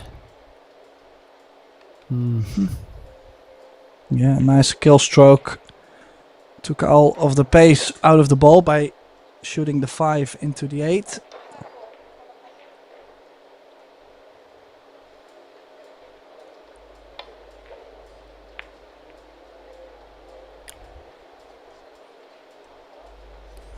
Well, things look pretty open here, Tim. Yeah, it was a pretty... Wow, how do you say? Pretty forceful safety actually played from Cho and Co. behind the 6. Because it puts a lot of pressure on your opponent when they know, well, it's not only about hitting the ball, it's about I have to get cover right after as well. So difficult. Exactly, and you know, leaving the 5 ball out in the open like that makes it tough to return safe. As you saw, they kicked it nicely and hit it, you know, good contact, but it didn't have anywhere to go to hide. There was nowhere to hide. And this is a little bit of a tough shot. It's got to elevate and bring it back. It was a really nice layout. The only thing they had to do is stay off the rail. Yeah. Again, And if you the overrun of the position. If you elevate, most of the time you kind of push the 8 to the rail. You don't really get the draw out of it. So I might go forward. I've seen this go wrong too often.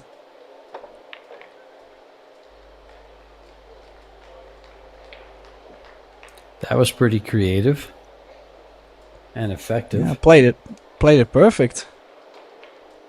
Controlled the object ball and the cue ball very nicely.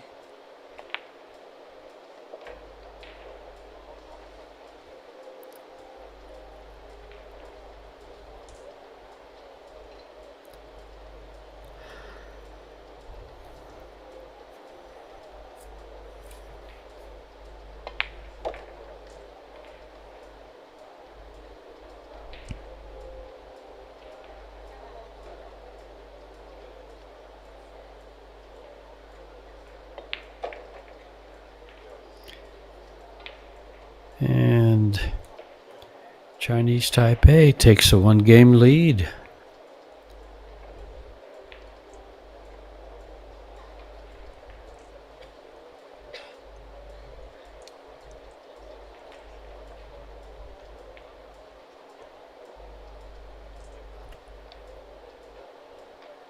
Yeah, we could be in for a very close match, I think. My prediction would be not being over in 2 sets, but you just don't know in this format. That's the fun part about it.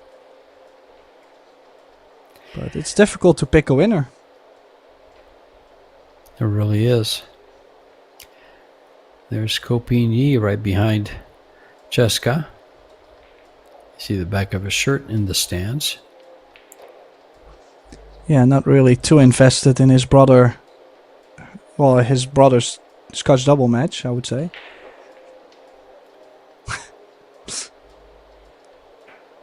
But he's playing together with Weiwei, I believe so. Team building.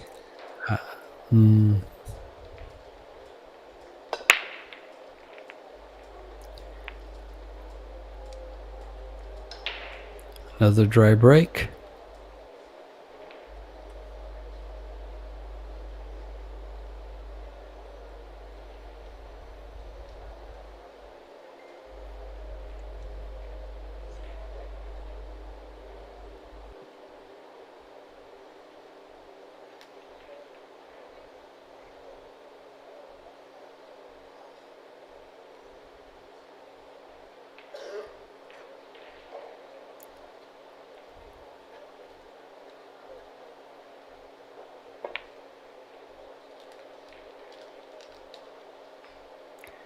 Oh, this could get nasty. This is going to be nasty. They're going to go for a 3 foul here.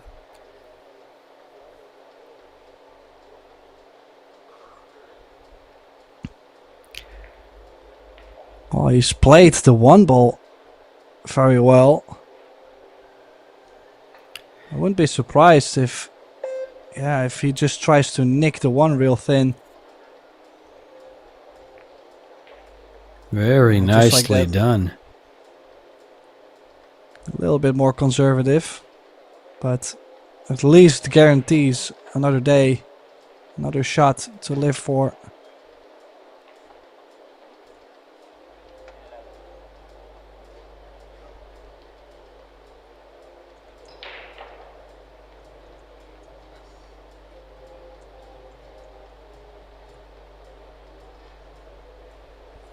Well,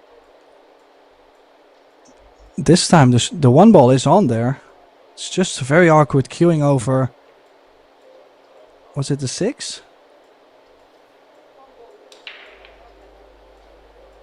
Yeah, very awkward queuing over the 6. Not guaranteed to be on the 2 ball either.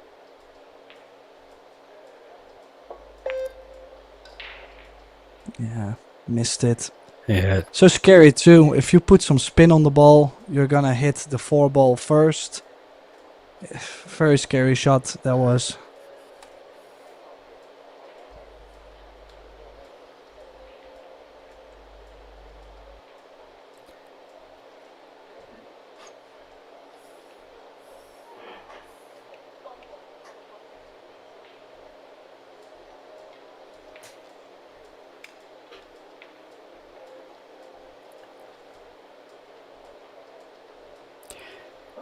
he might be able to make this rail first. Yeah, but really doesn't have much future on the 2.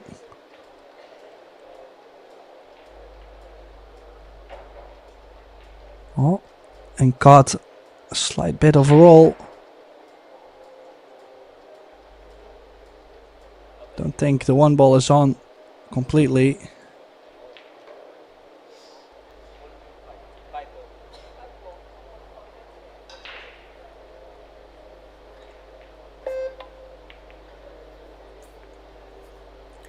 Cue ball. Ooh.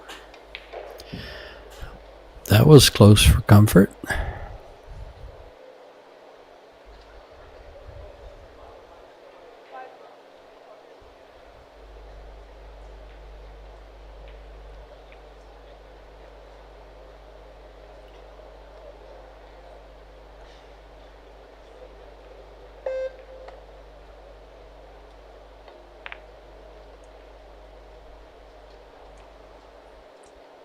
Oh, she didn't really take that much care of the cue ball. Don't think the cut is there on the 1, is it, George? It doesn't appear. It looks like a really, really thin cut. He might. I don't think the 7's in the way to bank it, and it's not a real. Yeah, it's pretty close. No, it's not a challenging bank. It wins you the rack if you make the bank. Well, it might cost you the rack if you don't make the bank. That's true. You could bank it over and play the cue ball behind the 7, just top left spin. Didn't even play top left. Yeah, I do like this a lot better.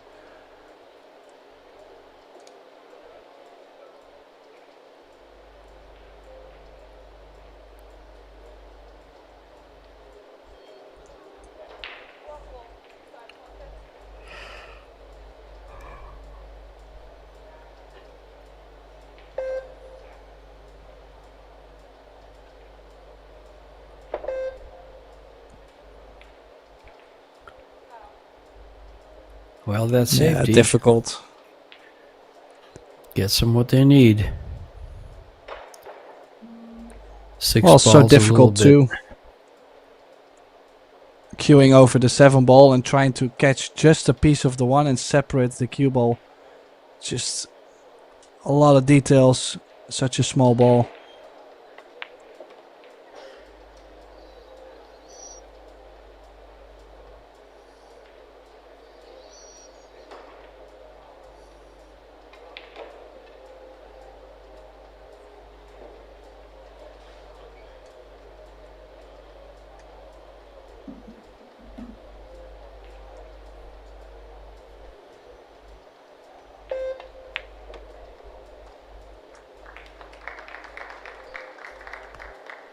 Well, they're in line here, but that 6 ball's still a little bit.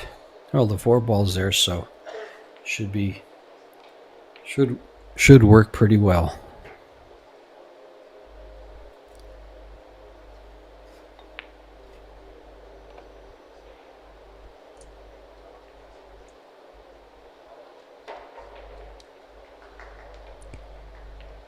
Yeah, a little bit of a tricky position to play on the 6. If you put that little bit more punch in the ball, you might actually scratch in the side. If you understrike the ball, you might get behind the 9 or close to the 9. But he got the speed right. Quite a natural angle on the 6. By pocketing, you only gotta go 2 rails and you're guaranteed to have the 7. Just plain topspin.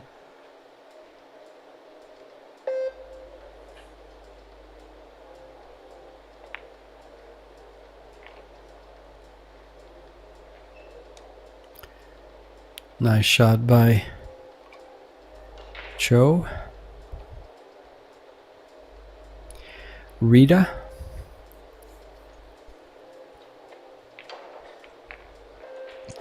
She likes her American name, Rita Cho.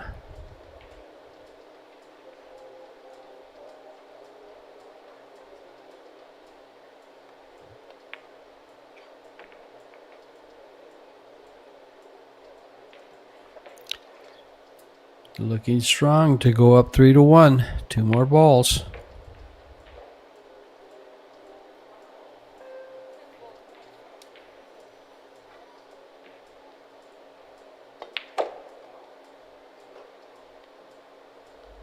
Yeah, looking very strong indeed.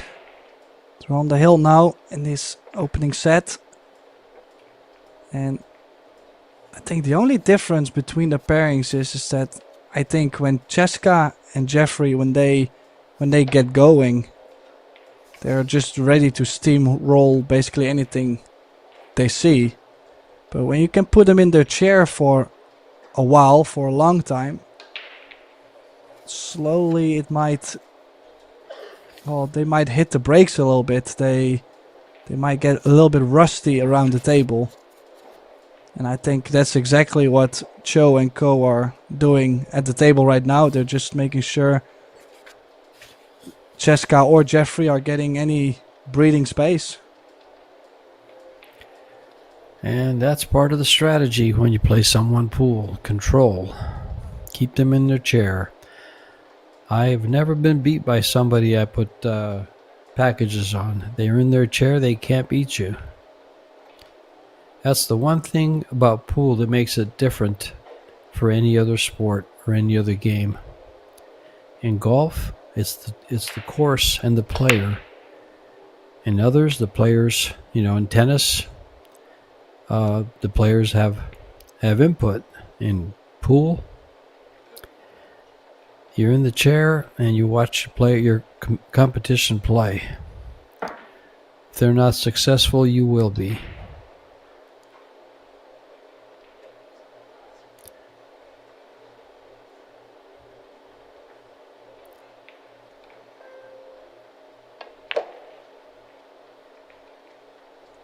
Well, they finally get something to swing at, and that little nudge on the 6, they will take it. That has worked out. Now the next problem will be the 5 ball.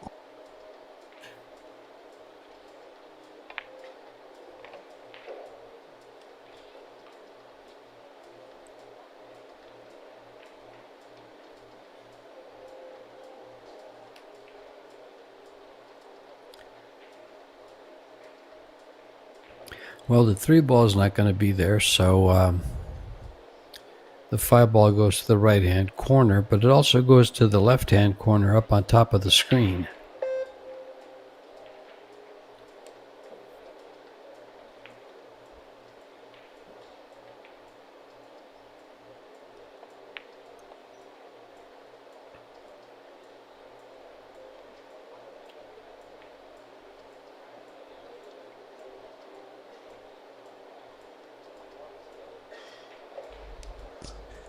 Well, kind of surprised to not see them go offensive on something on the 3-ball. They actually should have been on the 3-ball, I feel like.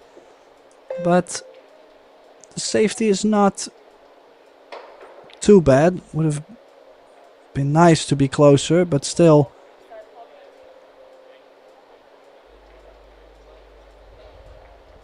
Is she going to try and cut the 3 into the 7 and bring the cue ball back near where she is now? No, she went for a kick, and look at this for a shot. Wow, beautiful shot there. Kick. Banking the 3-ball up table and the cover behind the 5.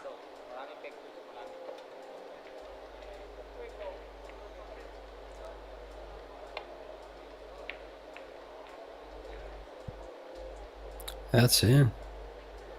No, it's not. It's. Thought that ball was going to go right to the side pocket.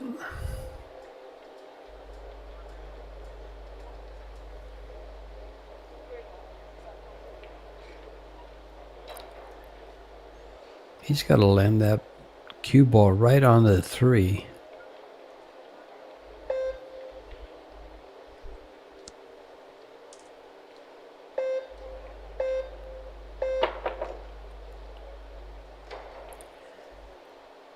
That was a tough shot made to look easy. Yeah, these kind of jumps, they always look easy, but what people don't realize is They're not. you have to land so perfectly in between. Takes a lot of technique actually to land right where you want.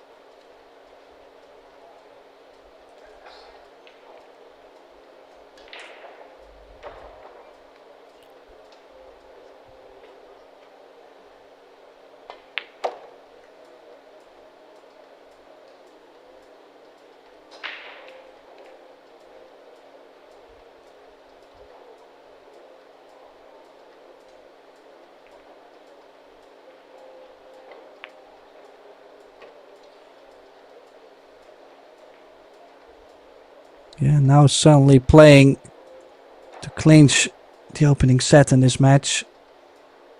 I would say overall they deserve to as well. Pretty strong set from Cho and Co.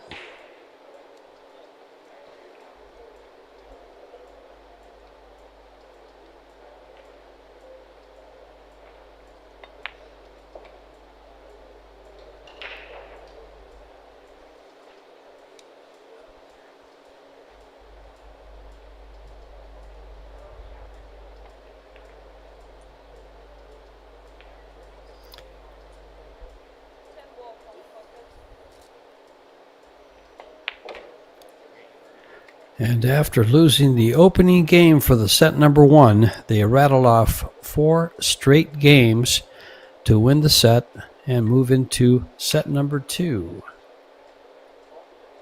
With a nice smile on both their faces. Whereas DeLuna and Cheska are looking a little concerned.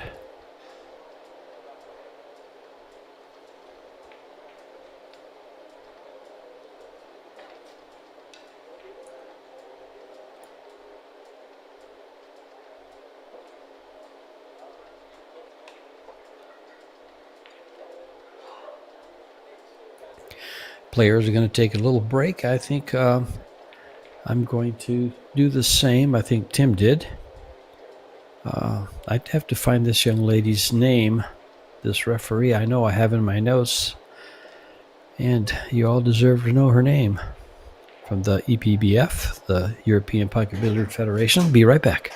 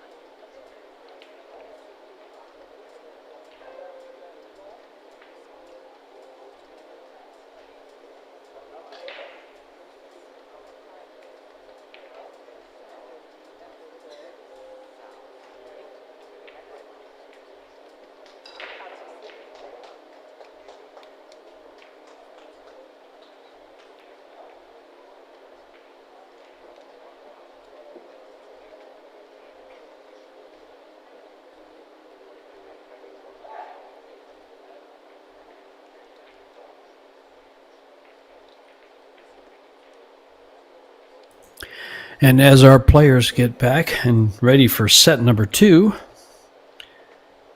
our young referee from China, Yushi Xiao,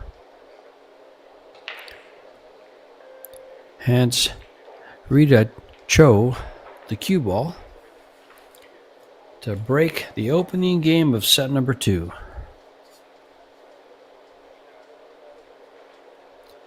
On those Predator Arco balls, the Arco 2s. By the way, you can find those on PredatorCues.com, along with all their other accessories and tables. That Predator Arc table is a beauty, and it plays real nice. 3-piece slate. You could have that in your home in a heartbeat. If they ever start shipping them to the States, they haven't yet. They're just using them in Asia for the time being. Not sure when they make it over here. I think they had talked about maybe this last quarter of the year, but it was just something I overheard, so don't count on it.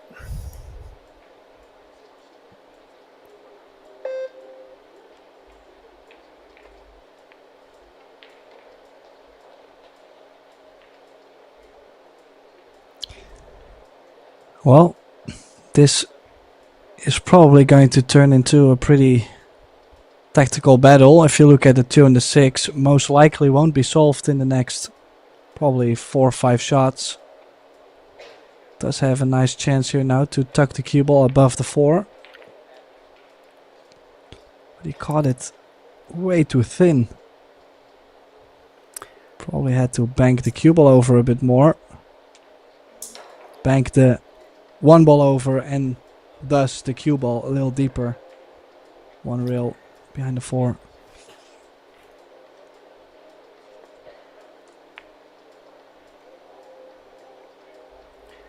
Oh, tuck that in pretty nice.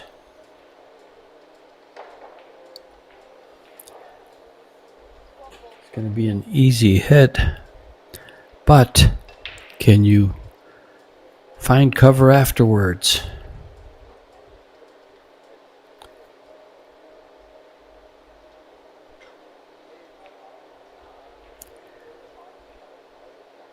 Do you go after this 2 ball here, Tim? Well, you might have to. I mean, there's no turning back. And If you do, yeah, If you're I all would in if go- you go if- for it. well, you don't really have to. You could play like to run into the 2 ball. Well, there's no combination, is it? Because now I'm starting to doubt No. it. I was thinking believe about so. running into the 2 with a lot of pace. Then in case you completely miss it, the cue ball will go back up table and you have a similar position. But you could also That was cut my the 2 into the 6 and bring the cue ball 3 rails behind the 10 on the right. Or rail first, thin the 2 ball into the 6 and the cue ball 2 rails after behind the 10. There is options though, so I might have liked to take the risk, but I can understand why they didn't.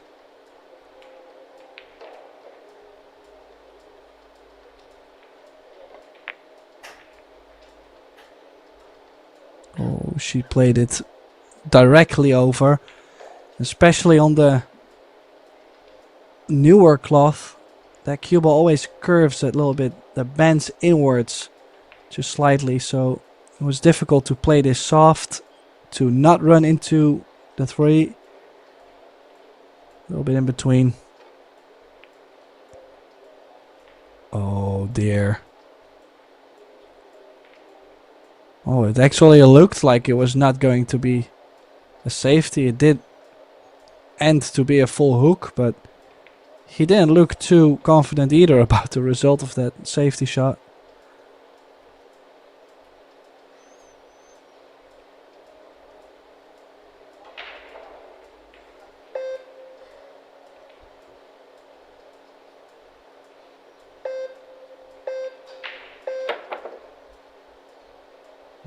Just missed it. And a chance now for the Filipino pairing.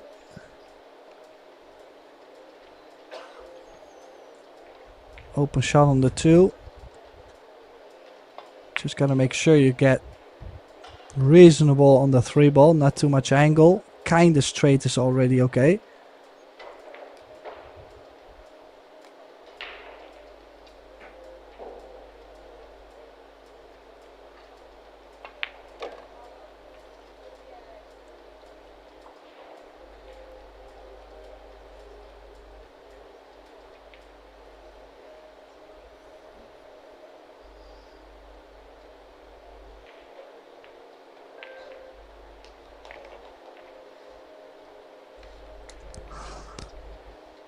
Yeah, don't blink too much because you might miss a whole rack here. Lovely pace around the table as always. Interesting to see he chose to leave the 6 in the side. I probably would have played for the 6 in the corner to stay on the side of the 7 ball. If you cut this in the side, you always have to run around the 9 and the 10. But look at that pace, George. Absolutely perfect.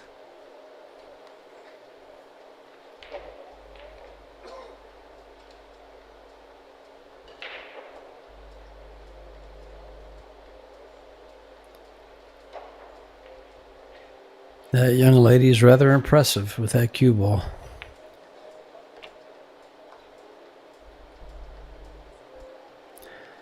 All 4 of these players. Let's see, I think Rita Cho has a Fargo of, it's 7, right around 780. Jessica's about the same.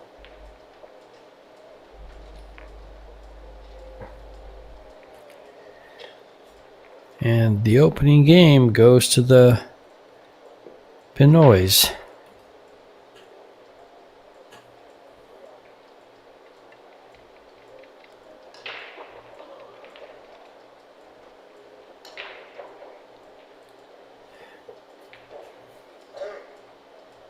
She's a 779.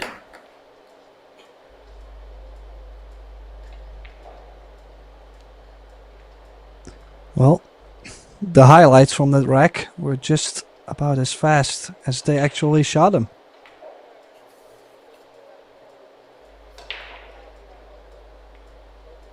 The loon is an 803.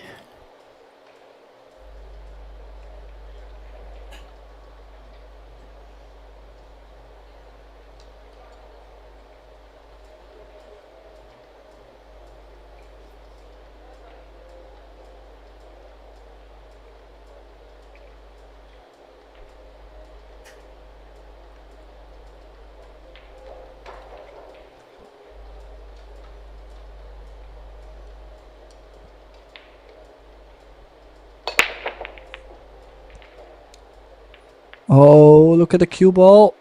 Oh, it's that much traffic and still finding a way all the way along the long rail to go down the drain into the corner. And a wide open layout. He even made a ball as well. Oh, jeez, that's brutal. Now, the only thing you could say is well, you should have controlled the cue ball slightly better, but I think he's saying the same thing. The cue ball got kissed twice or 3 times all along the long rail. I mean,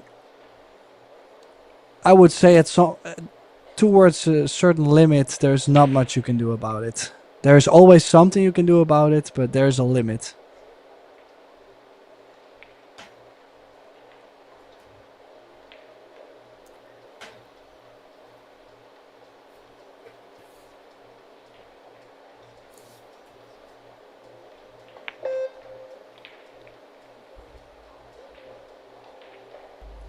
Well, chose to play a 2-6 combination.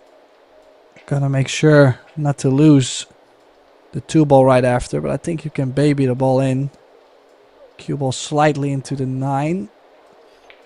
Probably catches a slight piece on the right side of the 9. It's not too bad. It's either that or draw the cue ball in into the long rail and out to keep the 2 ball near.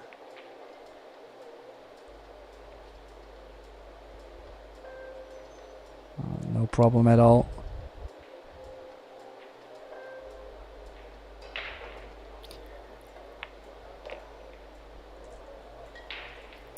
Cho Che-yu is a 772 Fargo. Her partner is an 845, Ko Ping Chung. And De Luna, of course, 803. And Cheska is a 779. Rather elite.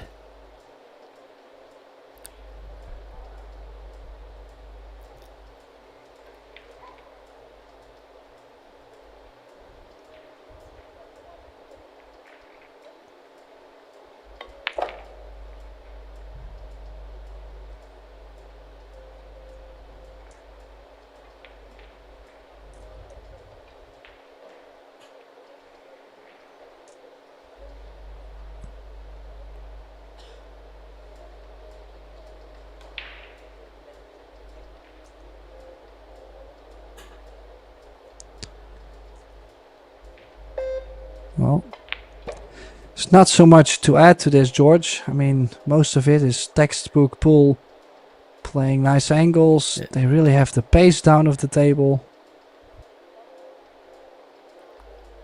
Just let their cues speak for themselves. It's poetry in motion.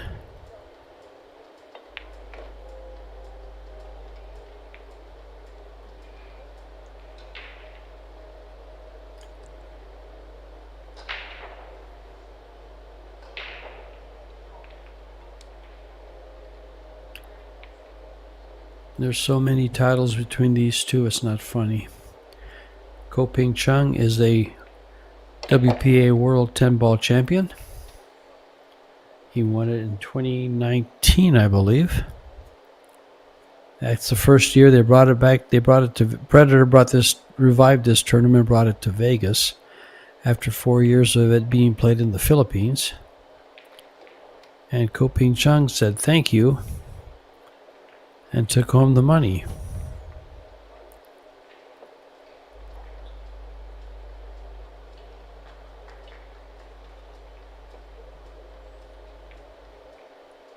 Yeah, so now the score 1 each.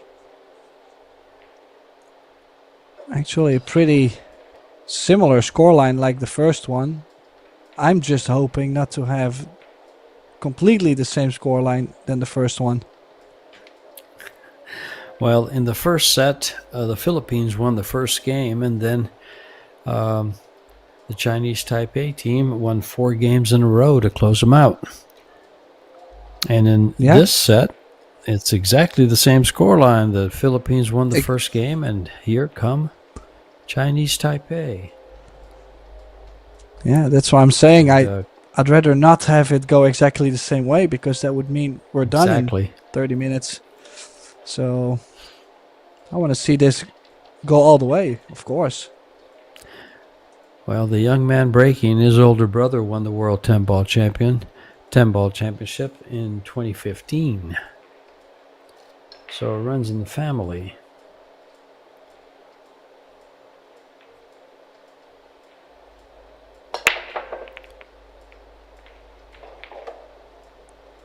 Great break. And the reward is there. Just a little bit more of a cut on the 1 ball. Besides that, I think there is a run out available. This is the key shot.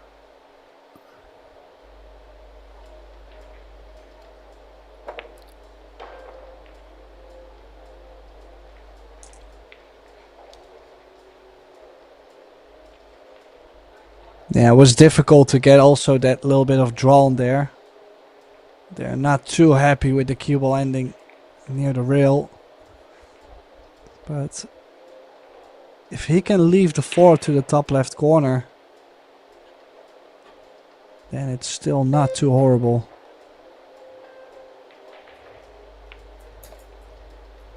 Yeah, perfect. Absolutely perfect. out of the woods. They might be able to bump the 9 over to the left corner and get on the 6 from where the 5 ball's laying. So that one scratch from Jeffrey could be a very costly one.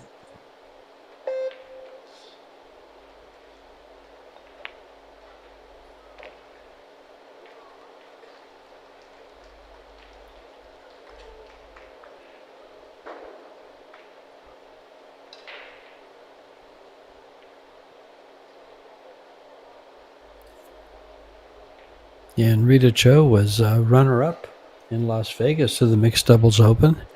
She played that with her partner, the late Chang Junlin.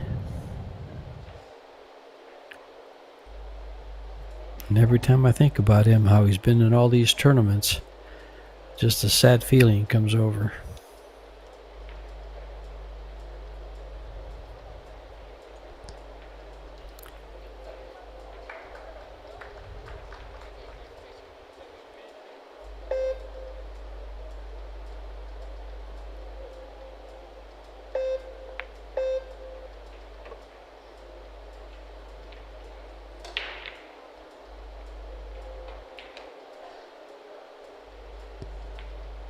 Yeah, I'm quite sure we're not the only ones thinking about Cheng and Lin at times.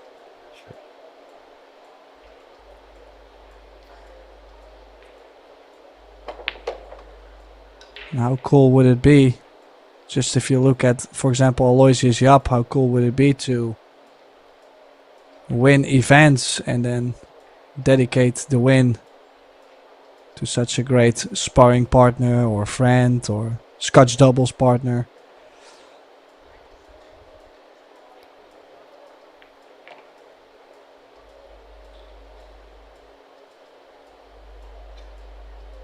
Well, just to be friends would be great, and to dedicate winning tournaments would put icing on the cake.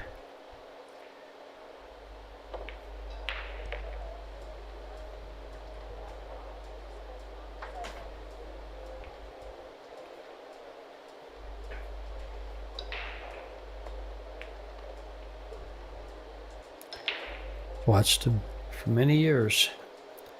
Well, since 2019, I think I've watched him at all the Predator WPA World 10 Ball Championships and all the Predator events that I've commentated. He's been at most of them, the big ones, the majors. Twice in Austria. Well, he wasn't in New Zealand, I don't think. That's about the only one. Puerto Rico, of course, in the team championships with Che Cho. And I think it was Kunlun Wen. Wu, excuse me, I think it was Wu. That was their third player in the championships.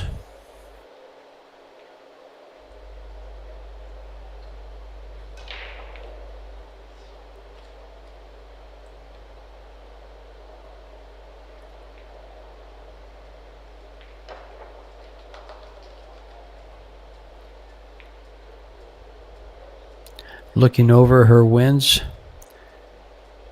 tournament wins in 2023, which was her best results for the year. There was a lot of seconds and there was 2 firsts in the world. That's the year she won the Women's World 9-Ball Championship. After winning the World 10-Ball Championship, she also won in Wisconsin, 2nd in Michigan, on and on, 3rd Puerto Rico. That was her best year. And 2024, she won the world.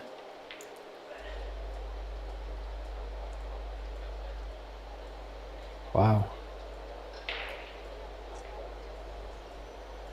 The Women's Showdown, the Apex Doubles Invitational. Jeez. Well, I'm quite sure everybody knows she can play. But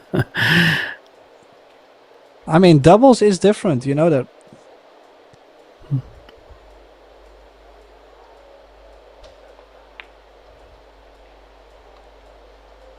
Wow, it's just such a straight queuing on that. Just wondering if you ever feared that shot to go wrong.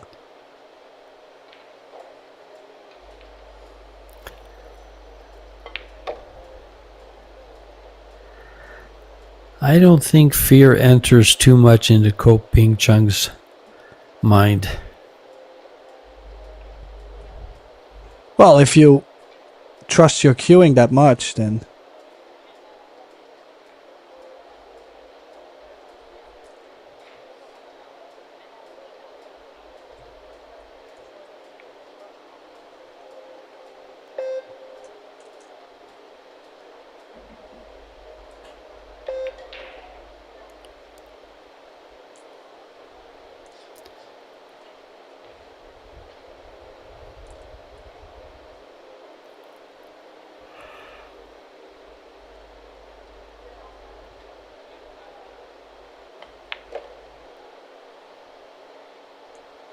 well, I was wondering what the plan was on the 5. They have chosen to play the 5-9 combination.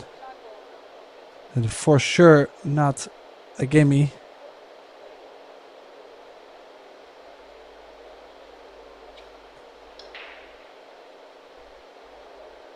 As you can see, quite off angle.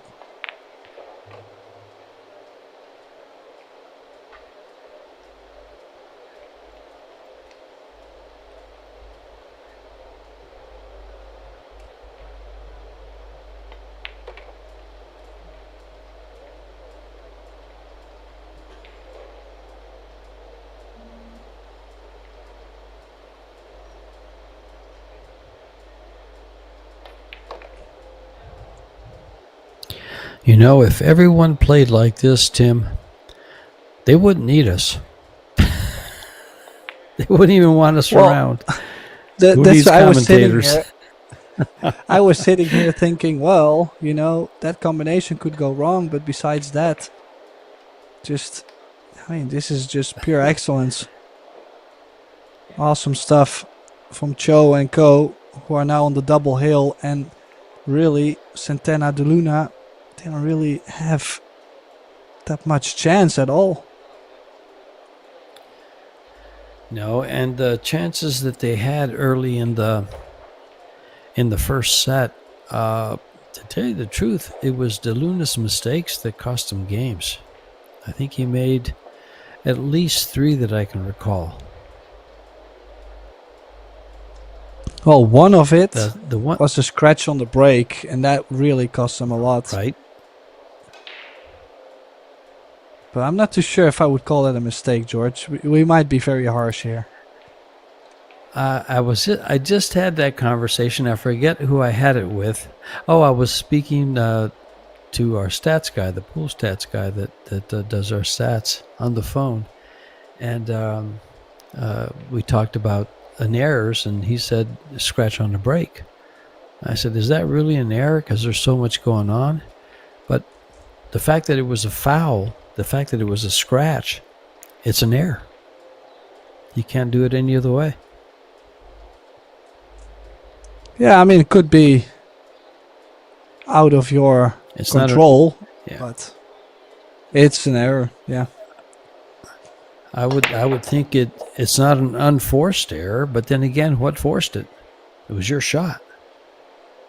So, you know, it's not exactly sure how to grade that. Well, this might be all over. Can you imagine? It's just some amazing stuff actually from these two at the table. I mean, if you just consider, I just told you, listen, we know she can play, but doubles is different. Well, I'm starting to doubt that thought. I mean, Well, the communication is good. I'm glad they let these guys communicate. I'm glad they let them coach each other. I think it makes for a much better environment for the spectators, for all of us on YouTube and Billiard TV, and us doing commentary. You much rather see that than, oh, you can't say this, and the more rules, the worse it is. This is one of the most exciting formats.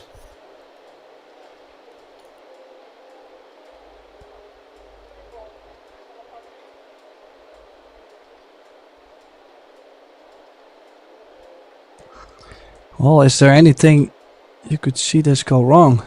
I mean, just look at this layout. Well, he even chose to go to the opposite side of the 4. Can hold for the 5 in the side pocket.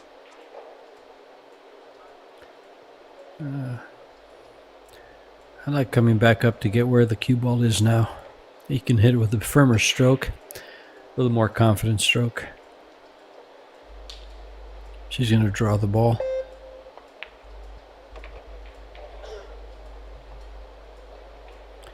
And she did what you said.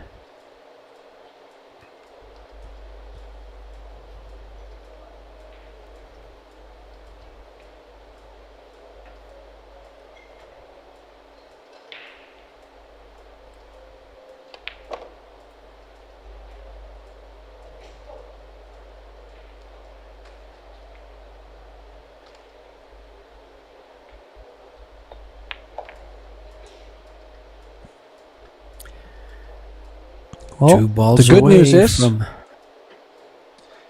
the good news is that Cheska and Jeffrey will have another chance in the loser qualification round to make it to the quarterfinals. But for now, no doubt in my system to say that Cho and Co deservedly are through to the quarterfinals. What a beautiful display, George. It was fantastic. In scores of 4-1, 4-1, Koping Chung and Cho Che-yu defeat Jeffrey DeLuna and Cheska Centeno in this mixed doubles tournament. And the Chinese Taipei team will move into the quarterfinals. And the Pinoy team will have one more match to get to the same place. This has been George Teachea and Tim de Ruyter bringing you the live action from Ho Chi Minh City in Vietnam. A lot of pool coming up. 9 more days of it. Stay tuned, folks. Thanks for joining us.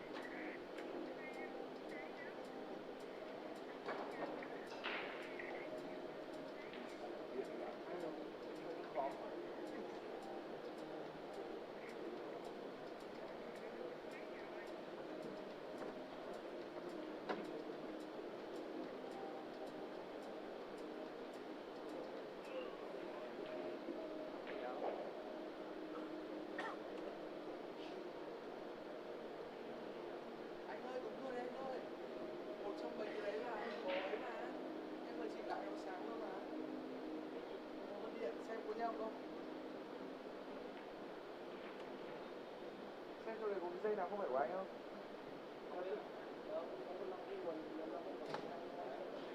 Năm cái ngồi của bên anh luôn.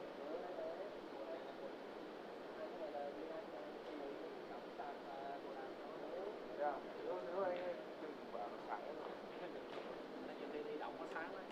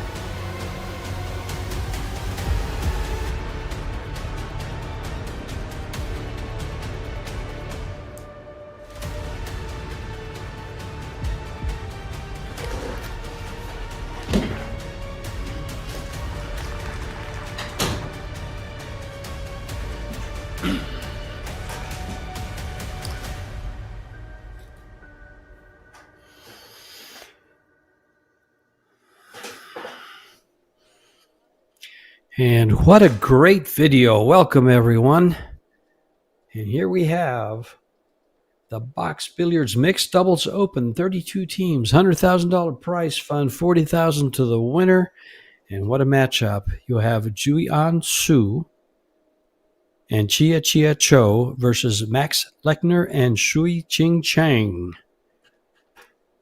This is a loser qualification. The winner gets into the quarterfinals. This is George Teachea bringing you the live action along with Tim DeRuiter. Hello, Tim. Hi, George. Very much looking forward again. I mean, we're in for a treat. The whole day has been a treat. Well, So yeah, the last time I saw Juan Su was when he played Joshua Filler in New Zealand at the 8-ball World Championships in the final. What a match he put on. He gave Filler everything he could handle, so expect some great things. And we know Max is an 8-time Austrian champion, and we watched them play earlier, I believe. I'm not sure if that was you with me or who was with me, but I commentated their match, and they played exceptionally well. They've won the break, and off we go. Tim, bring us home here. well, instantly opting to break from the side rail.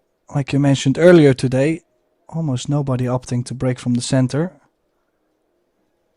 Can you make the one in the center? That's the target. No, the one ball got kissed. And starts off dry. And a big cluster on the left long rail, George. That's been the case every time they break from the side for the most part. If the speed's not really good and the hit isn't solid, they get a cluster on the same side they break from. It's more of a defensive break, and it means they don't want to play a run-out pool. They want to play strategic pool. Here's strategy for you. Watch them put this ball right behind some cover. Yeah, nicely done. And especially the fact that that cluster now slowly is already opening up. It's not going to take 5 or 10 innings to develop. Well, keep in mind with a cluster like that, it's very easy if you get the first foul and they don't break it up to get another one.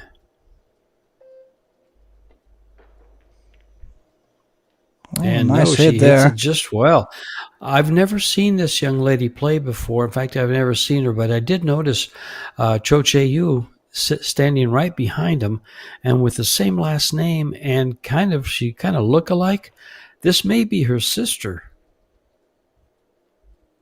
I'm just guessing, folks. That could be very possible. I was thinking a similar thing, but I mean, Didn't want to we say will it, only know if someone if someone actually tells us we're right. That would be nice.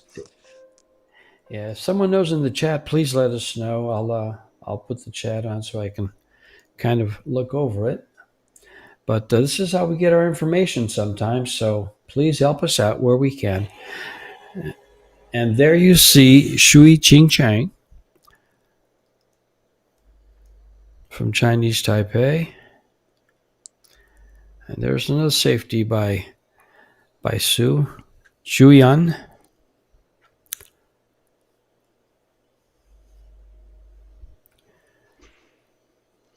Well, this is a pretty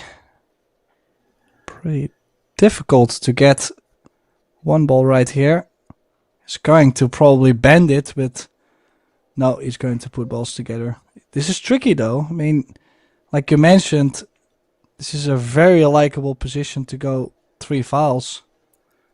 Sure. Well, they'll get the second foul because they'll be able to stick them right behind the 1. Now, if there's a way, right behind the 5, if there's a way to really get that cue ball in tight somewhere, if she can replace the cue ball, they're going to be Shui's going to be in trouble. And she did. And that is trouble. That's jail, my friend. It's got a 2-rail kick around the 9. right where he's going.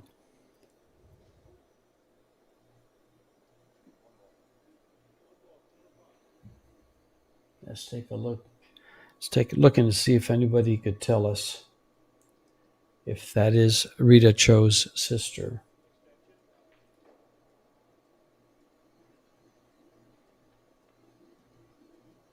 And then hopefully they're right. Who knows?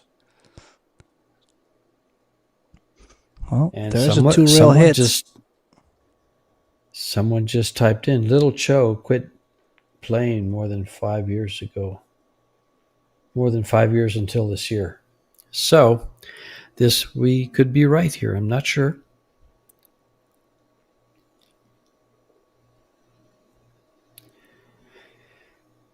So they've got 2. Let's see if they can get. Oh, look where this ends up. Yeah, I would love to at least try one more foul, but a lot of other people, they would probably say, listen, you got ball in hand, it's open, you gotta go. But somewhere deep from the inside, I would love to start off that way. Well, since the 7 has a pocket, the only hard ball to get to is the 3. Well, don't forget, you still have to travel quite a bit with the 6 to the 7, and then from 7 to 8. Put him in jail again, and they are on 2. Yeah, Max's only hope is indeed if he can go in between that window of the 3 and the 5. This is pretty good pace, though. Played a good shot there.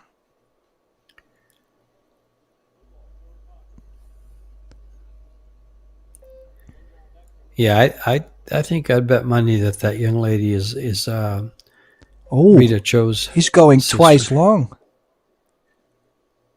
That's a tough shot. The Z shot is tough. And they do get the first game with a 3 foul.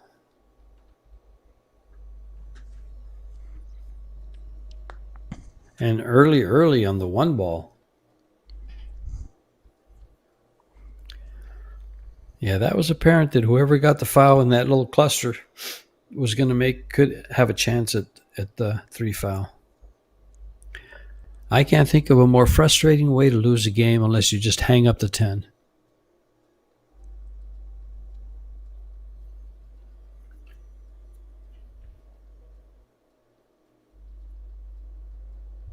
No, I might have to agree with you. I was trying to find another way, but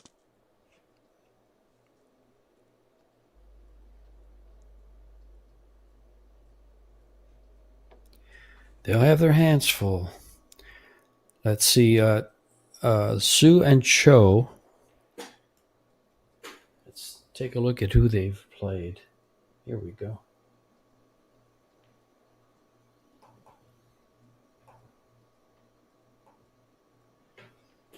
They defeated Fu and Lu. They lost to Feder and Christina. Then defeated Gwyn and Gwyn, Bistram and the other gentleman. And then they defeated Bui and Rung. They defeated a good team with Duang Kwak.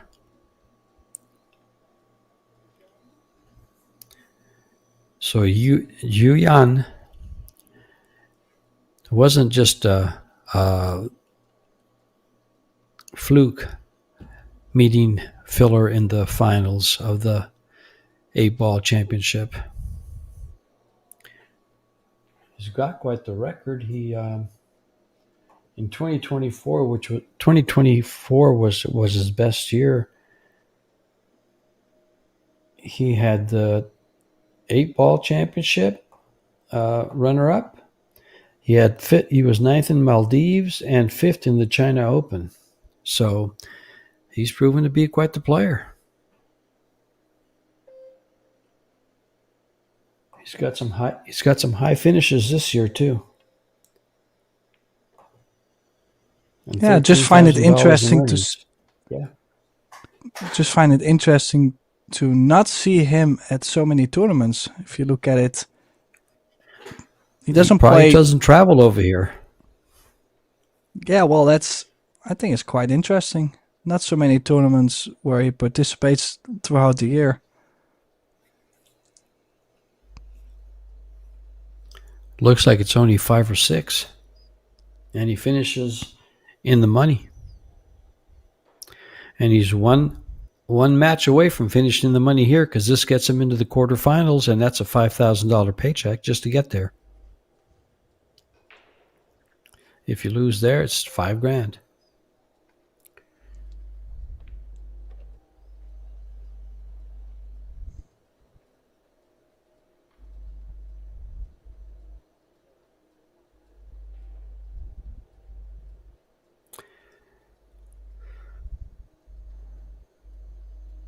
It doesn't really matter which side of this 5 she gets on, because the 5 could go off the 9 and the side, but that might mess up the 6.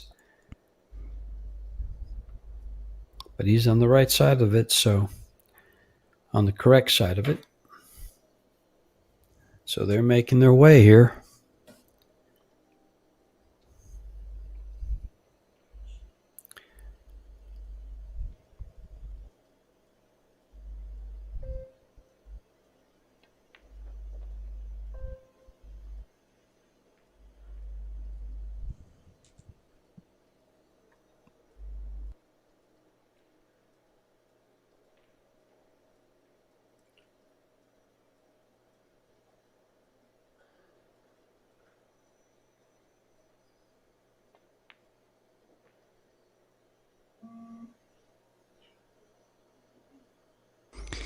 Well, would have liked to be slightly straighter on the 7 ball, just because the ball will bounce off the cushion before it actually takes the draw, so you have to hit it very smooth to be able to still hold the cue ball.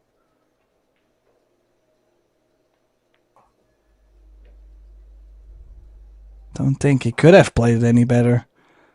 And this is just enough. This is perfect. For the position he was in, I would be very happy with this shape. Oh, sure, this is a nice cut, and the cue ball stays perfect, straight back and forth.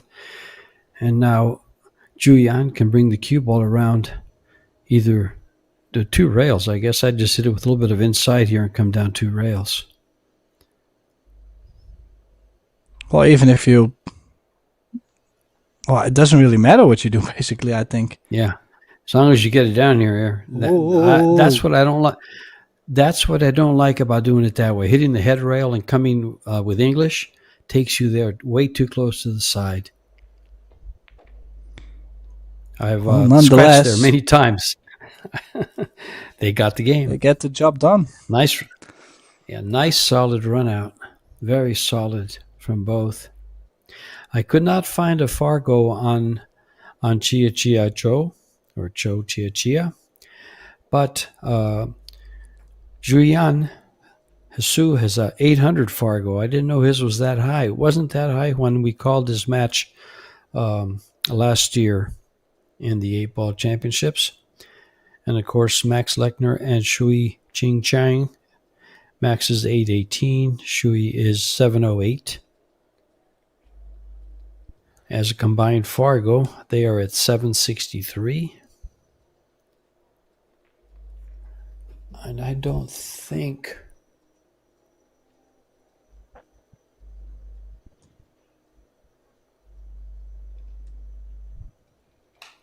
Yeah, this team here has a combined Fargo listed. Fargo did us a favor and listed the top teams and posted it to Facebook, I think it was, and I saved that and typed it out, and I have it right here so I could just refer to it.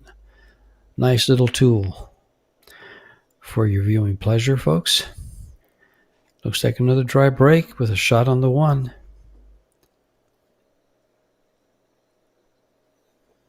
Then again, just look at all the other balls, George. I mean, the 2 ball doesn't go.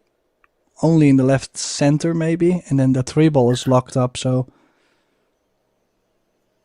not easy by any means.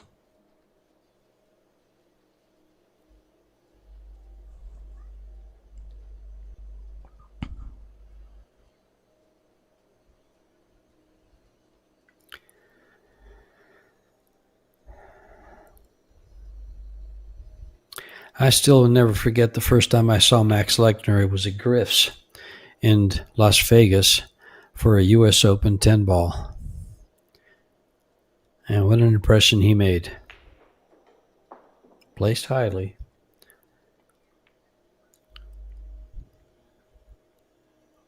Look at that.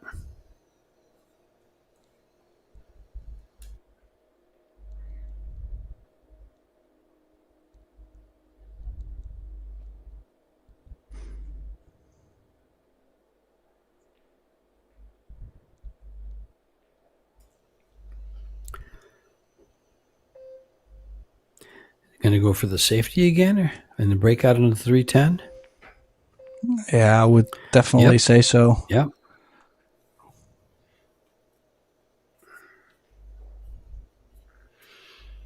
Well,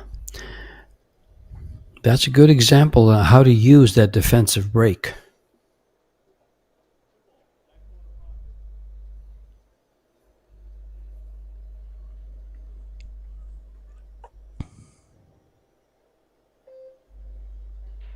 Yeah, I would say don't kick it too soft though. Especially coming in one rail. Not too many good things could happen if you kick soft. There's not much that can happen good anyway. Especially if she hangs up this 10. Now look. One straight in shot by Max, and they have a nice combo on the 10. Yeah, well, he was already looking at it. It looks like he might have to cut the 3-ball quite a bit into the 10 from the bottom side. So that means he will have to make the 2 and draw back at least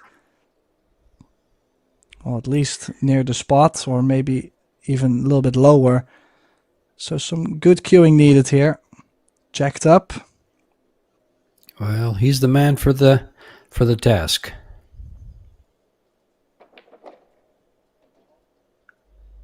Well, he did. Pounded in, but he lost the scratched cue ball.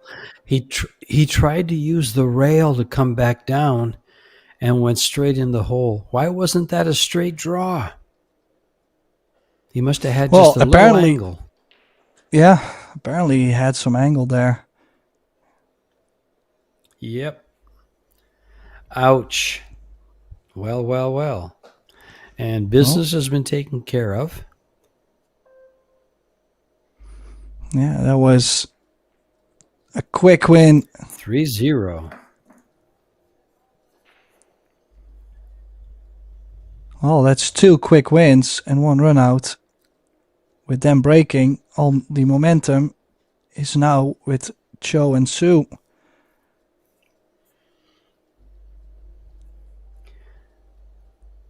But I've seen this time and time again, especially in the mixed doubles. They come out strong one set, and then the other team comes right back, storming right back on the next set. I saw it last year. I saw it this past spring in Las Vegas. It's just, I don't know why. It just seems like the momentum switches completely. And we have to go to the third set, especially when we start getting into these quarterfinals and winners qualifications and losers qualifications, which is what this is. It's so fast to get back in a match with this short race.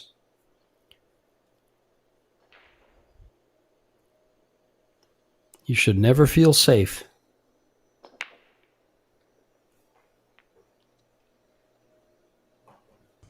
Well, they have made a ball, and it looks like they have a shot on the 2. The only thing I can imagine going wrong is exactly this 2-ball to get to the 3-ball. If they get nicely on the 3, everything is... Well, I mean, it's not a sitting duck, but it's a very nice spread, I can tell you.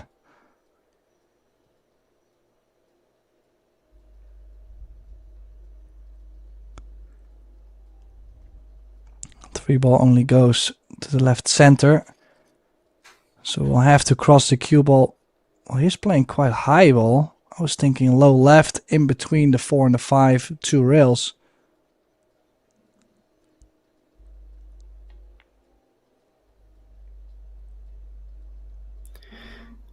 Now she's got a nice bank on the 3. She might be able to cut it in. Yeah, I gotta say I like the bank a little bit more, but I do too. she will have to play low left and draw the cue ball around the angles, which does make the bank a little bit more sensitive. It's definitely a shot if you have played the bank with low left to run it a couple rails. If you've done that a couple times, you know how to play it. Then it's not as tough. Well, she took care of business, did nothing with the cue ball. This is a tough shot coming up for Ryan. Well, sometimes playing doubles, I've played it a couple of times, not very much, but sometimes playing doubles when you're playing with an opponent, your partner, you just tell them, make the ball, I'll go to work. And that looks like what she did there. She said, you make the tough shots, which she did not. And, but just make the ball. And you let the other player carry you just a little. Well, Sue left the door open just a little bit for Lechner and Chiang to come back in this set. Are they capable of such comeback? The answer is yes. I've watched them play. They are. Well, They will have to played prove themselves over and over. Well, they played outstanding against Aloysius Yap and Sylviana Liu. And they won in 3 sets. They won 2-1. They won. That's the match that almost went to a shootout. They were at 3-2, and Yap and Sylviana had a chance to win the third game, to send it to a shootout. And I forget how it happened, but they just didn't quite win that game. And Max and Shui were able to win it and close out the match.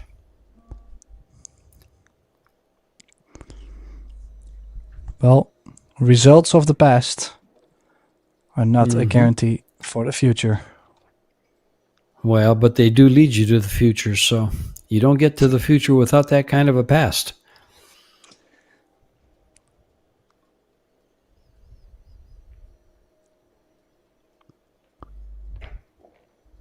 Well, one thing's for sure, no more mistakes for this duo at the table.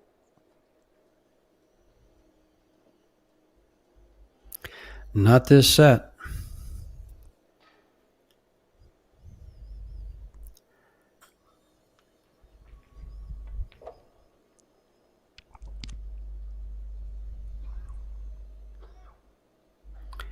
And I think this young lady,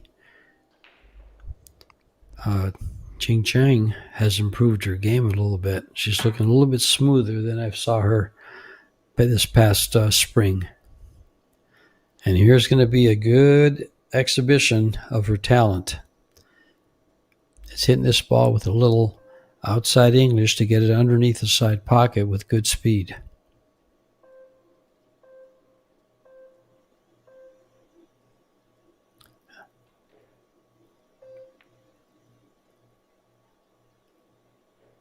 And boy, does she.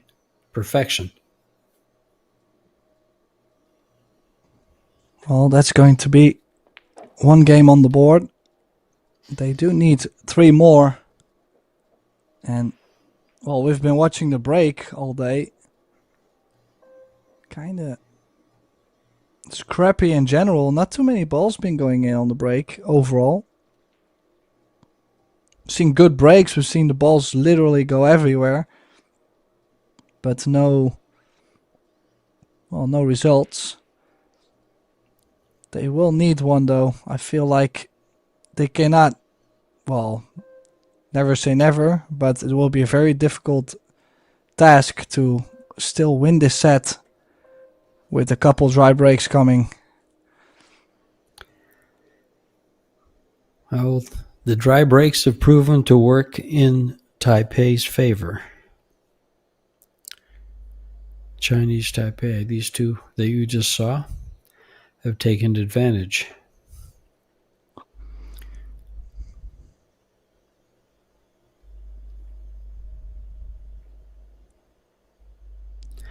Let's see where Max breaks from. Will he pick the side or will he go to the middle and be offensive? Nope, going for the side, same place. I think he hits him a little harder, though. If I remember correctly, he was getting nice spreads from the side, which it didn't look like he's breaking from the side. Ooh. Oh, almost lost the cue ball. Ouch. Hell, it's dry. And everything's open. And to make the one, the speed's just perfect to go 2 rails and get on this 2 ball. Play it in the corner. It's just this nice, smooth stroke.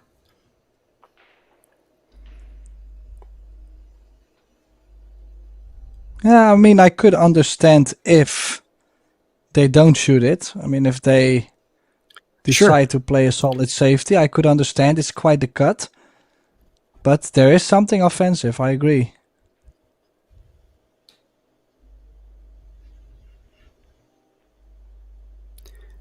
Going for the safety. Not enough.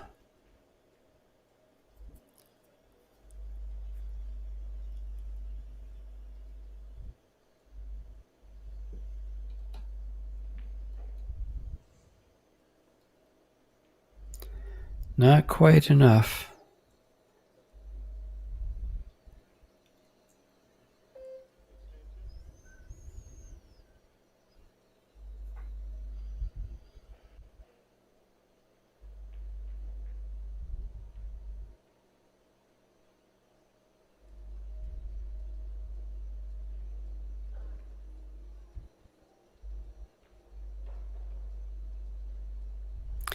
And there in the background, right behind Sui, is Rita Cho. Cho Che-yu, one of the top women in the world. 7, I forget what her far goes, 777, 779, something along that line. 772.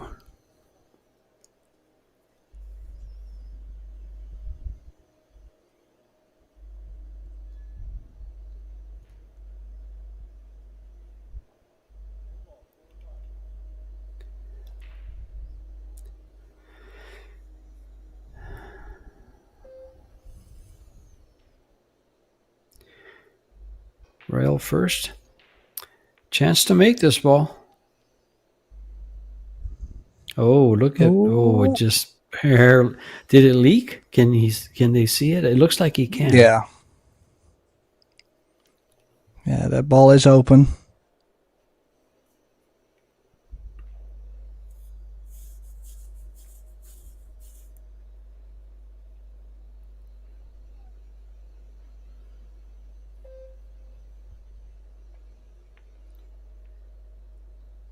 Uh-oh.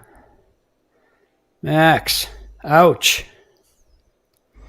I cannot believe he just said that. You know, as we would say in my part of the country, ay, ay, ay. Ay, caramba. Ay, caramba, Oh, that's anyways. right. Hija, arriba, arriba.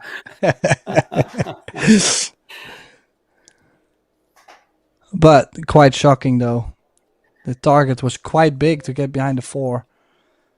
And now ball in hand. Would you consider... Oh. Would you consider? I don't know. I would have considered playing position for the carom on the 10.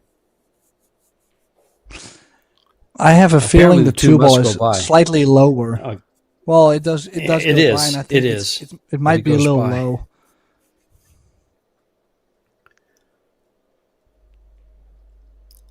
Yeah, but with position just above where it is now, it lays nice for the carom. Well, I'm a little aggressive on shots like that, and I actually don't mind shooting little caroms like that when they're close. well, on the other side, a wise man once told me, why would you go for a tricky carom or a combination if the run out is available? If the run out is wide in the open, why would you take the risk? Well, because when you turn 73, you rely on your cunning and not your run out ability, because you miss a lot. You make a lot of unforced errors. That's why. Oh, I miss shots like that. That's why. Okay, that's why I would rely on the faster win. well, she There was a hit it just Go ahead. slightly too wide. A little bit firm.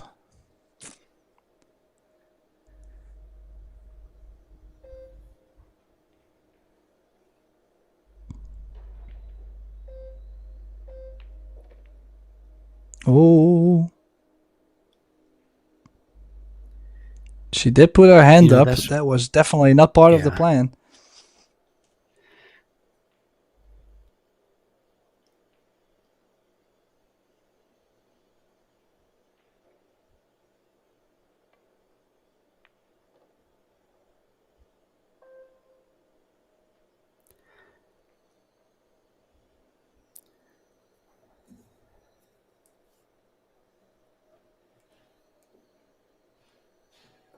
Well, this game can make it very interesting. Put a little pressure on them. Well, they still need good shape to that 7-ball. 7-ball not available to every pocket. If they're straight on the 6, it's not too horrible. But if they have a slight angle maybe towards a 10, that's where you could start to struggle a bit to stay in line. Yeah, they definitely had prime shape. Nice drag on the ball there. You could see that very nicely. Low in the ball to still deliver on the ball. Instead of pushing the ball, you can still strike the ball and yet play soft.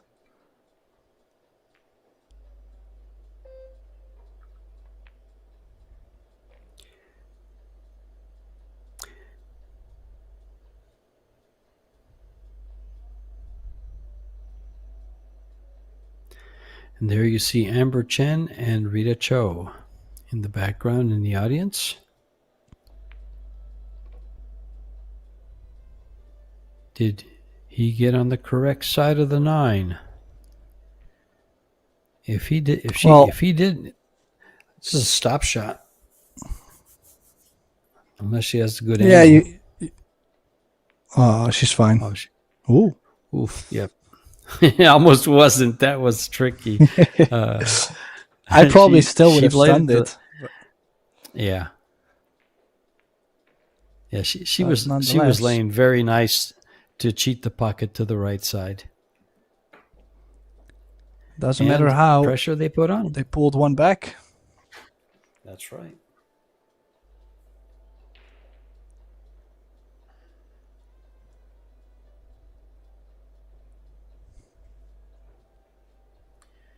Now what? This is nice to watch the run out in a little bit fast action.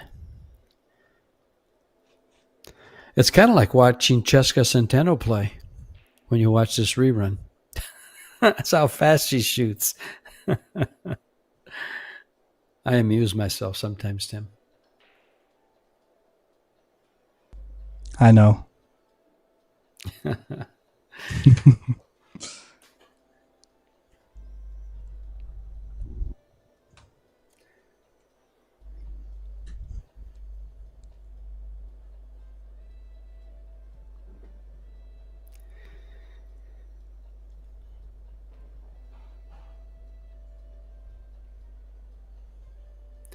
This match is moving along rather quick.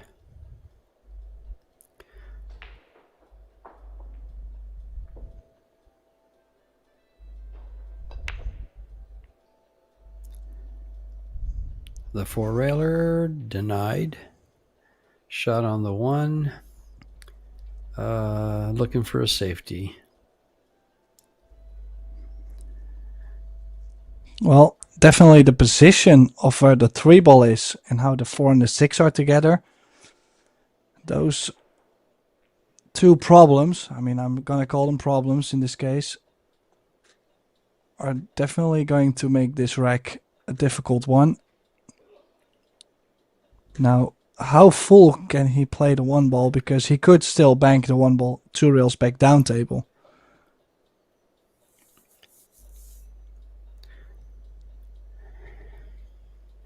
You could try to bank that between the 5 and the 10, 2 rails, as you said, and keep the cue ball on top. He's calling it in the side just in case. That's what he's playing. Or did he Or he call the might corner? No, Yeah, he's side. calling it. Yeah, he called it in Well, the I side. like how He he's used played his this. 7 ball. Yeah. He had 4 balls that could come into play.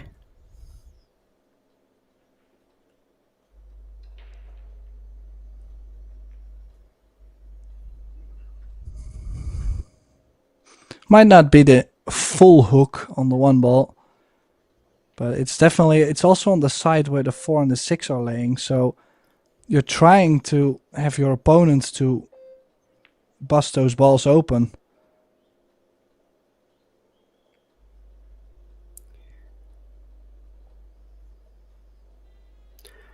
Left a little bit of a window.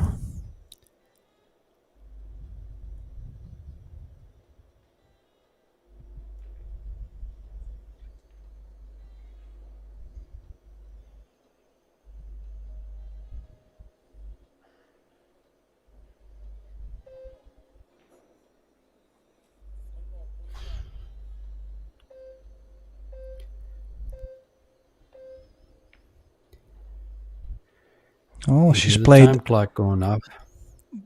the same shot as Sue just played recently. Last shot he's played. The jump cue out. Do I like the jump cue on this? That's what I'm wondering. Trying to make the one. I'm not too sure.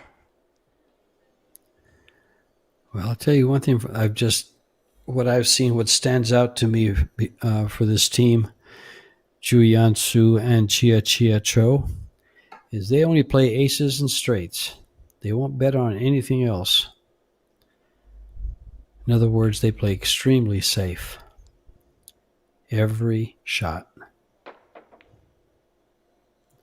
What a shot that could have been. Still a good shot. Well, finally, an open shot. Yeah, but this run out is just as tough as it has been after the break. Nothing really has changed.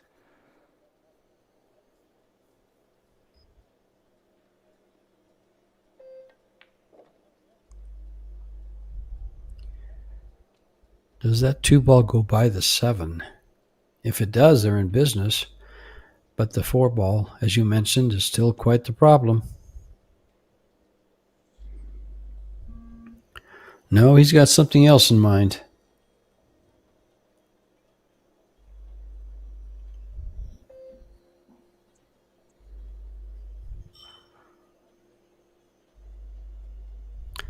Look at this. You know, it's one thing to tell your partner what to play, but it's another thing for your partner to execute to perfection. Look at that speed control too. Very nicely done. So many lines are out of the equation here. He's even jump kicking at this, and the 9 might still be in between. Jump kick with spin. Beautiful hit. I mean, I don't think most of the people will realize what he just did, because he aimed it way too short with right spin and then kick jumping at the ball, or jump kicking at the ball. That's something you don't really get to see very often.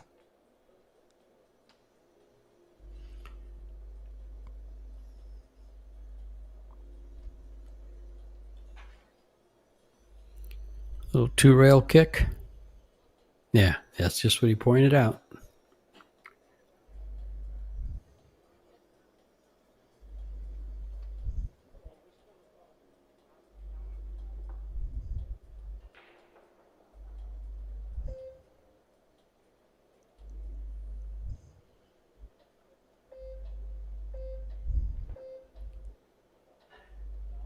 Oh, held it a little tight.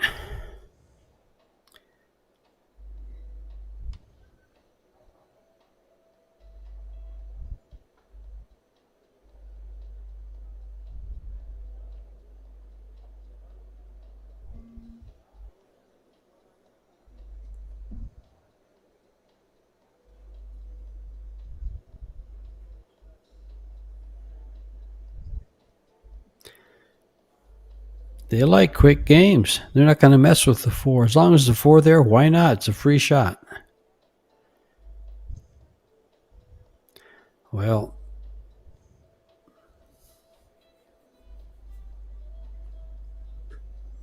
and did they find the little cover with the 5?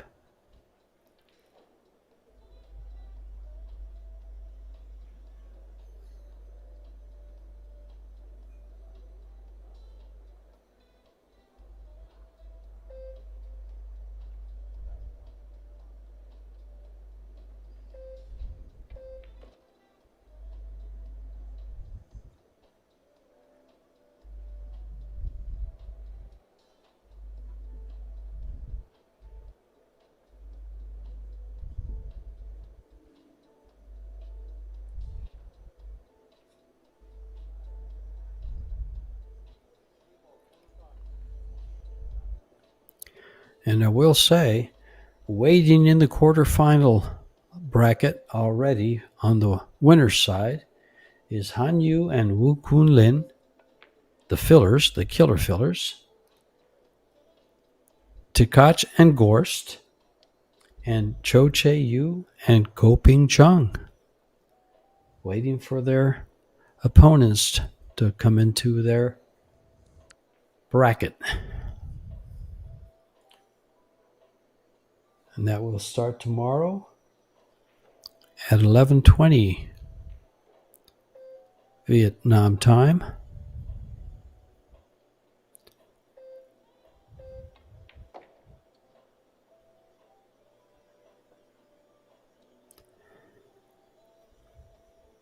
Well, they can't go for the 10 here.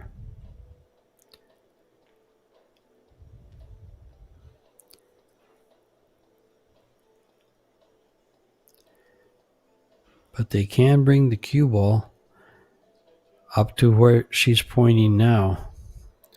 Little left spin on this, and you try to play like you're playing the bank to the left-hand corner and bring the cue ball just past the 8. You might end up behind the 8 and the 7. Now she's going to do it soft. Oh, I'm not too sure actually about this shot. I'm not sure where she was planning to go with the cue ball. Nonetheless, I mean, this is not an easy shot. Just to pocket the 4, sure, but you don't want to end up behind the 6, and it naturally goes forward. As you can see, it's going jacked up. Makes the shot so much more difficult.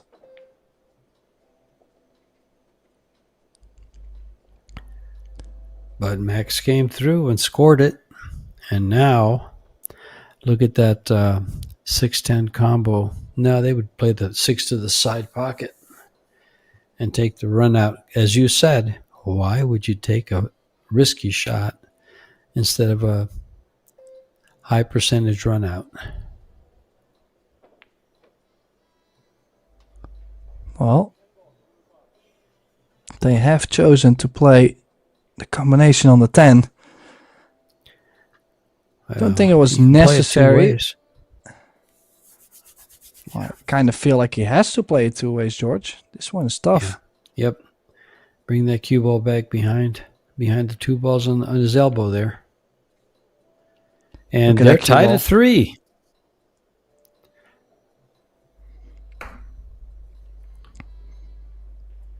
Yeah, George is once again proving me wrong. They are capable of making a comeback. That's not proving you wrong. That's just I talked about their results, remember? And their results you get never them know. to their future. So now they're breaking. Checking to see who's breaking. Max is saying, I'm breaking? Okay. Nice comeback. Very, very steady. They stayed steady.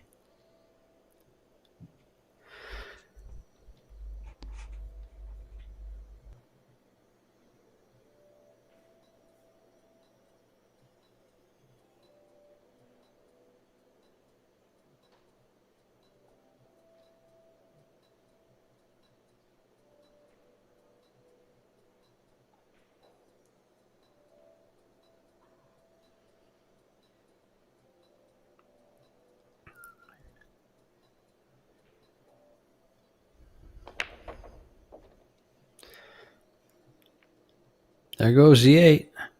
One ball's out in the open. Safety available. Nice square hit. If you look at the cue ball, full in the face. Yep. 2 balls dropping. Just really no future on the one ball, offensive wise. No, yeah. See, I kind of like going into the 3 ball with the 1 and the cue ball 2 rails to try to get behind the 7. The problem is the 6-10, of course, but there's the danger of pocketing the ball by accident. Not like that. Nicely done. Very nicely done.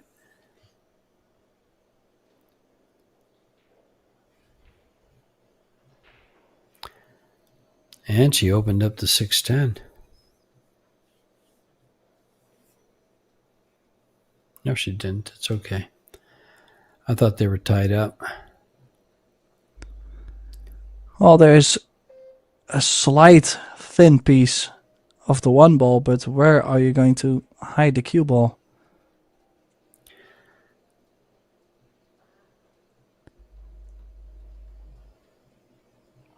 Probably spin it all the way down table behind the 6-10 again, but just like that. Just like that. Look at how well he's played this. Look at how well he's played this.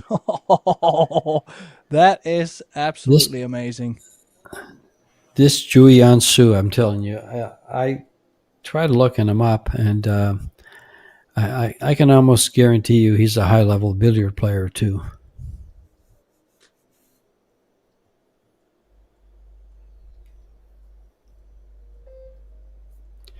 Especially with that shot right there. That just exhibited a lot of control, and you had to feather the ball just right. Look at this shot. This might go. Ooh.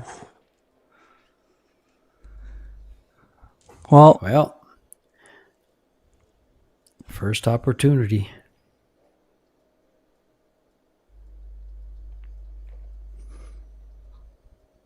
And as we did see, if you look at the layout, 2, 3, 4 on the top side of the table, the only thing I can really see going wrong is possibly from the 4 to the 6, leaving yourself on the rail or maybe a weird angle. But overall, this is a fantastic opportunity to still get the first set on the board, even though they were up 3-0.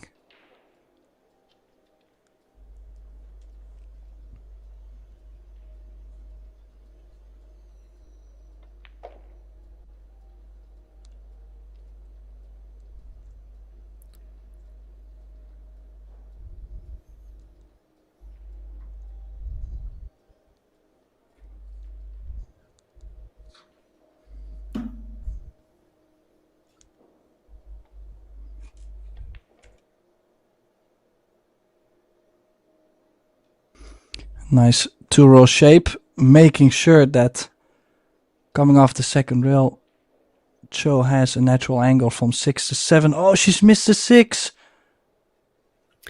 And that's kind of what I not what I was, I didn't want it to happen, of course, but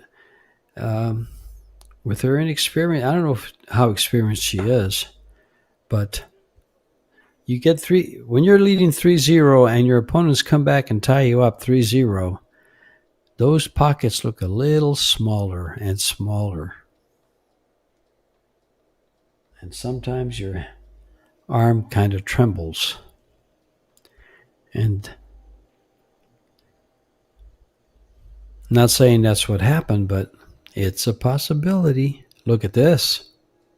Oh, she barely got back far enough. She's going to have to leave her a long shot on the 9. And with 4 1/4 pockets, it could be costly.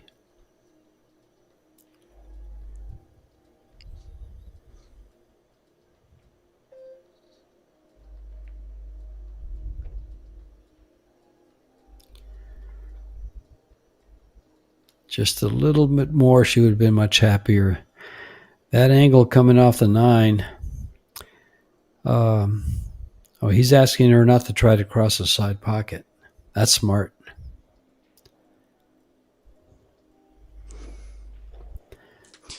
Yeah, I wouldn't do that either. It's pretty close on the scratch. Yeah. If you load up on this, that's probably where you're going. There you go. But He's going to settle for the long shot. I take this. I take this over a chance of scratching. Oh, okay. I was gonna say, hopefully you take this. Well, yeah, you're at the table. I'd much rather shoot it than have my opponent shoot it.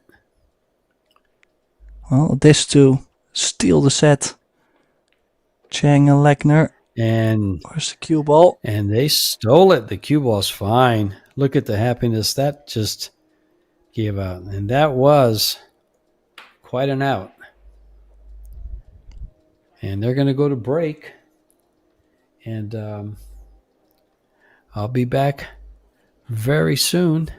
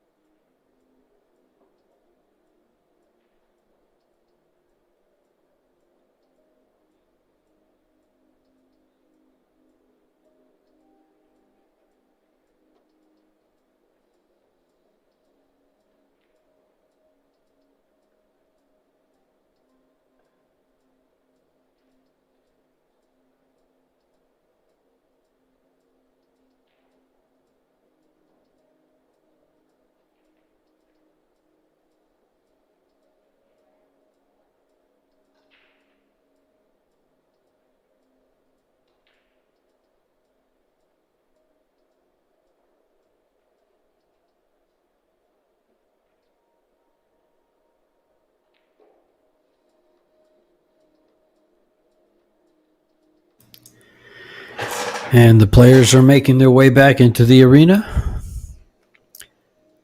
The balls are being racked by the referee, who, by the way, is from the USA. I just cannot recall his name.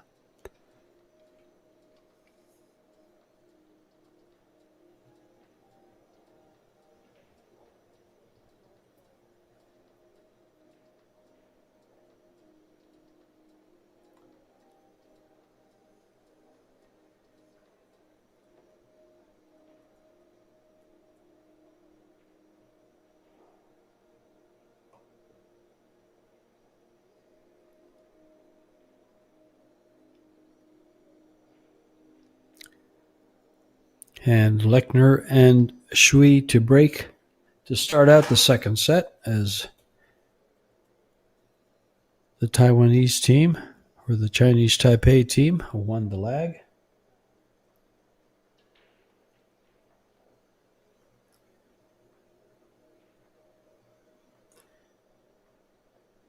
And Soa and Robbie Capito have defeated Jessica Centeno and Jeffrey DeLuna 2-0 in this loser qualification. So Soa and Capito will move on to the quarterfinals.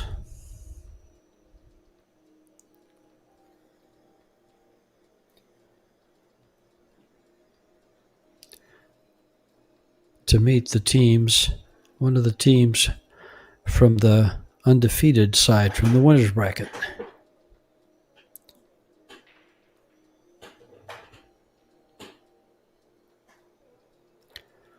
Looks like the break was dry. A shot on the one.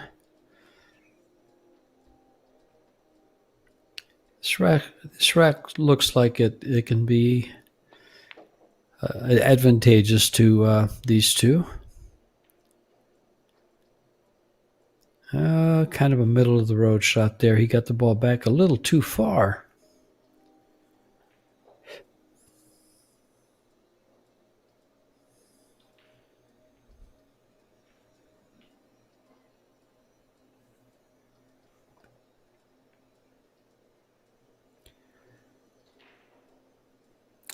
You know, those are tough shots. When you shoot that ball, trying to hold speed, there's a big tendency to decelerate your stroke and kind of pull it off a little bit.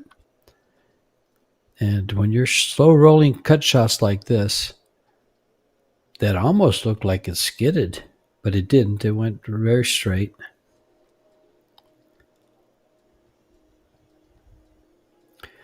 And big advantage for Lechner and Chiang.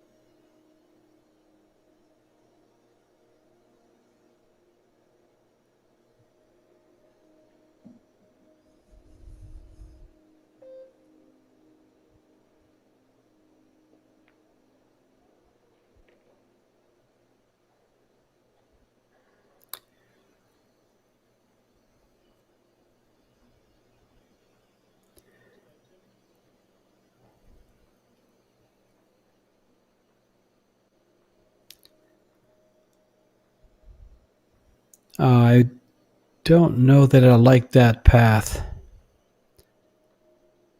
I think a simple drawback for this 6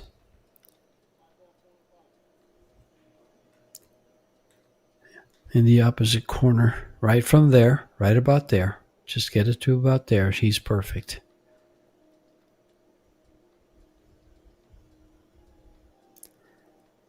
Yeah, drawing the ball back a foot and running the ball 9 feet is a big difference. But that can happen.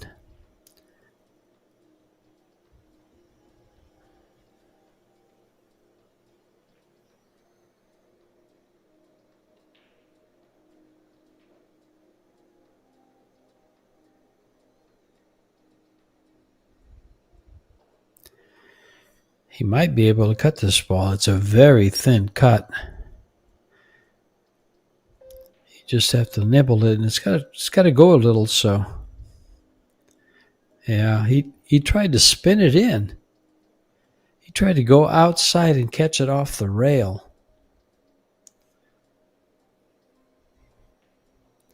And should pay the price here of losing the first game. Watch this. He went outside with it, with inside spin.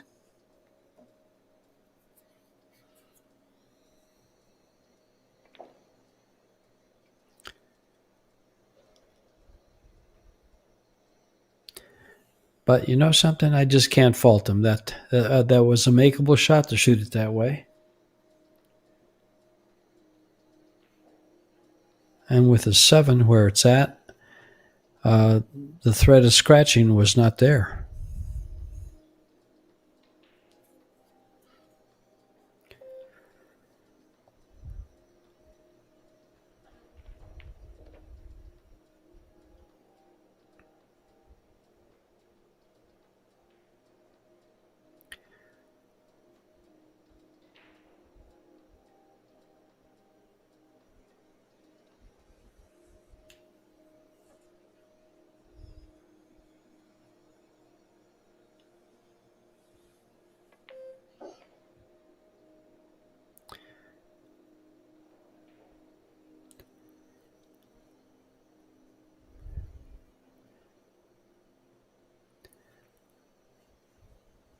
Two ways to play this. You can come straight down, or you can go forward with right-hand English and come 2 rails to just past the spot is the only place you have to get. Just past the spot. Don't come all the way down. And a little more than that, but he's okay. Max will handle this all day.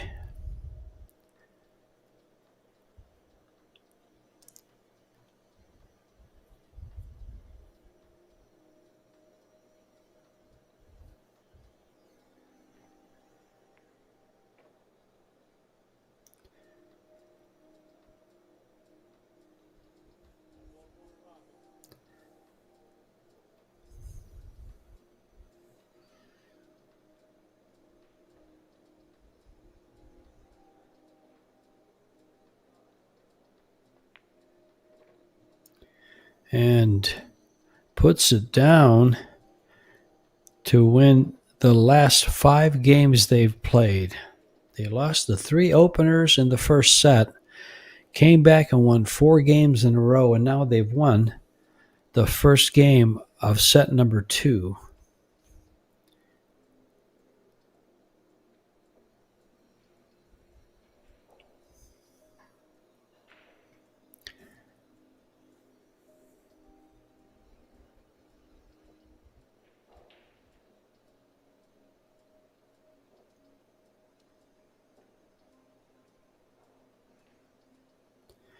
Chui An Su and Chia Chia Cho.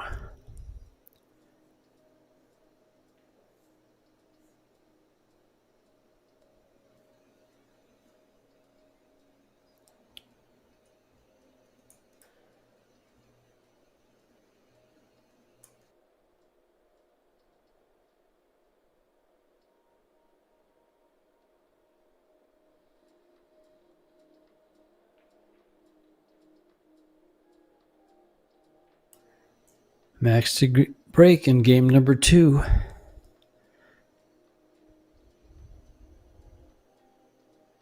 Can they continue the trend? He's getting a good spread. Has had a couple of very, very nice breaks. Hit the bracket real solid and stopped the cue balls. Parked it in the middle of the table. And that's also the second time that almost scratches. And did it scratch on the bottom? He did.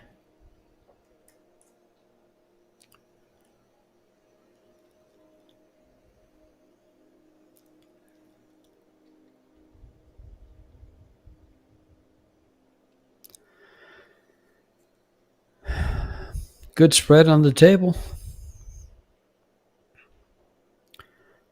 They've been very precise. Just that really a miss on the 6 ball that cost him the case game for the first set. It was a shot that Cho should have made or could have made.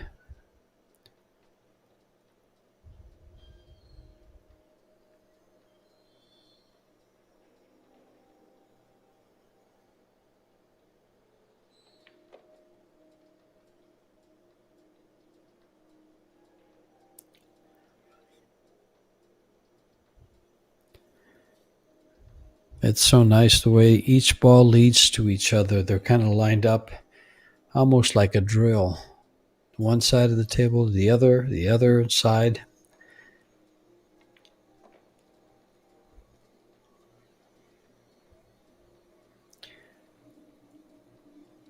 He may have left her too flat. I think she's got enough to run over to her left there to get on the 5.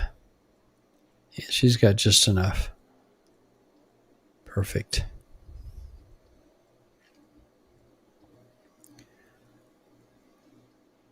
He's got some work here. You might have to leave her pretty long, or risk getting behind the 6 ball on this position shot.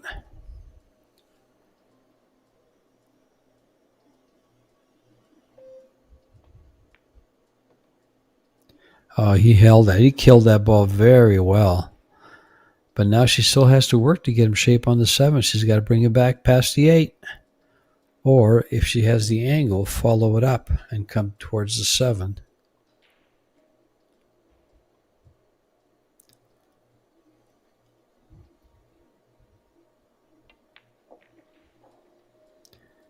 Yeah, that was tight. Yeah.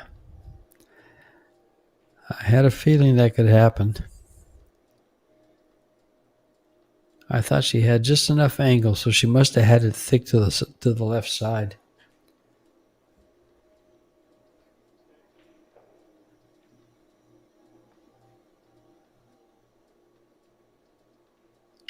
Nice camera work there. Very nice camera work. Showing us exactly how bad he's hooked.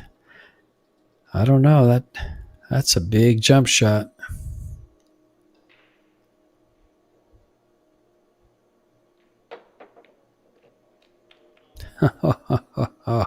Great shot.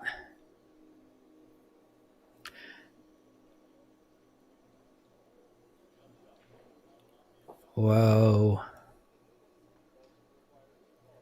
He's saying he didn't.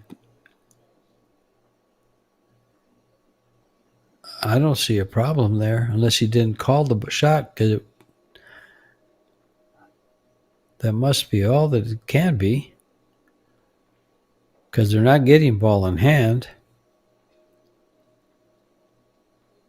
If there was a fall, they'd get ball in hand. If it was an uncalled ball, well, then they have a choice.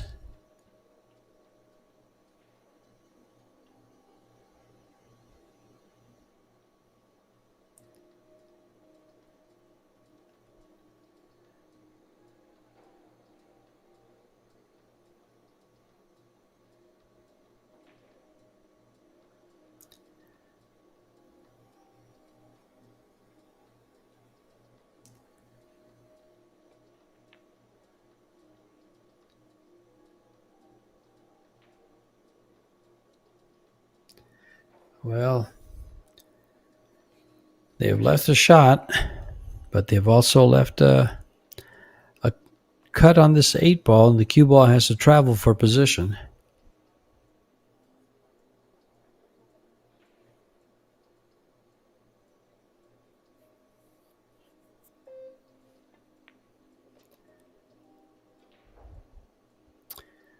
You know, that's a referee's call. If you're really feeling sporty and you're a really good sport, you might consider letting them shoot that. But it's not your fault. As a player, it's not your fault that they did not call it. Even though jumping it, you think they're going to try to make it.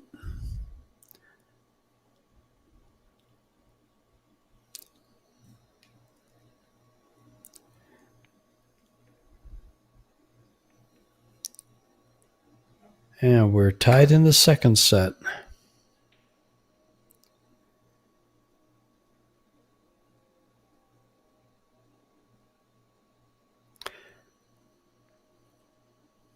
First time the score's been tied since rack number 6 in the first set.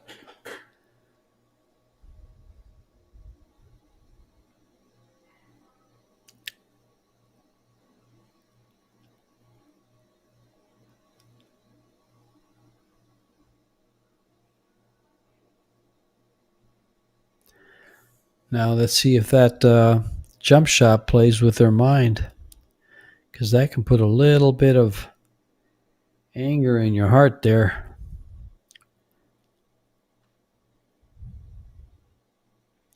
And now you're not thinking pool, you're thinking about fairness.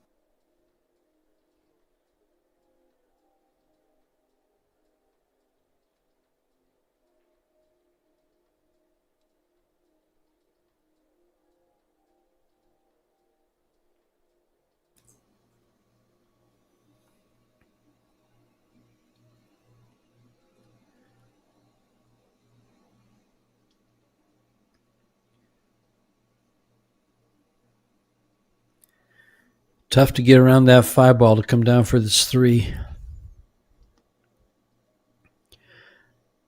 Hit that with draw and try to draw to the side rail and come around, wrap around. But that 5 ball, just like that. I thought she made the ball, but that's the way to handle the cue ball for position.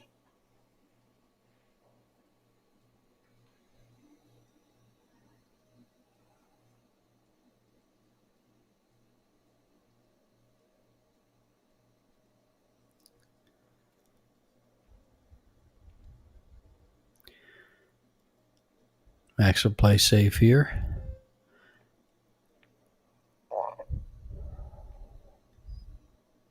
Did he hit it hard enough? He's going to get behind the 3. He was trying to get behind the 4-9.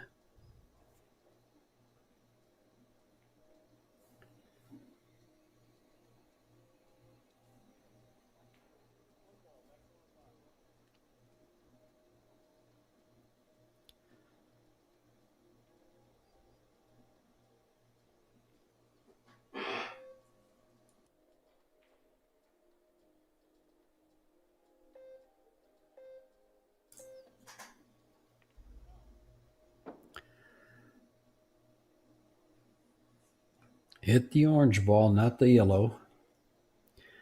Ball in hand.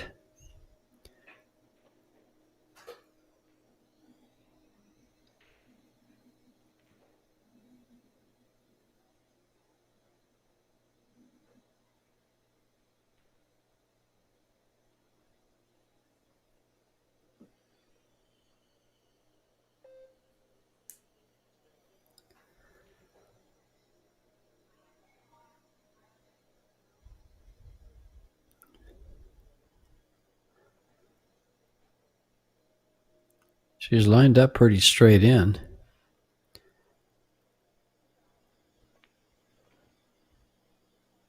Perfect.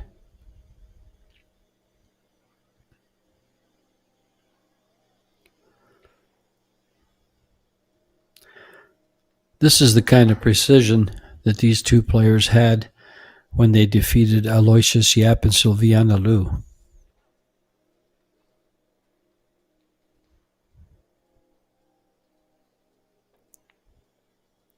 Very tight match.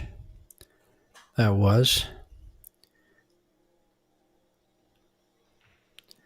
Now you want to pocket this one clean, come straight across.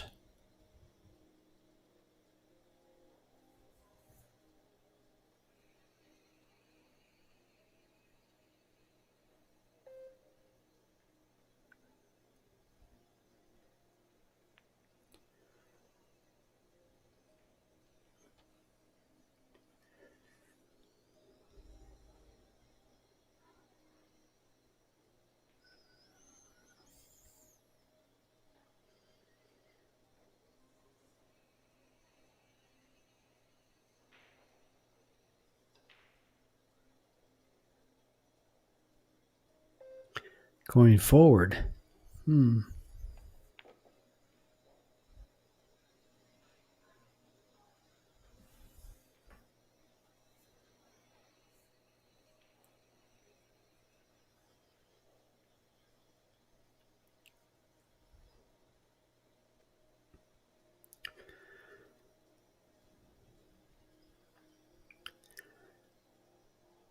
You'd like to go forward on this shot, but the 8-ball's in the way. I'm sorry, not the 10-ball's in the way. She came straight across.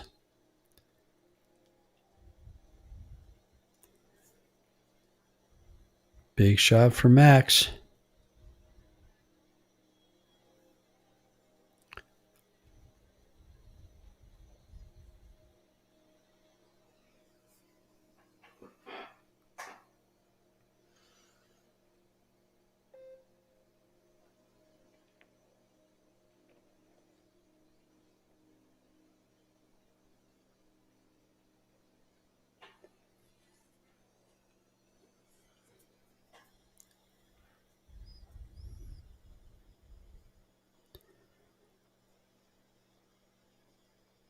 Perfect position.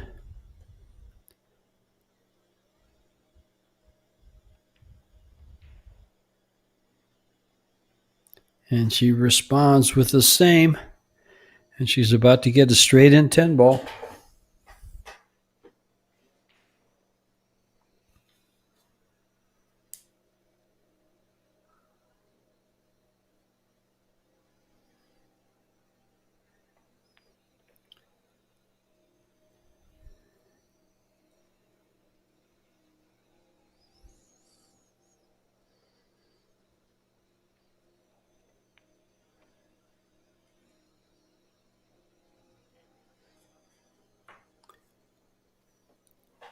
Very nice, very precise run out there.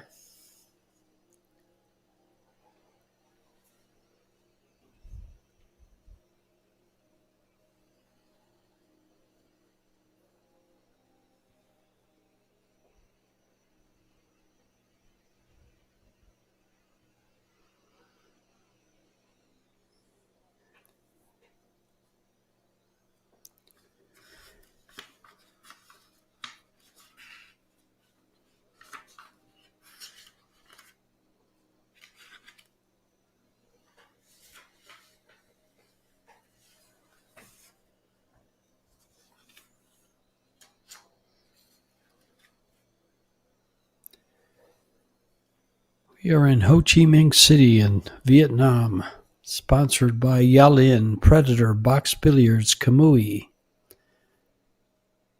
partnered with the WPA. Oh wait, this one's not. And Pro Billiard TV.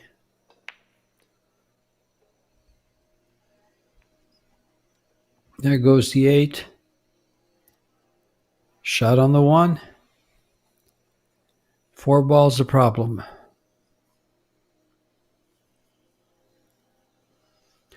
There's John Mora in the yellow shirt in the audience there. Pro player from the USA.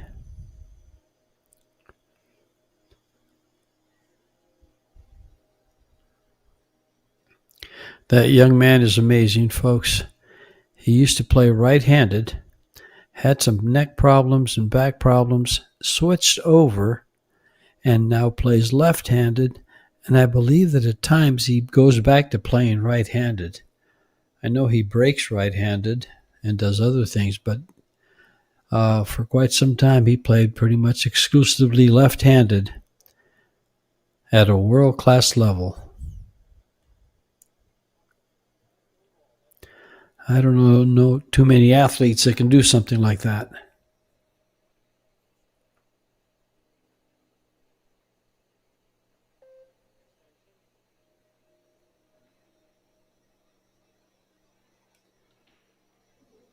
Ah, I misspoke, huh? That's right. He is not from the US of A. He is from Canada.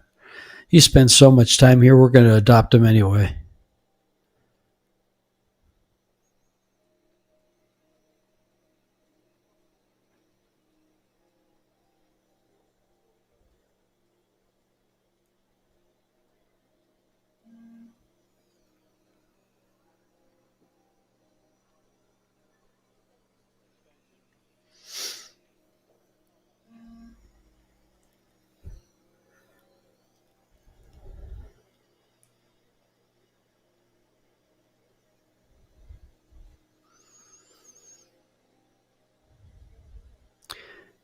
Looks like he's going to have to go rail first here. She's going to have to go rail first.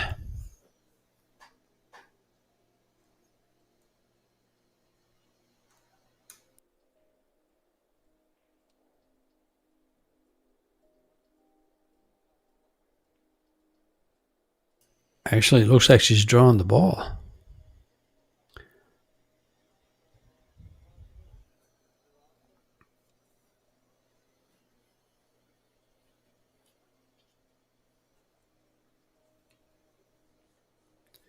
Yeah, she was pretty straight in on what appeared to be straight in, apparently.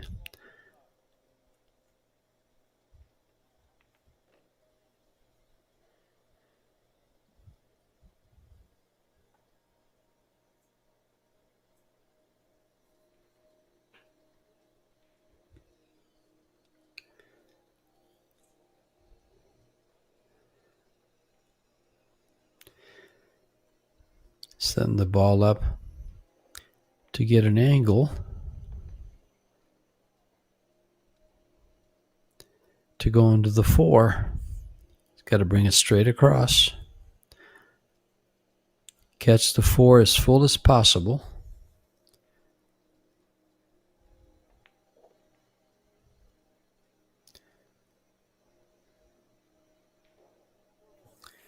Will he bank it or will he play safe? He's got a good safety to go 2 rails behind the 9-10 and leave the barely move the 4. He also has a high percentage bank shot.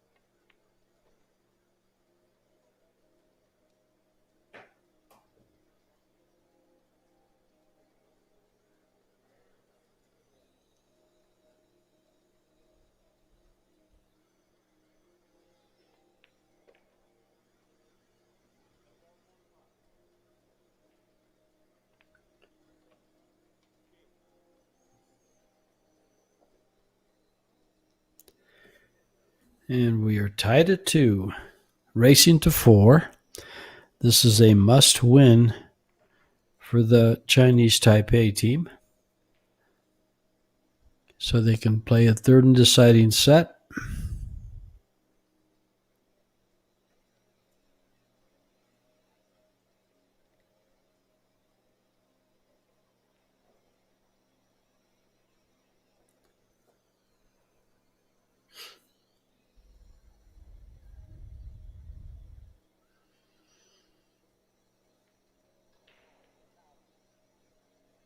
Trying to figure out who gets the break.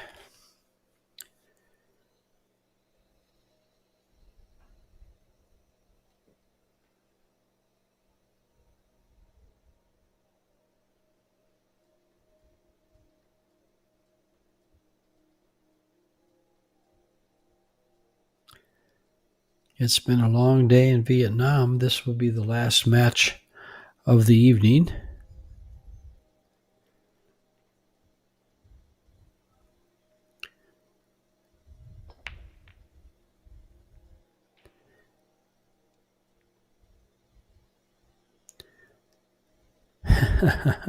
Funny how there's an open shot on the 1 ball, and all of a sudden the 4 ball gets kissed a couple times, comes 2 rails, and gets right in front of the cue ball.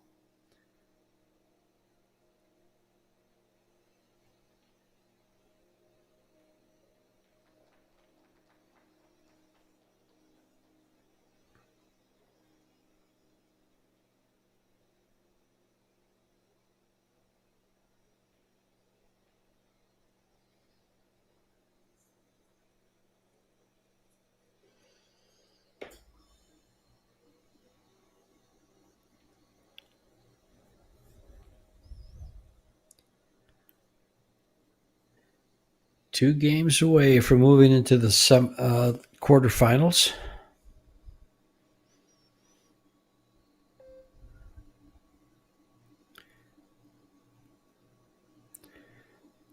Push to a jump shot for a bank shot to the side. Nah, it's too steep for that. They're going to get it back. Yep.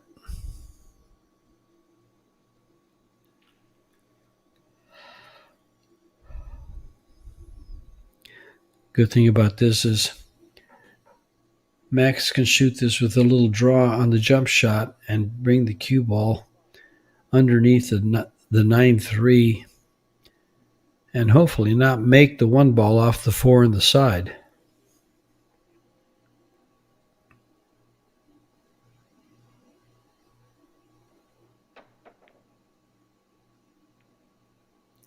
Or the 7 ball in the corner. Look at this cue ball. Don't think that was a fortunate roll. He was playing that all the way. And they've chosen to take the shot.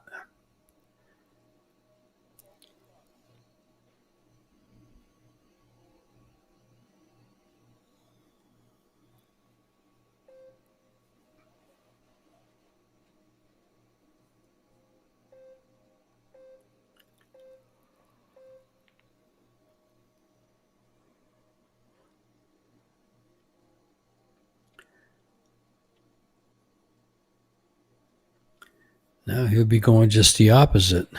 Probably calling the 2 ball. Or is he going to kick it? Yeah, he can kick this. He can swerve it. No, he's going to take the bank shot.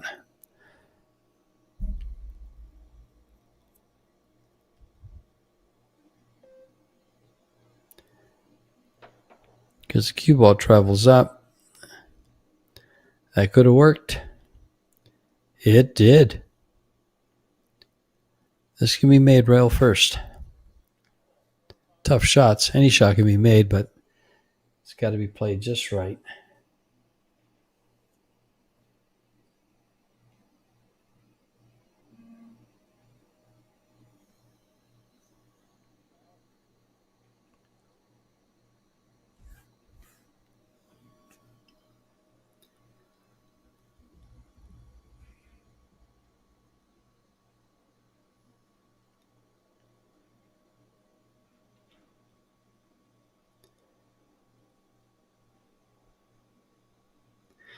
Notice he wants her to play line shape and not coming across his target area. A lot of people would put the cue ball almost parallel to the rail and cut the ball over and end up for the 3. He wants a 2 rail shot here because he wants the cue ball traveling in line with the shot, keeping the 3 ball between the side pocket and the cue ball, ending up straight in.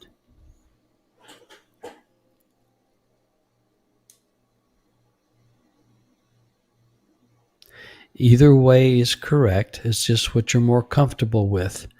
This is more higher percentage.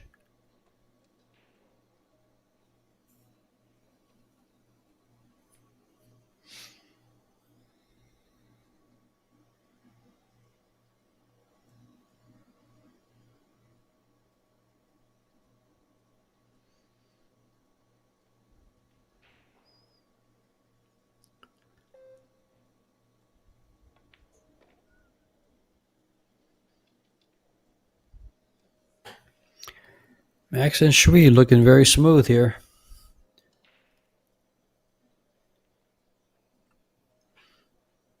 Tied at 2. This is a big, big game. They could put them on the double hill. As my friend Tim de Ruyter likes to say. Double hill. Needing one game to win the set and the same game to win the match.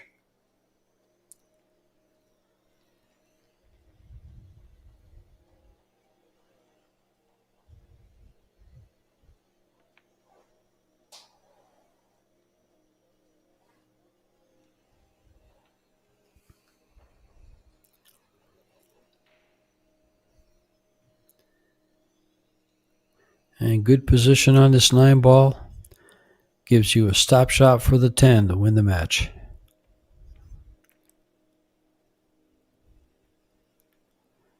And Max delivers.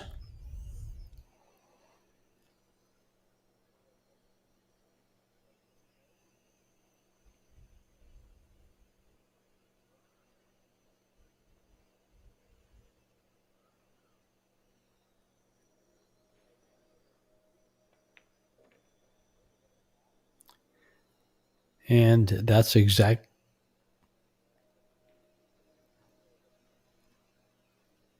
what you have.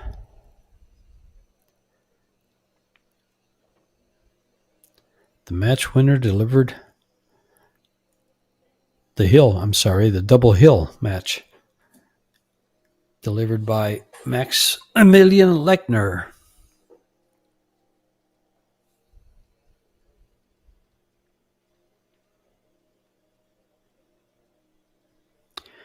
Re-1 of the rack.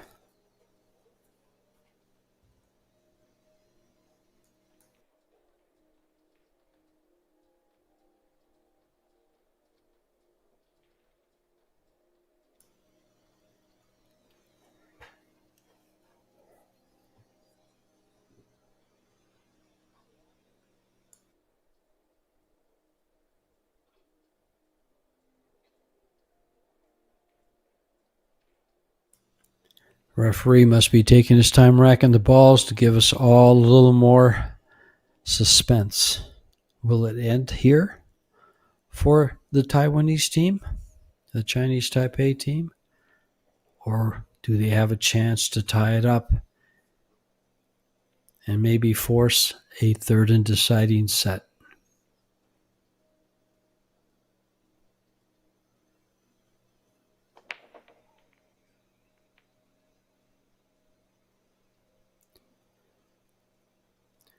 Dry break.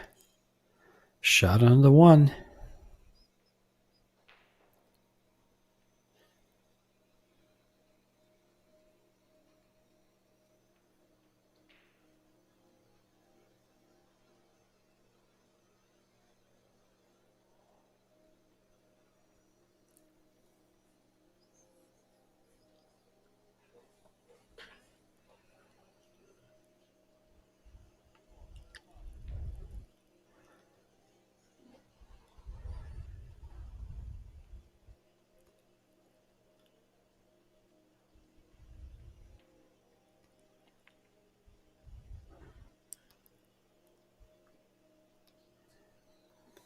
Hung it up. This cloth might be 2 days old, but it's tightened up already, and the table has been playing awfully wet.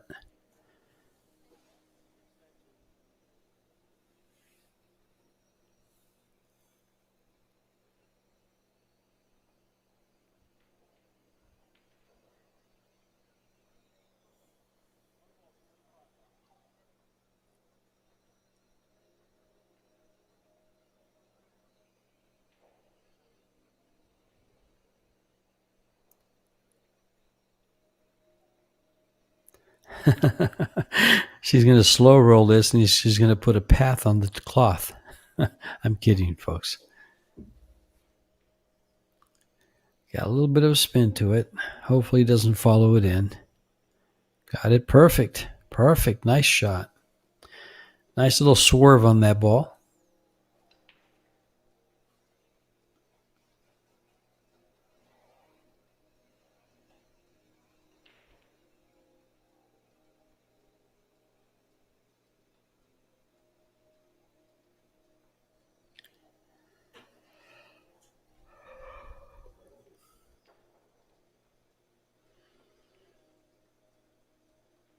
Oh, Max. That's not the first time he's done this in this match. He had one similar to it earlier.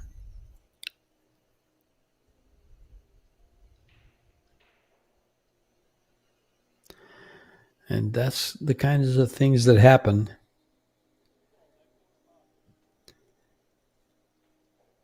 when you take a shot for granted.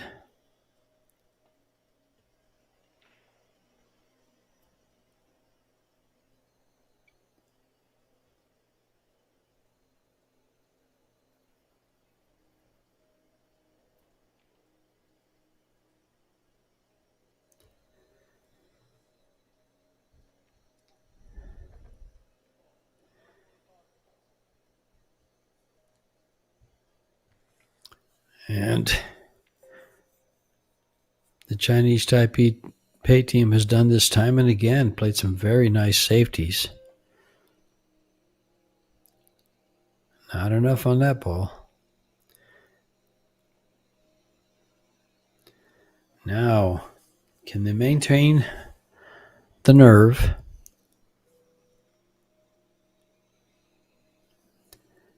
and come in real precise here to run out this rack?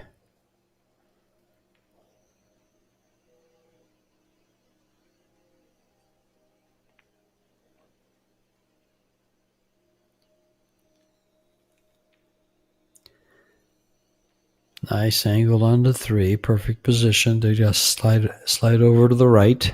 Stun over to the right.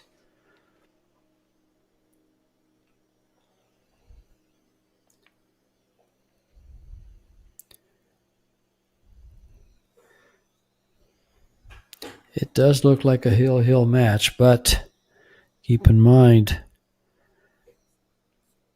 the hill match in the first set, or the hill set, the first one, ended up with a missed, fairly easy 6-ball.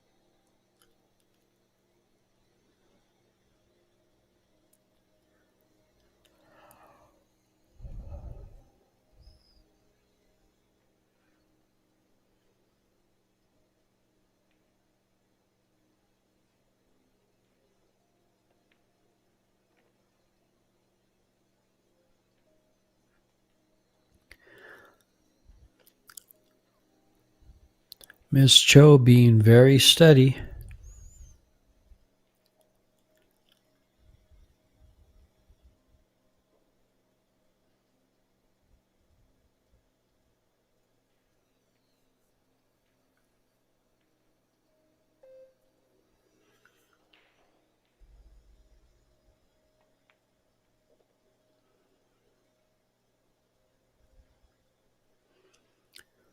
This 9-ball could send us to a hill because the position should be very, very natural.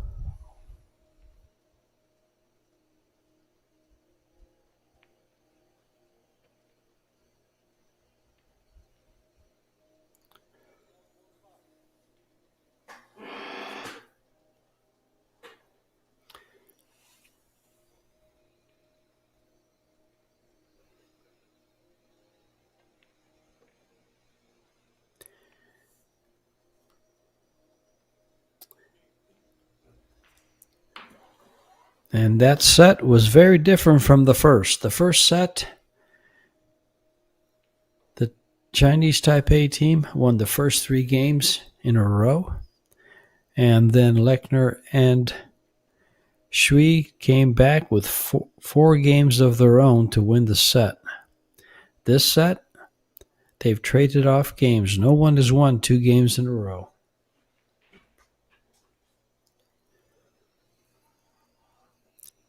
If the trend continues,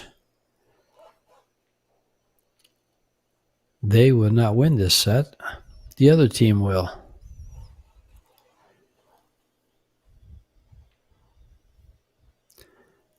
And they're talking about that, saying, don't let that happen.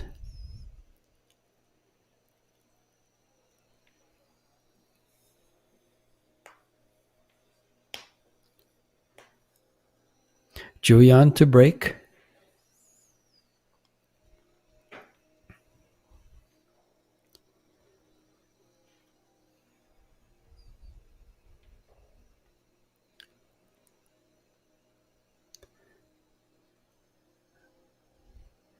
They either win this game or they're eliminated.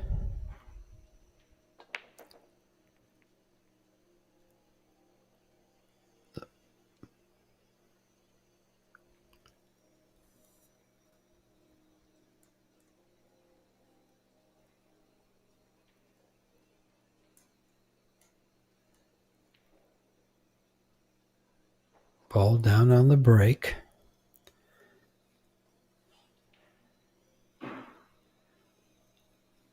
Nothing shoots out at you. No real opportunity to pocket the one. 3-ball blocks the bank.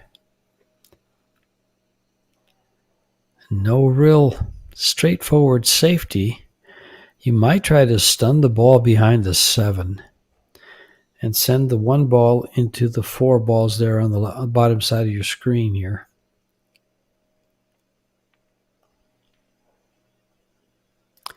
Went ahead and used the 7 and did place the 1 behind the wall of balls. They opened the match with a 3 foul. They won by a 3 foul. Can they end it on the same?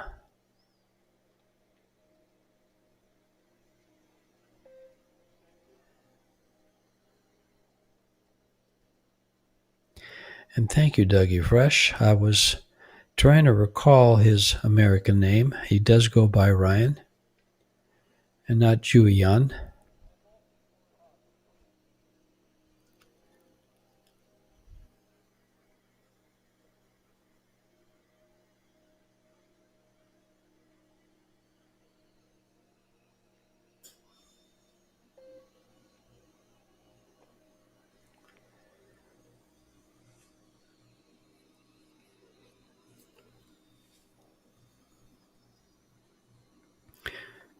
The safety paid off. They get to come back to the table with an open shot on the 1.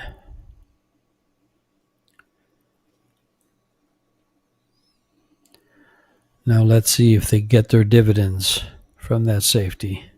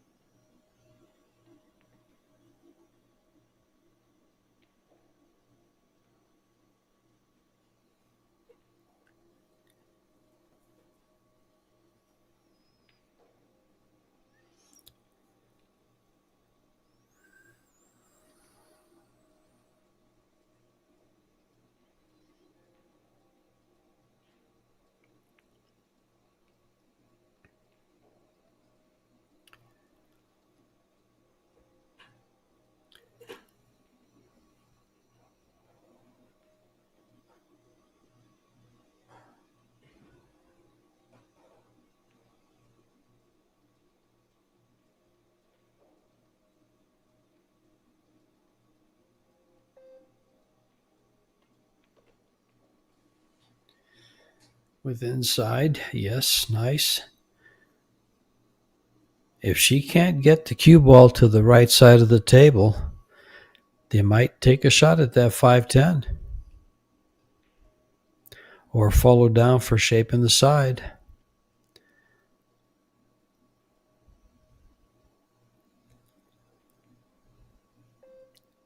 A little too straight to try to push the cue ball over.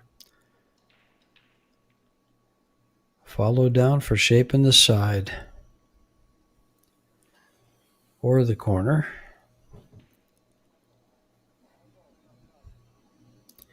This is a tester. These don't just fly in.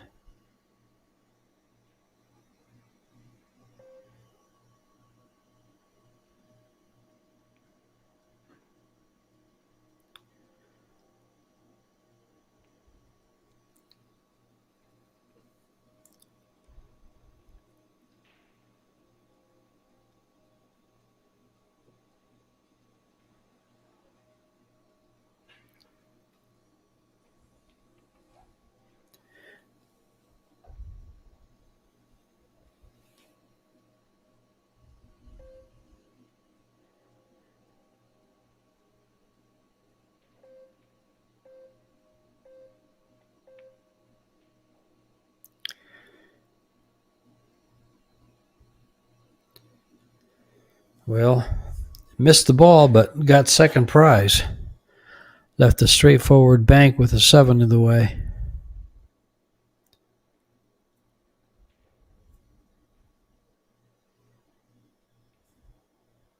What appears to be a straightforward bank, she might not be able to hit the right side of it to bank it. So she's going to have to go off of it. She's going to try to cut it in the corner. I guess she can't hit the whole ball then.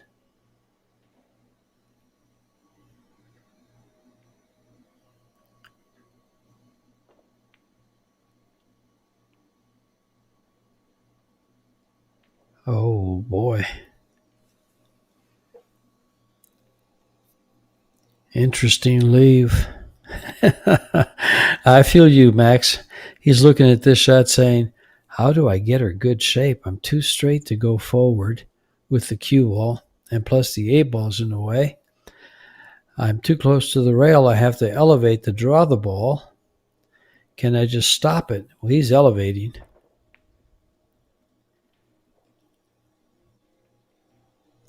Yeah, those are tough shots. Playing by himself, he might have just stopped the ball there, tried to just stop it and taken the long shot on the 7. Playing with a partner, you try to give him the best shot you can,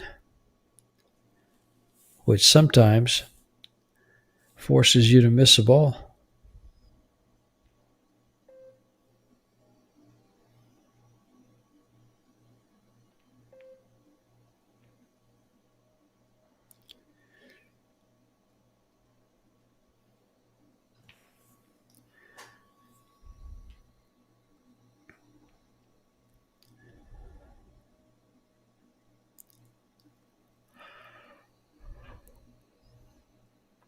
His cue ball moves to the left.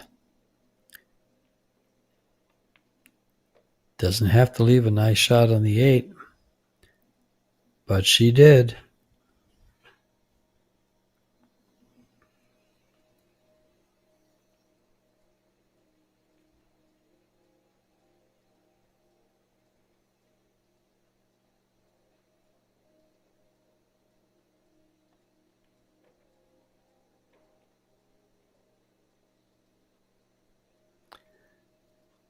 Wow. Nice position. Does she come across the side pocket and play 2-rail position on the 10, or does she just stun the ball over to the left? More of a stun.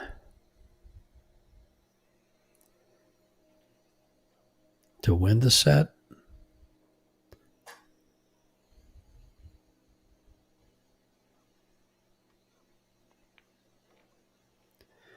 And on to a third and deciding set. What a match this has been.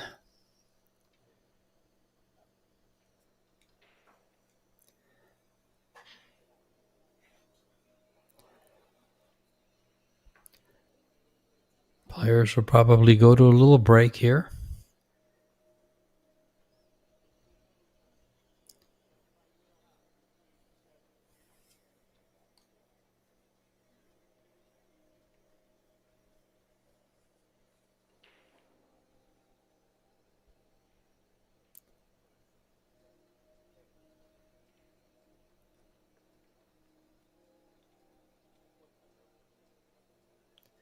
I'm surprised Max and Sui are not walking away, just to walk away for a little bit instead of sitting in the chair waiting on their opponents. And they are walking away. With all the players gone from the arena, I'll do the same. I'll be right back.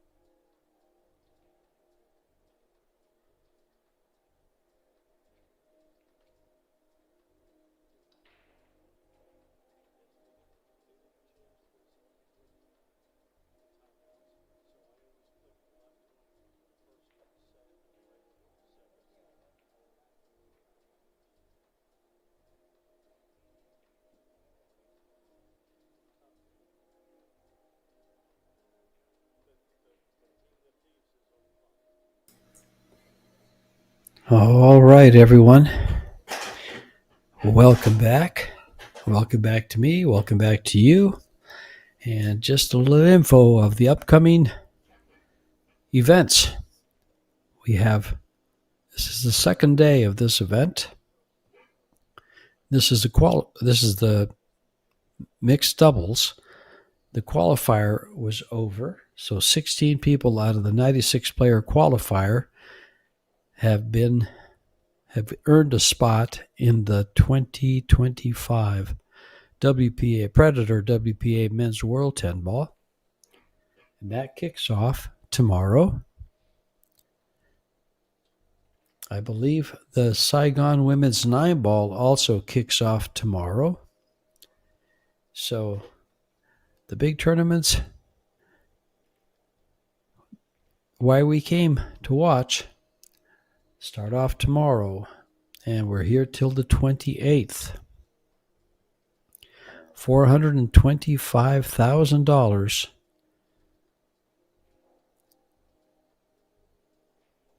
available.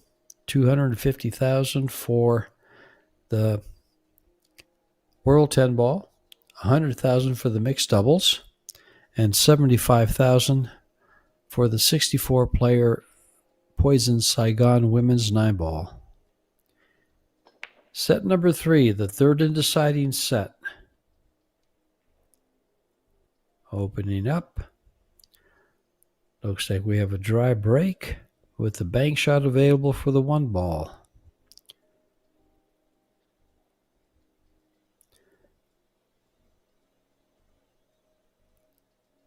Nothing to do with the 2. More than likely we'll see a safety. Not a bank shot. He's got a shot to make it and come over for the 9. The ball rolled up further than I thought.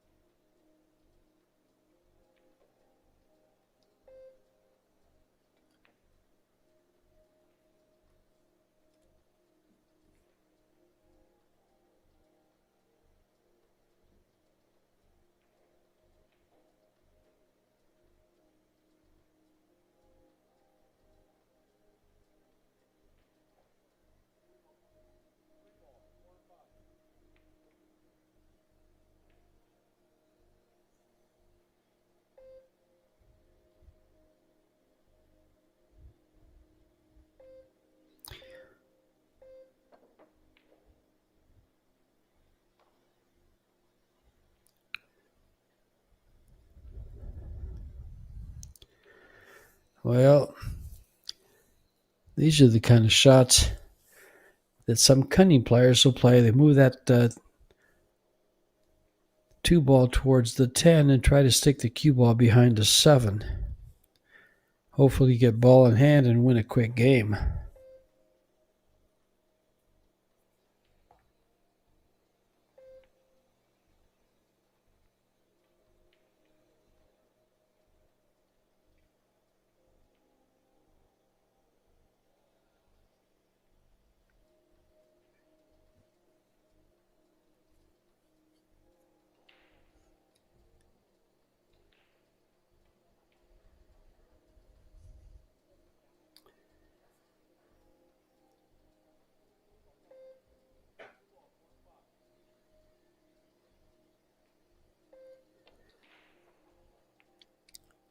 Nice hit. Very nice hit.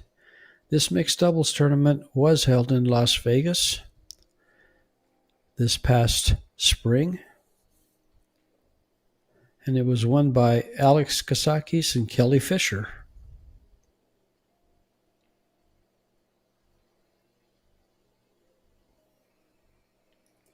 I think they had 24 players in Vegas. I could be mistaken. Probably am. But this time there's 32.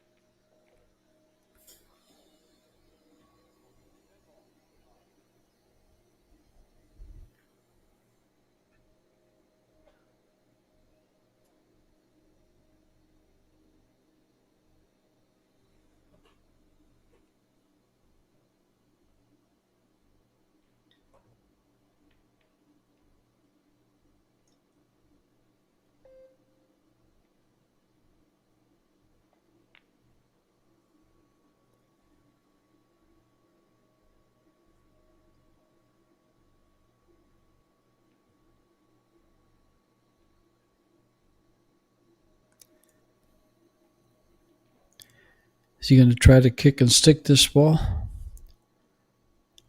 Hit it full, stop the cue ball, send the 5 ball up table. Called it in the side just in case.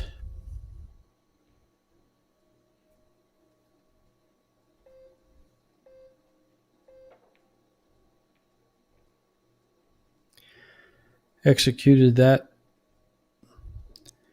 as good as it can be done, especially if the 6 ball hasn't blocked.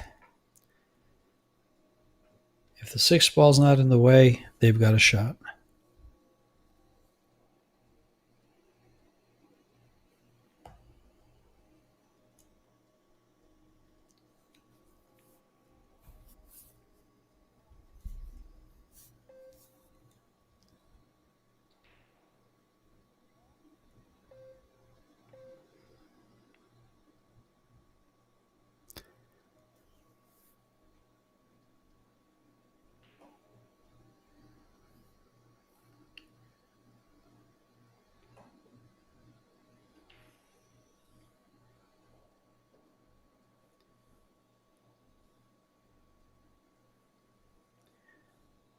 Keep in mind, this is a loser qualification round. The winner of this match will move on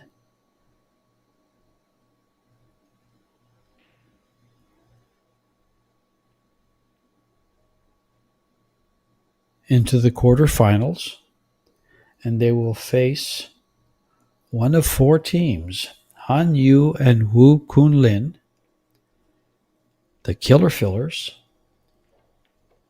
Christina Tkach and Feder Gorst, Cho Che-yu and Ko-ping Chung. They will face one of those 4 teams.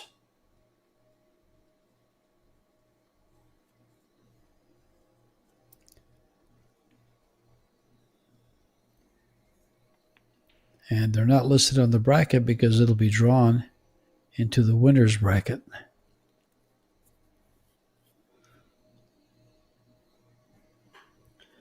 The other loser round matches, of which there are 4 right now, loser qualification, Soa Soa and Robbie Capito have defeated Cheska Centeno and Jeffrey DeLuna, so they're into the quarterfinals.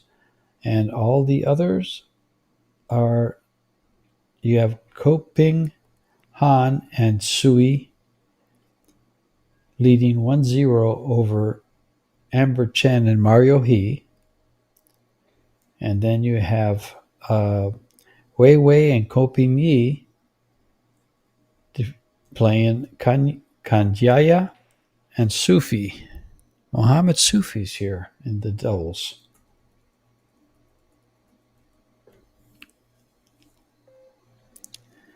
Big shot here by Max.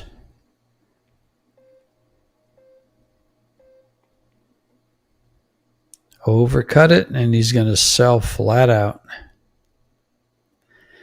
Hit it with a lot more speed than he had to. It would have been a good shot if he overcut it and just held the speed on the top of the table for position on the 9. But he kind of took a swing at it.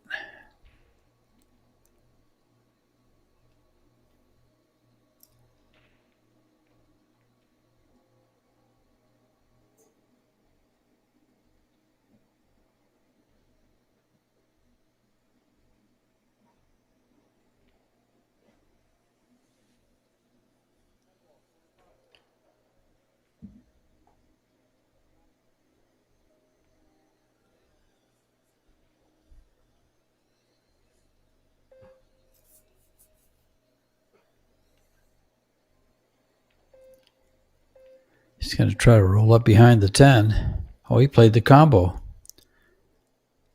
I thought that was a little tougher. Didn't see the combo. Didn't look at it long enough. I was hanging out with you guys in the YouTube chat. I was taking a look at it. Game number 1 of the third and deciding set is won by Cho and Sue. Keep in mind, if this is tied, if this goes hill-hill, we will be treated to one of the most exciting shootouts I've seen so far this tournament. Why? Because I haven't seen one yet, and I love the shootout.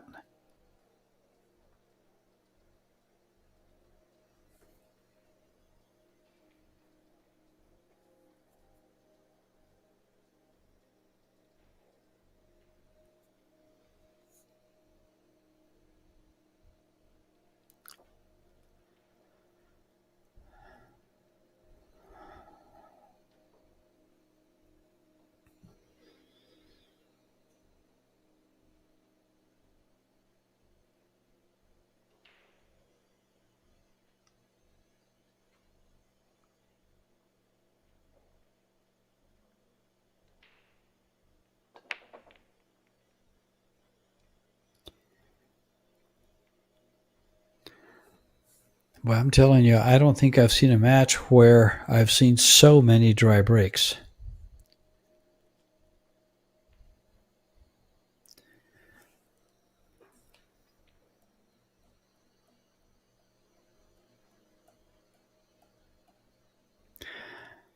Out of 15 breaks in this match so far, I'm almost willing to bet we haven't had 3 where they made a ball.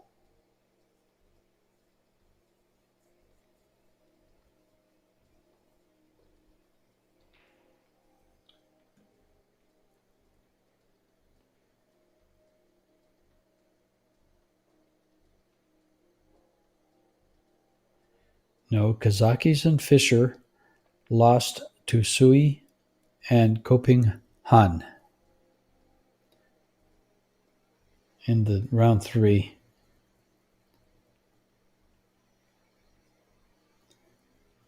Just prior to this match here.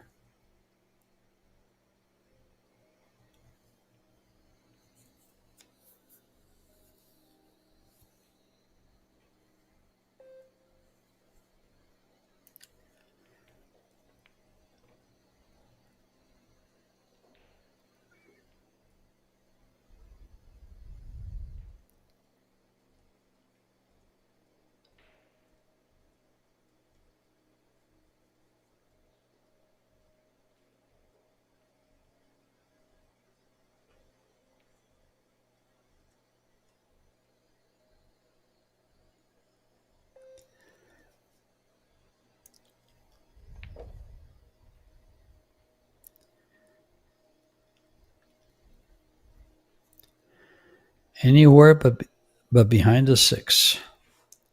Up on top there. The straighter the better on the 5.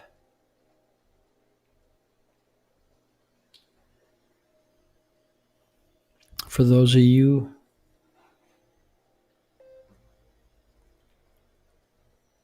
looking for some great pool, we've got some coming up for you.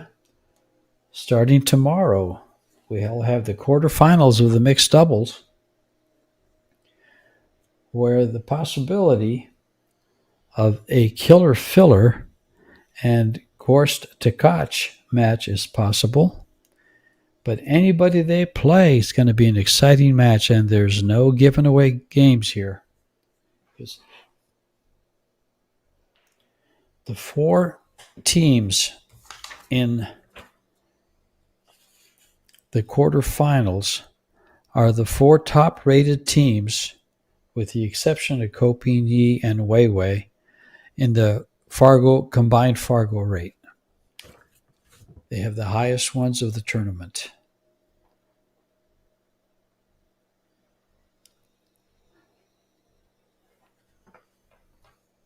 So Fargo has proven its point as to how the cream rises to the top for these tournaments.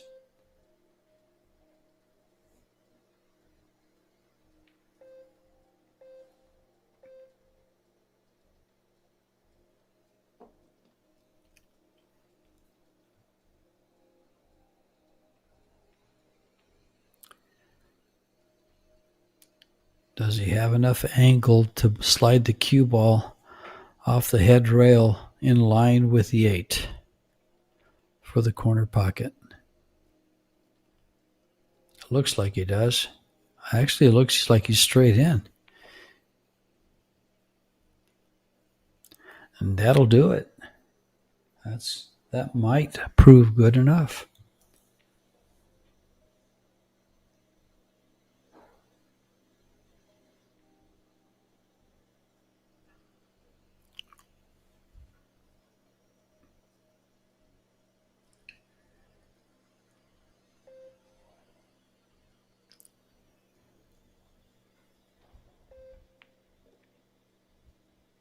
Nice shot.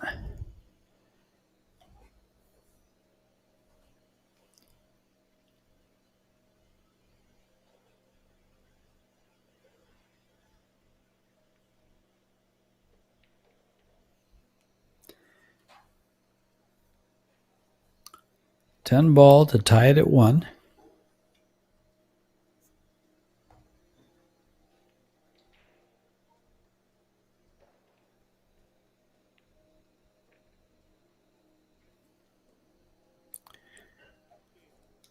Tied we are.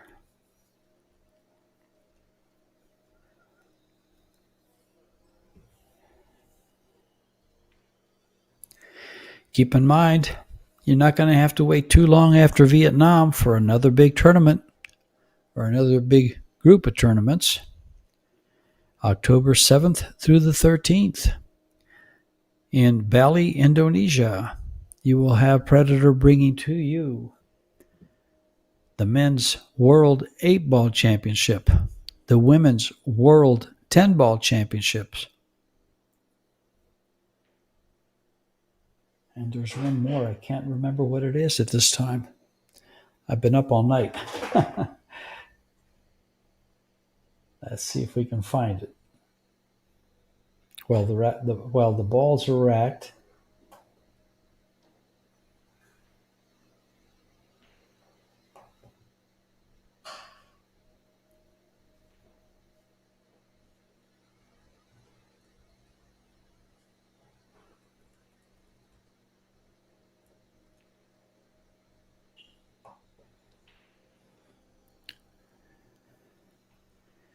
Sui Ching Chang to break the balls.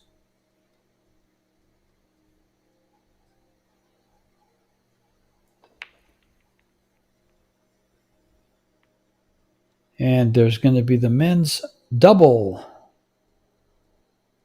10-ball world championship. That's the first one that I'm aware of.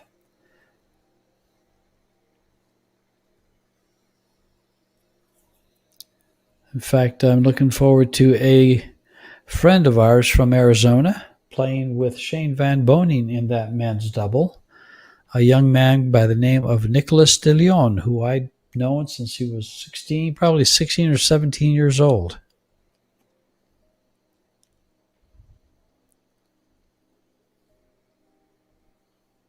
And I'm not sure, but I think I saw a post that he may be playing. He may have gotten into the Men's World 8-Ball Championship. I'm not 100% sure on that. Maybe I shouldn't have said anything, but I did.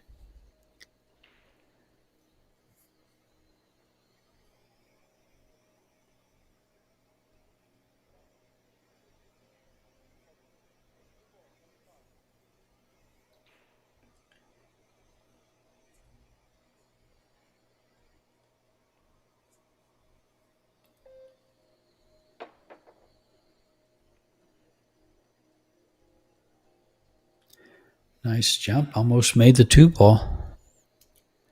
Sean.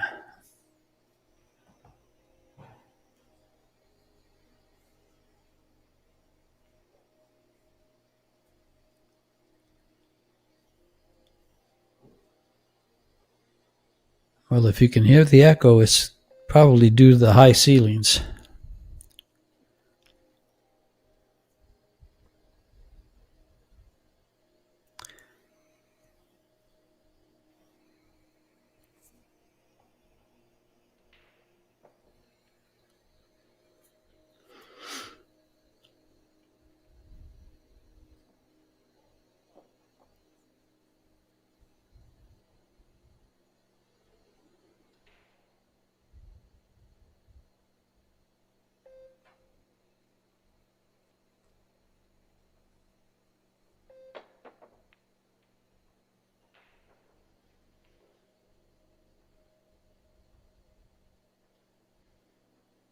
This is going to be a hard-fought set.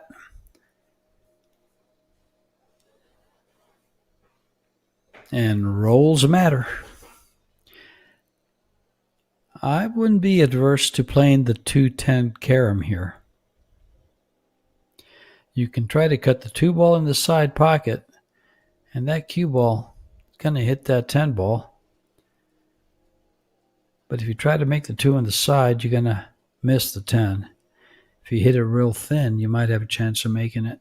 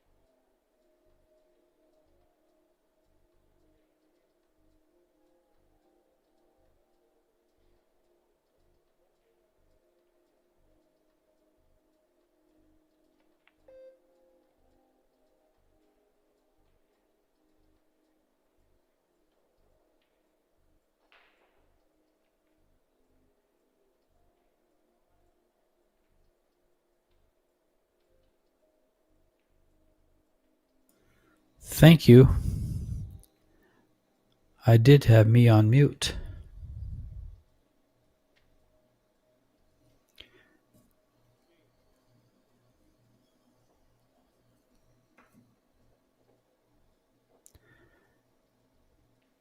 That is one of the dangers of doing commentary solo.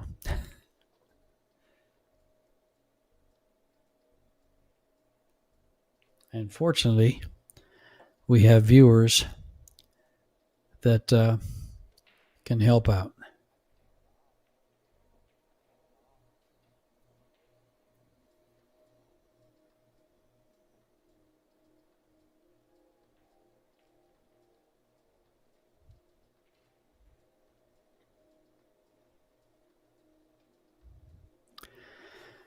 Very nice run out.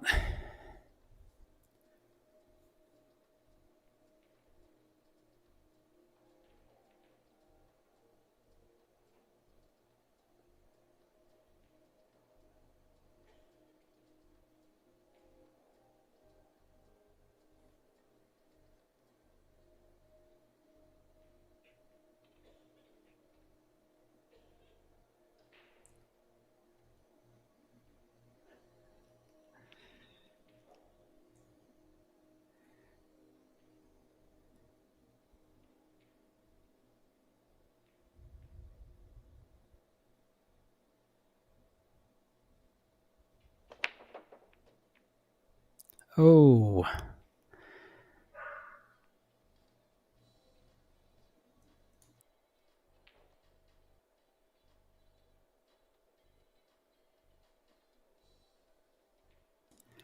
Lost the cue ball directly into the side pocket. You know, you don't mind it as much when you get kissed in, but when you lose it directly to the side pocket, you just have to get mad at yourself because you know it was your error.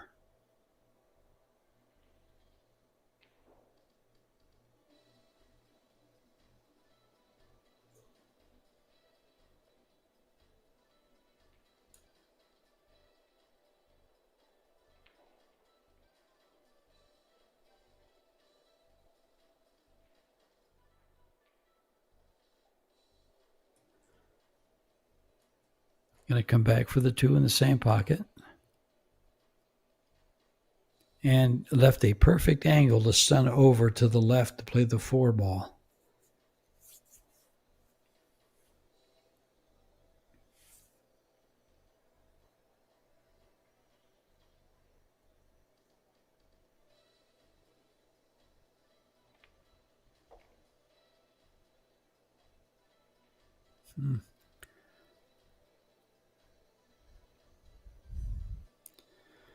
Matter of taste there. She liked to use the rail to get on the 4.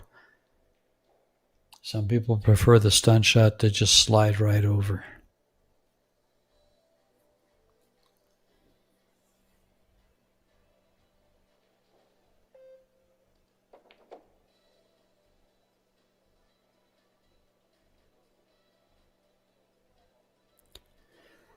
He's on the correct side of the ball to come over for the 6.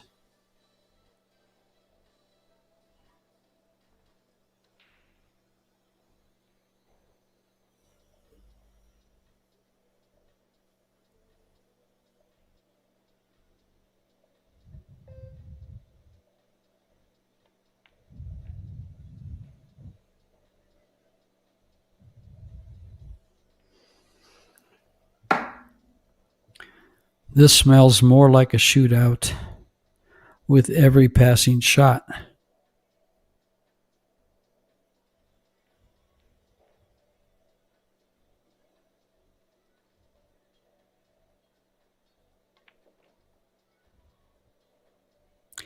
Uh-oh.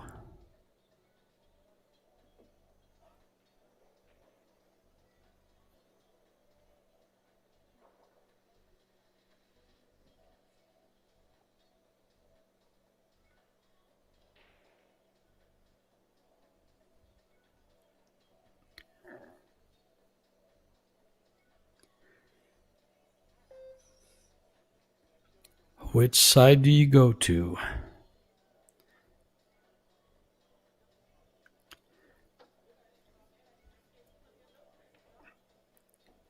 Thin cut to where? Or will they try to put the cue ball behind the 9 and bank the 7 ball up? Either way, it's a long, long shot. They will bank at this. With the 8 ball so available,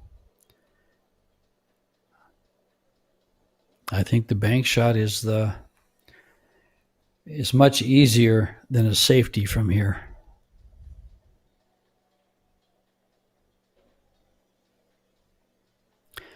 Oh, he's trying to go behind the 9. She's too close to the rail.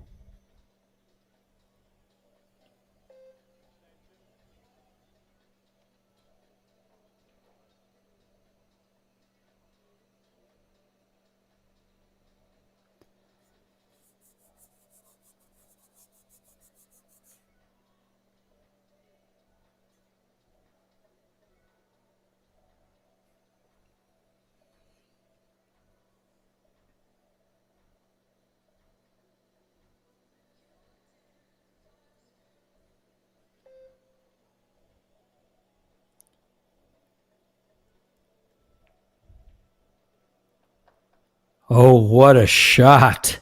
What a shot. So delicate, so precise.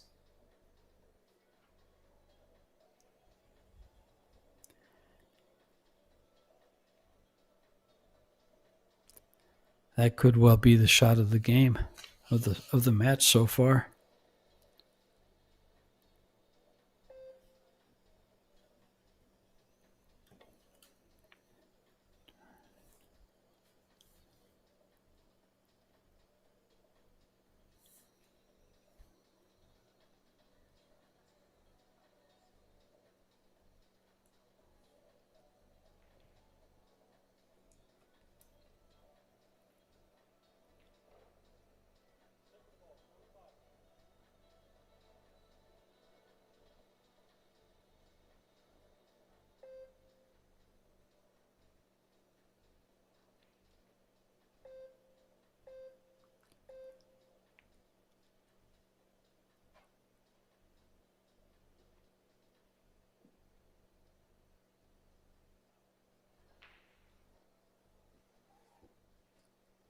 You wanted a little bit more out of that cue ball.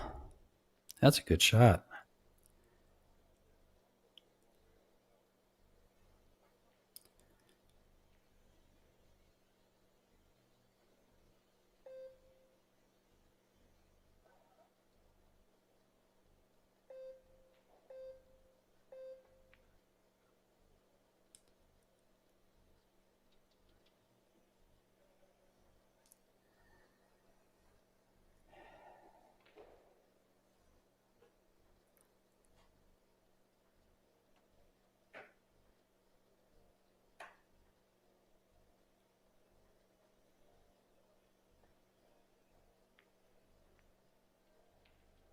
Another good shot. It's leaked out, but she had wicked intentions.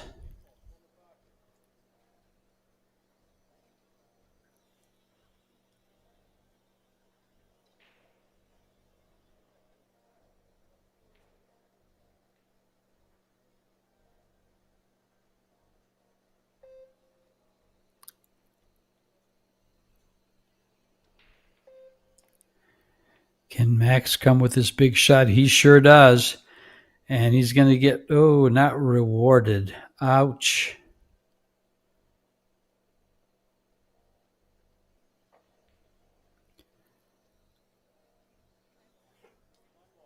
What do you do from here?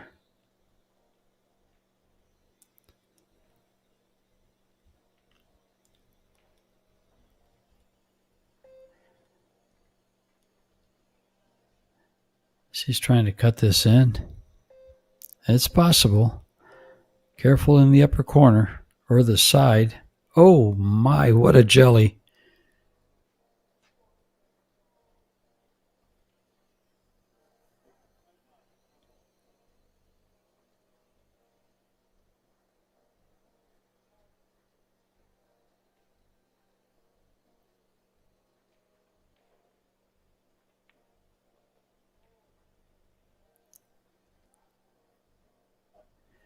And 3-1. The worst this team can do is a shootout. Their goal is the next game and win it outright.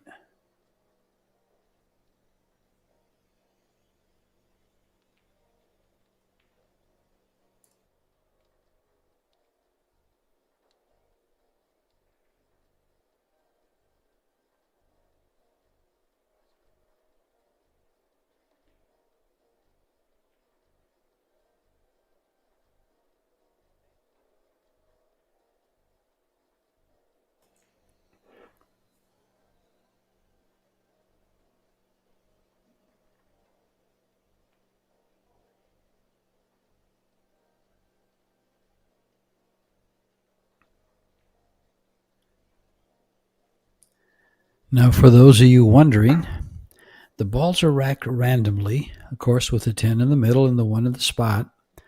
But the reason they line them up along the bottom and they take the balls from each edge is to make it a random rack.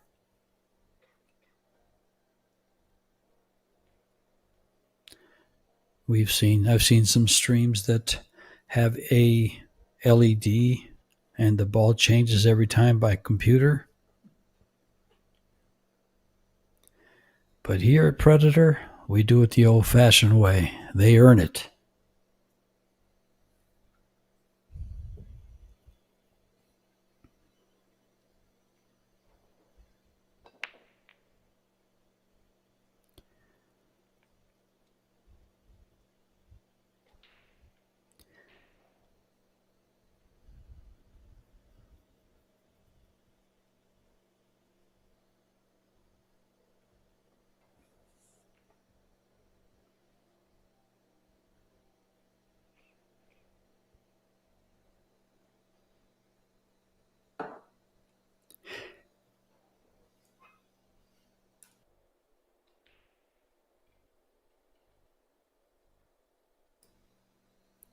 Is that cue ball too far out in the middle to get a good bridge and for the jump? He's about, if I remember correctly, he's about 5'11", 5'10". But he's not shooting, she is. That's why there was no jump.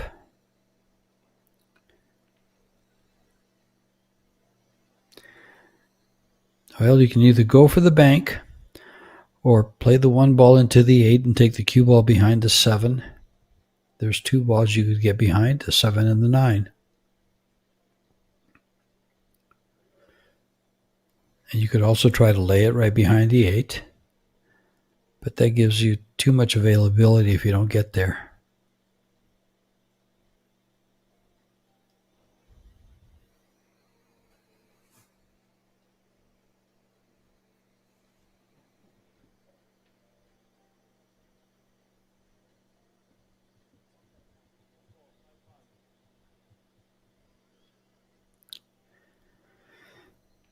And here is Ryan with the short stick.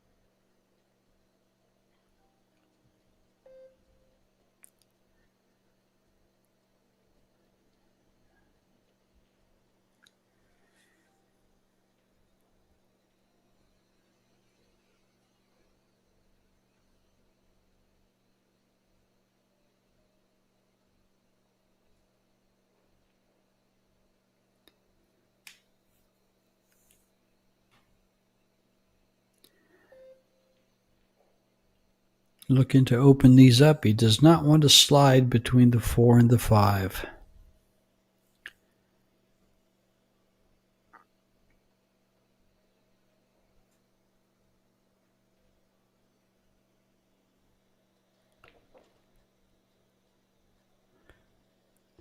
nor get behind the 5.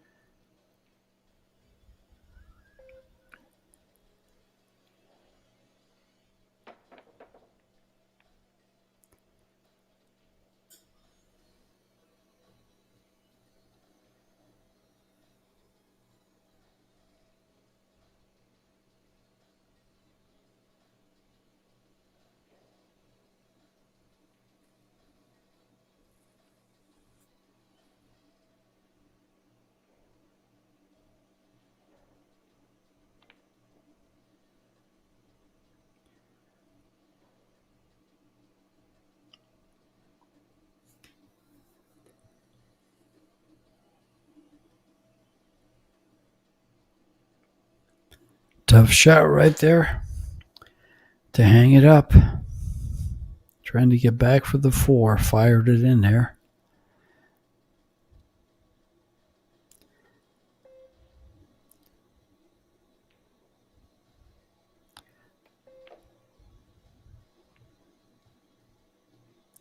Oops. I thought he would come straight down one rail and try to come between the 4 and the 6, right at the 4. Because if he comes to the side, the corner scratch is possible.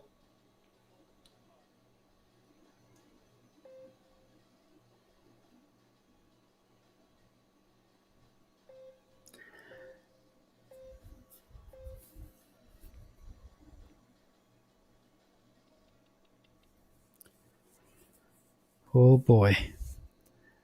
Things just worked out.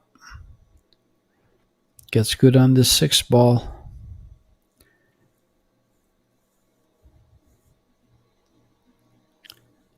And getting to the 7 would be the only problem.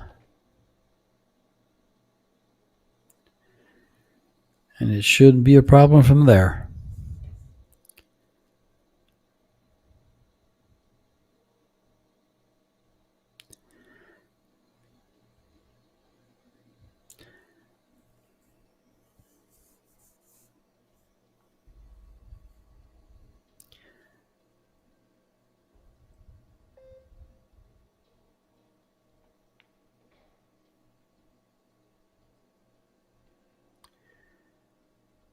And see, for me, that is perfect because now this slides right down the rail in line with the 8.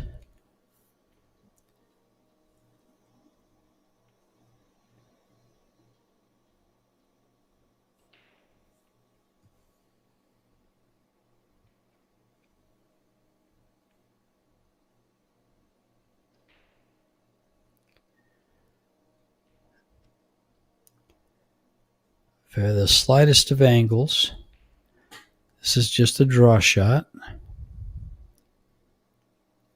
Right to where she pointed.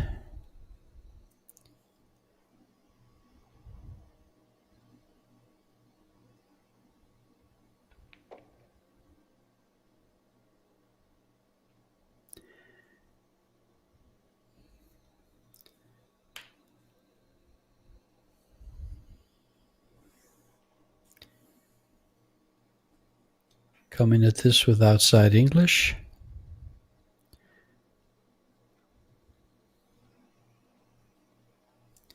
Playing to the short side of the 10.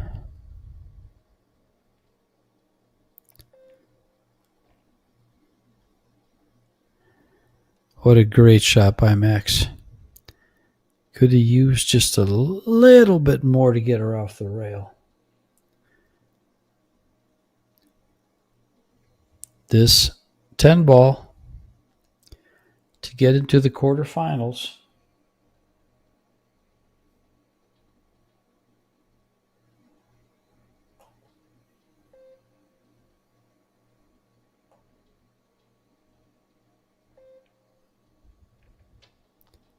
And there you have it. Maximilian Lechner and Shui Ching Zhang defeat Ryan Yuan Su and Chia Chia Cho and move on to the quarterfinals, where they will be drawn into two of the winning teams. This is from the one-loss side. And stay tuned. Come back tomorrow where we start the men's World 10 ball. And we'll have the quarterfinals, semifinals, and I believe the finals. Will they all be tomorrow? I was going to sign off, but I'm going to let you know. Make sure you come back.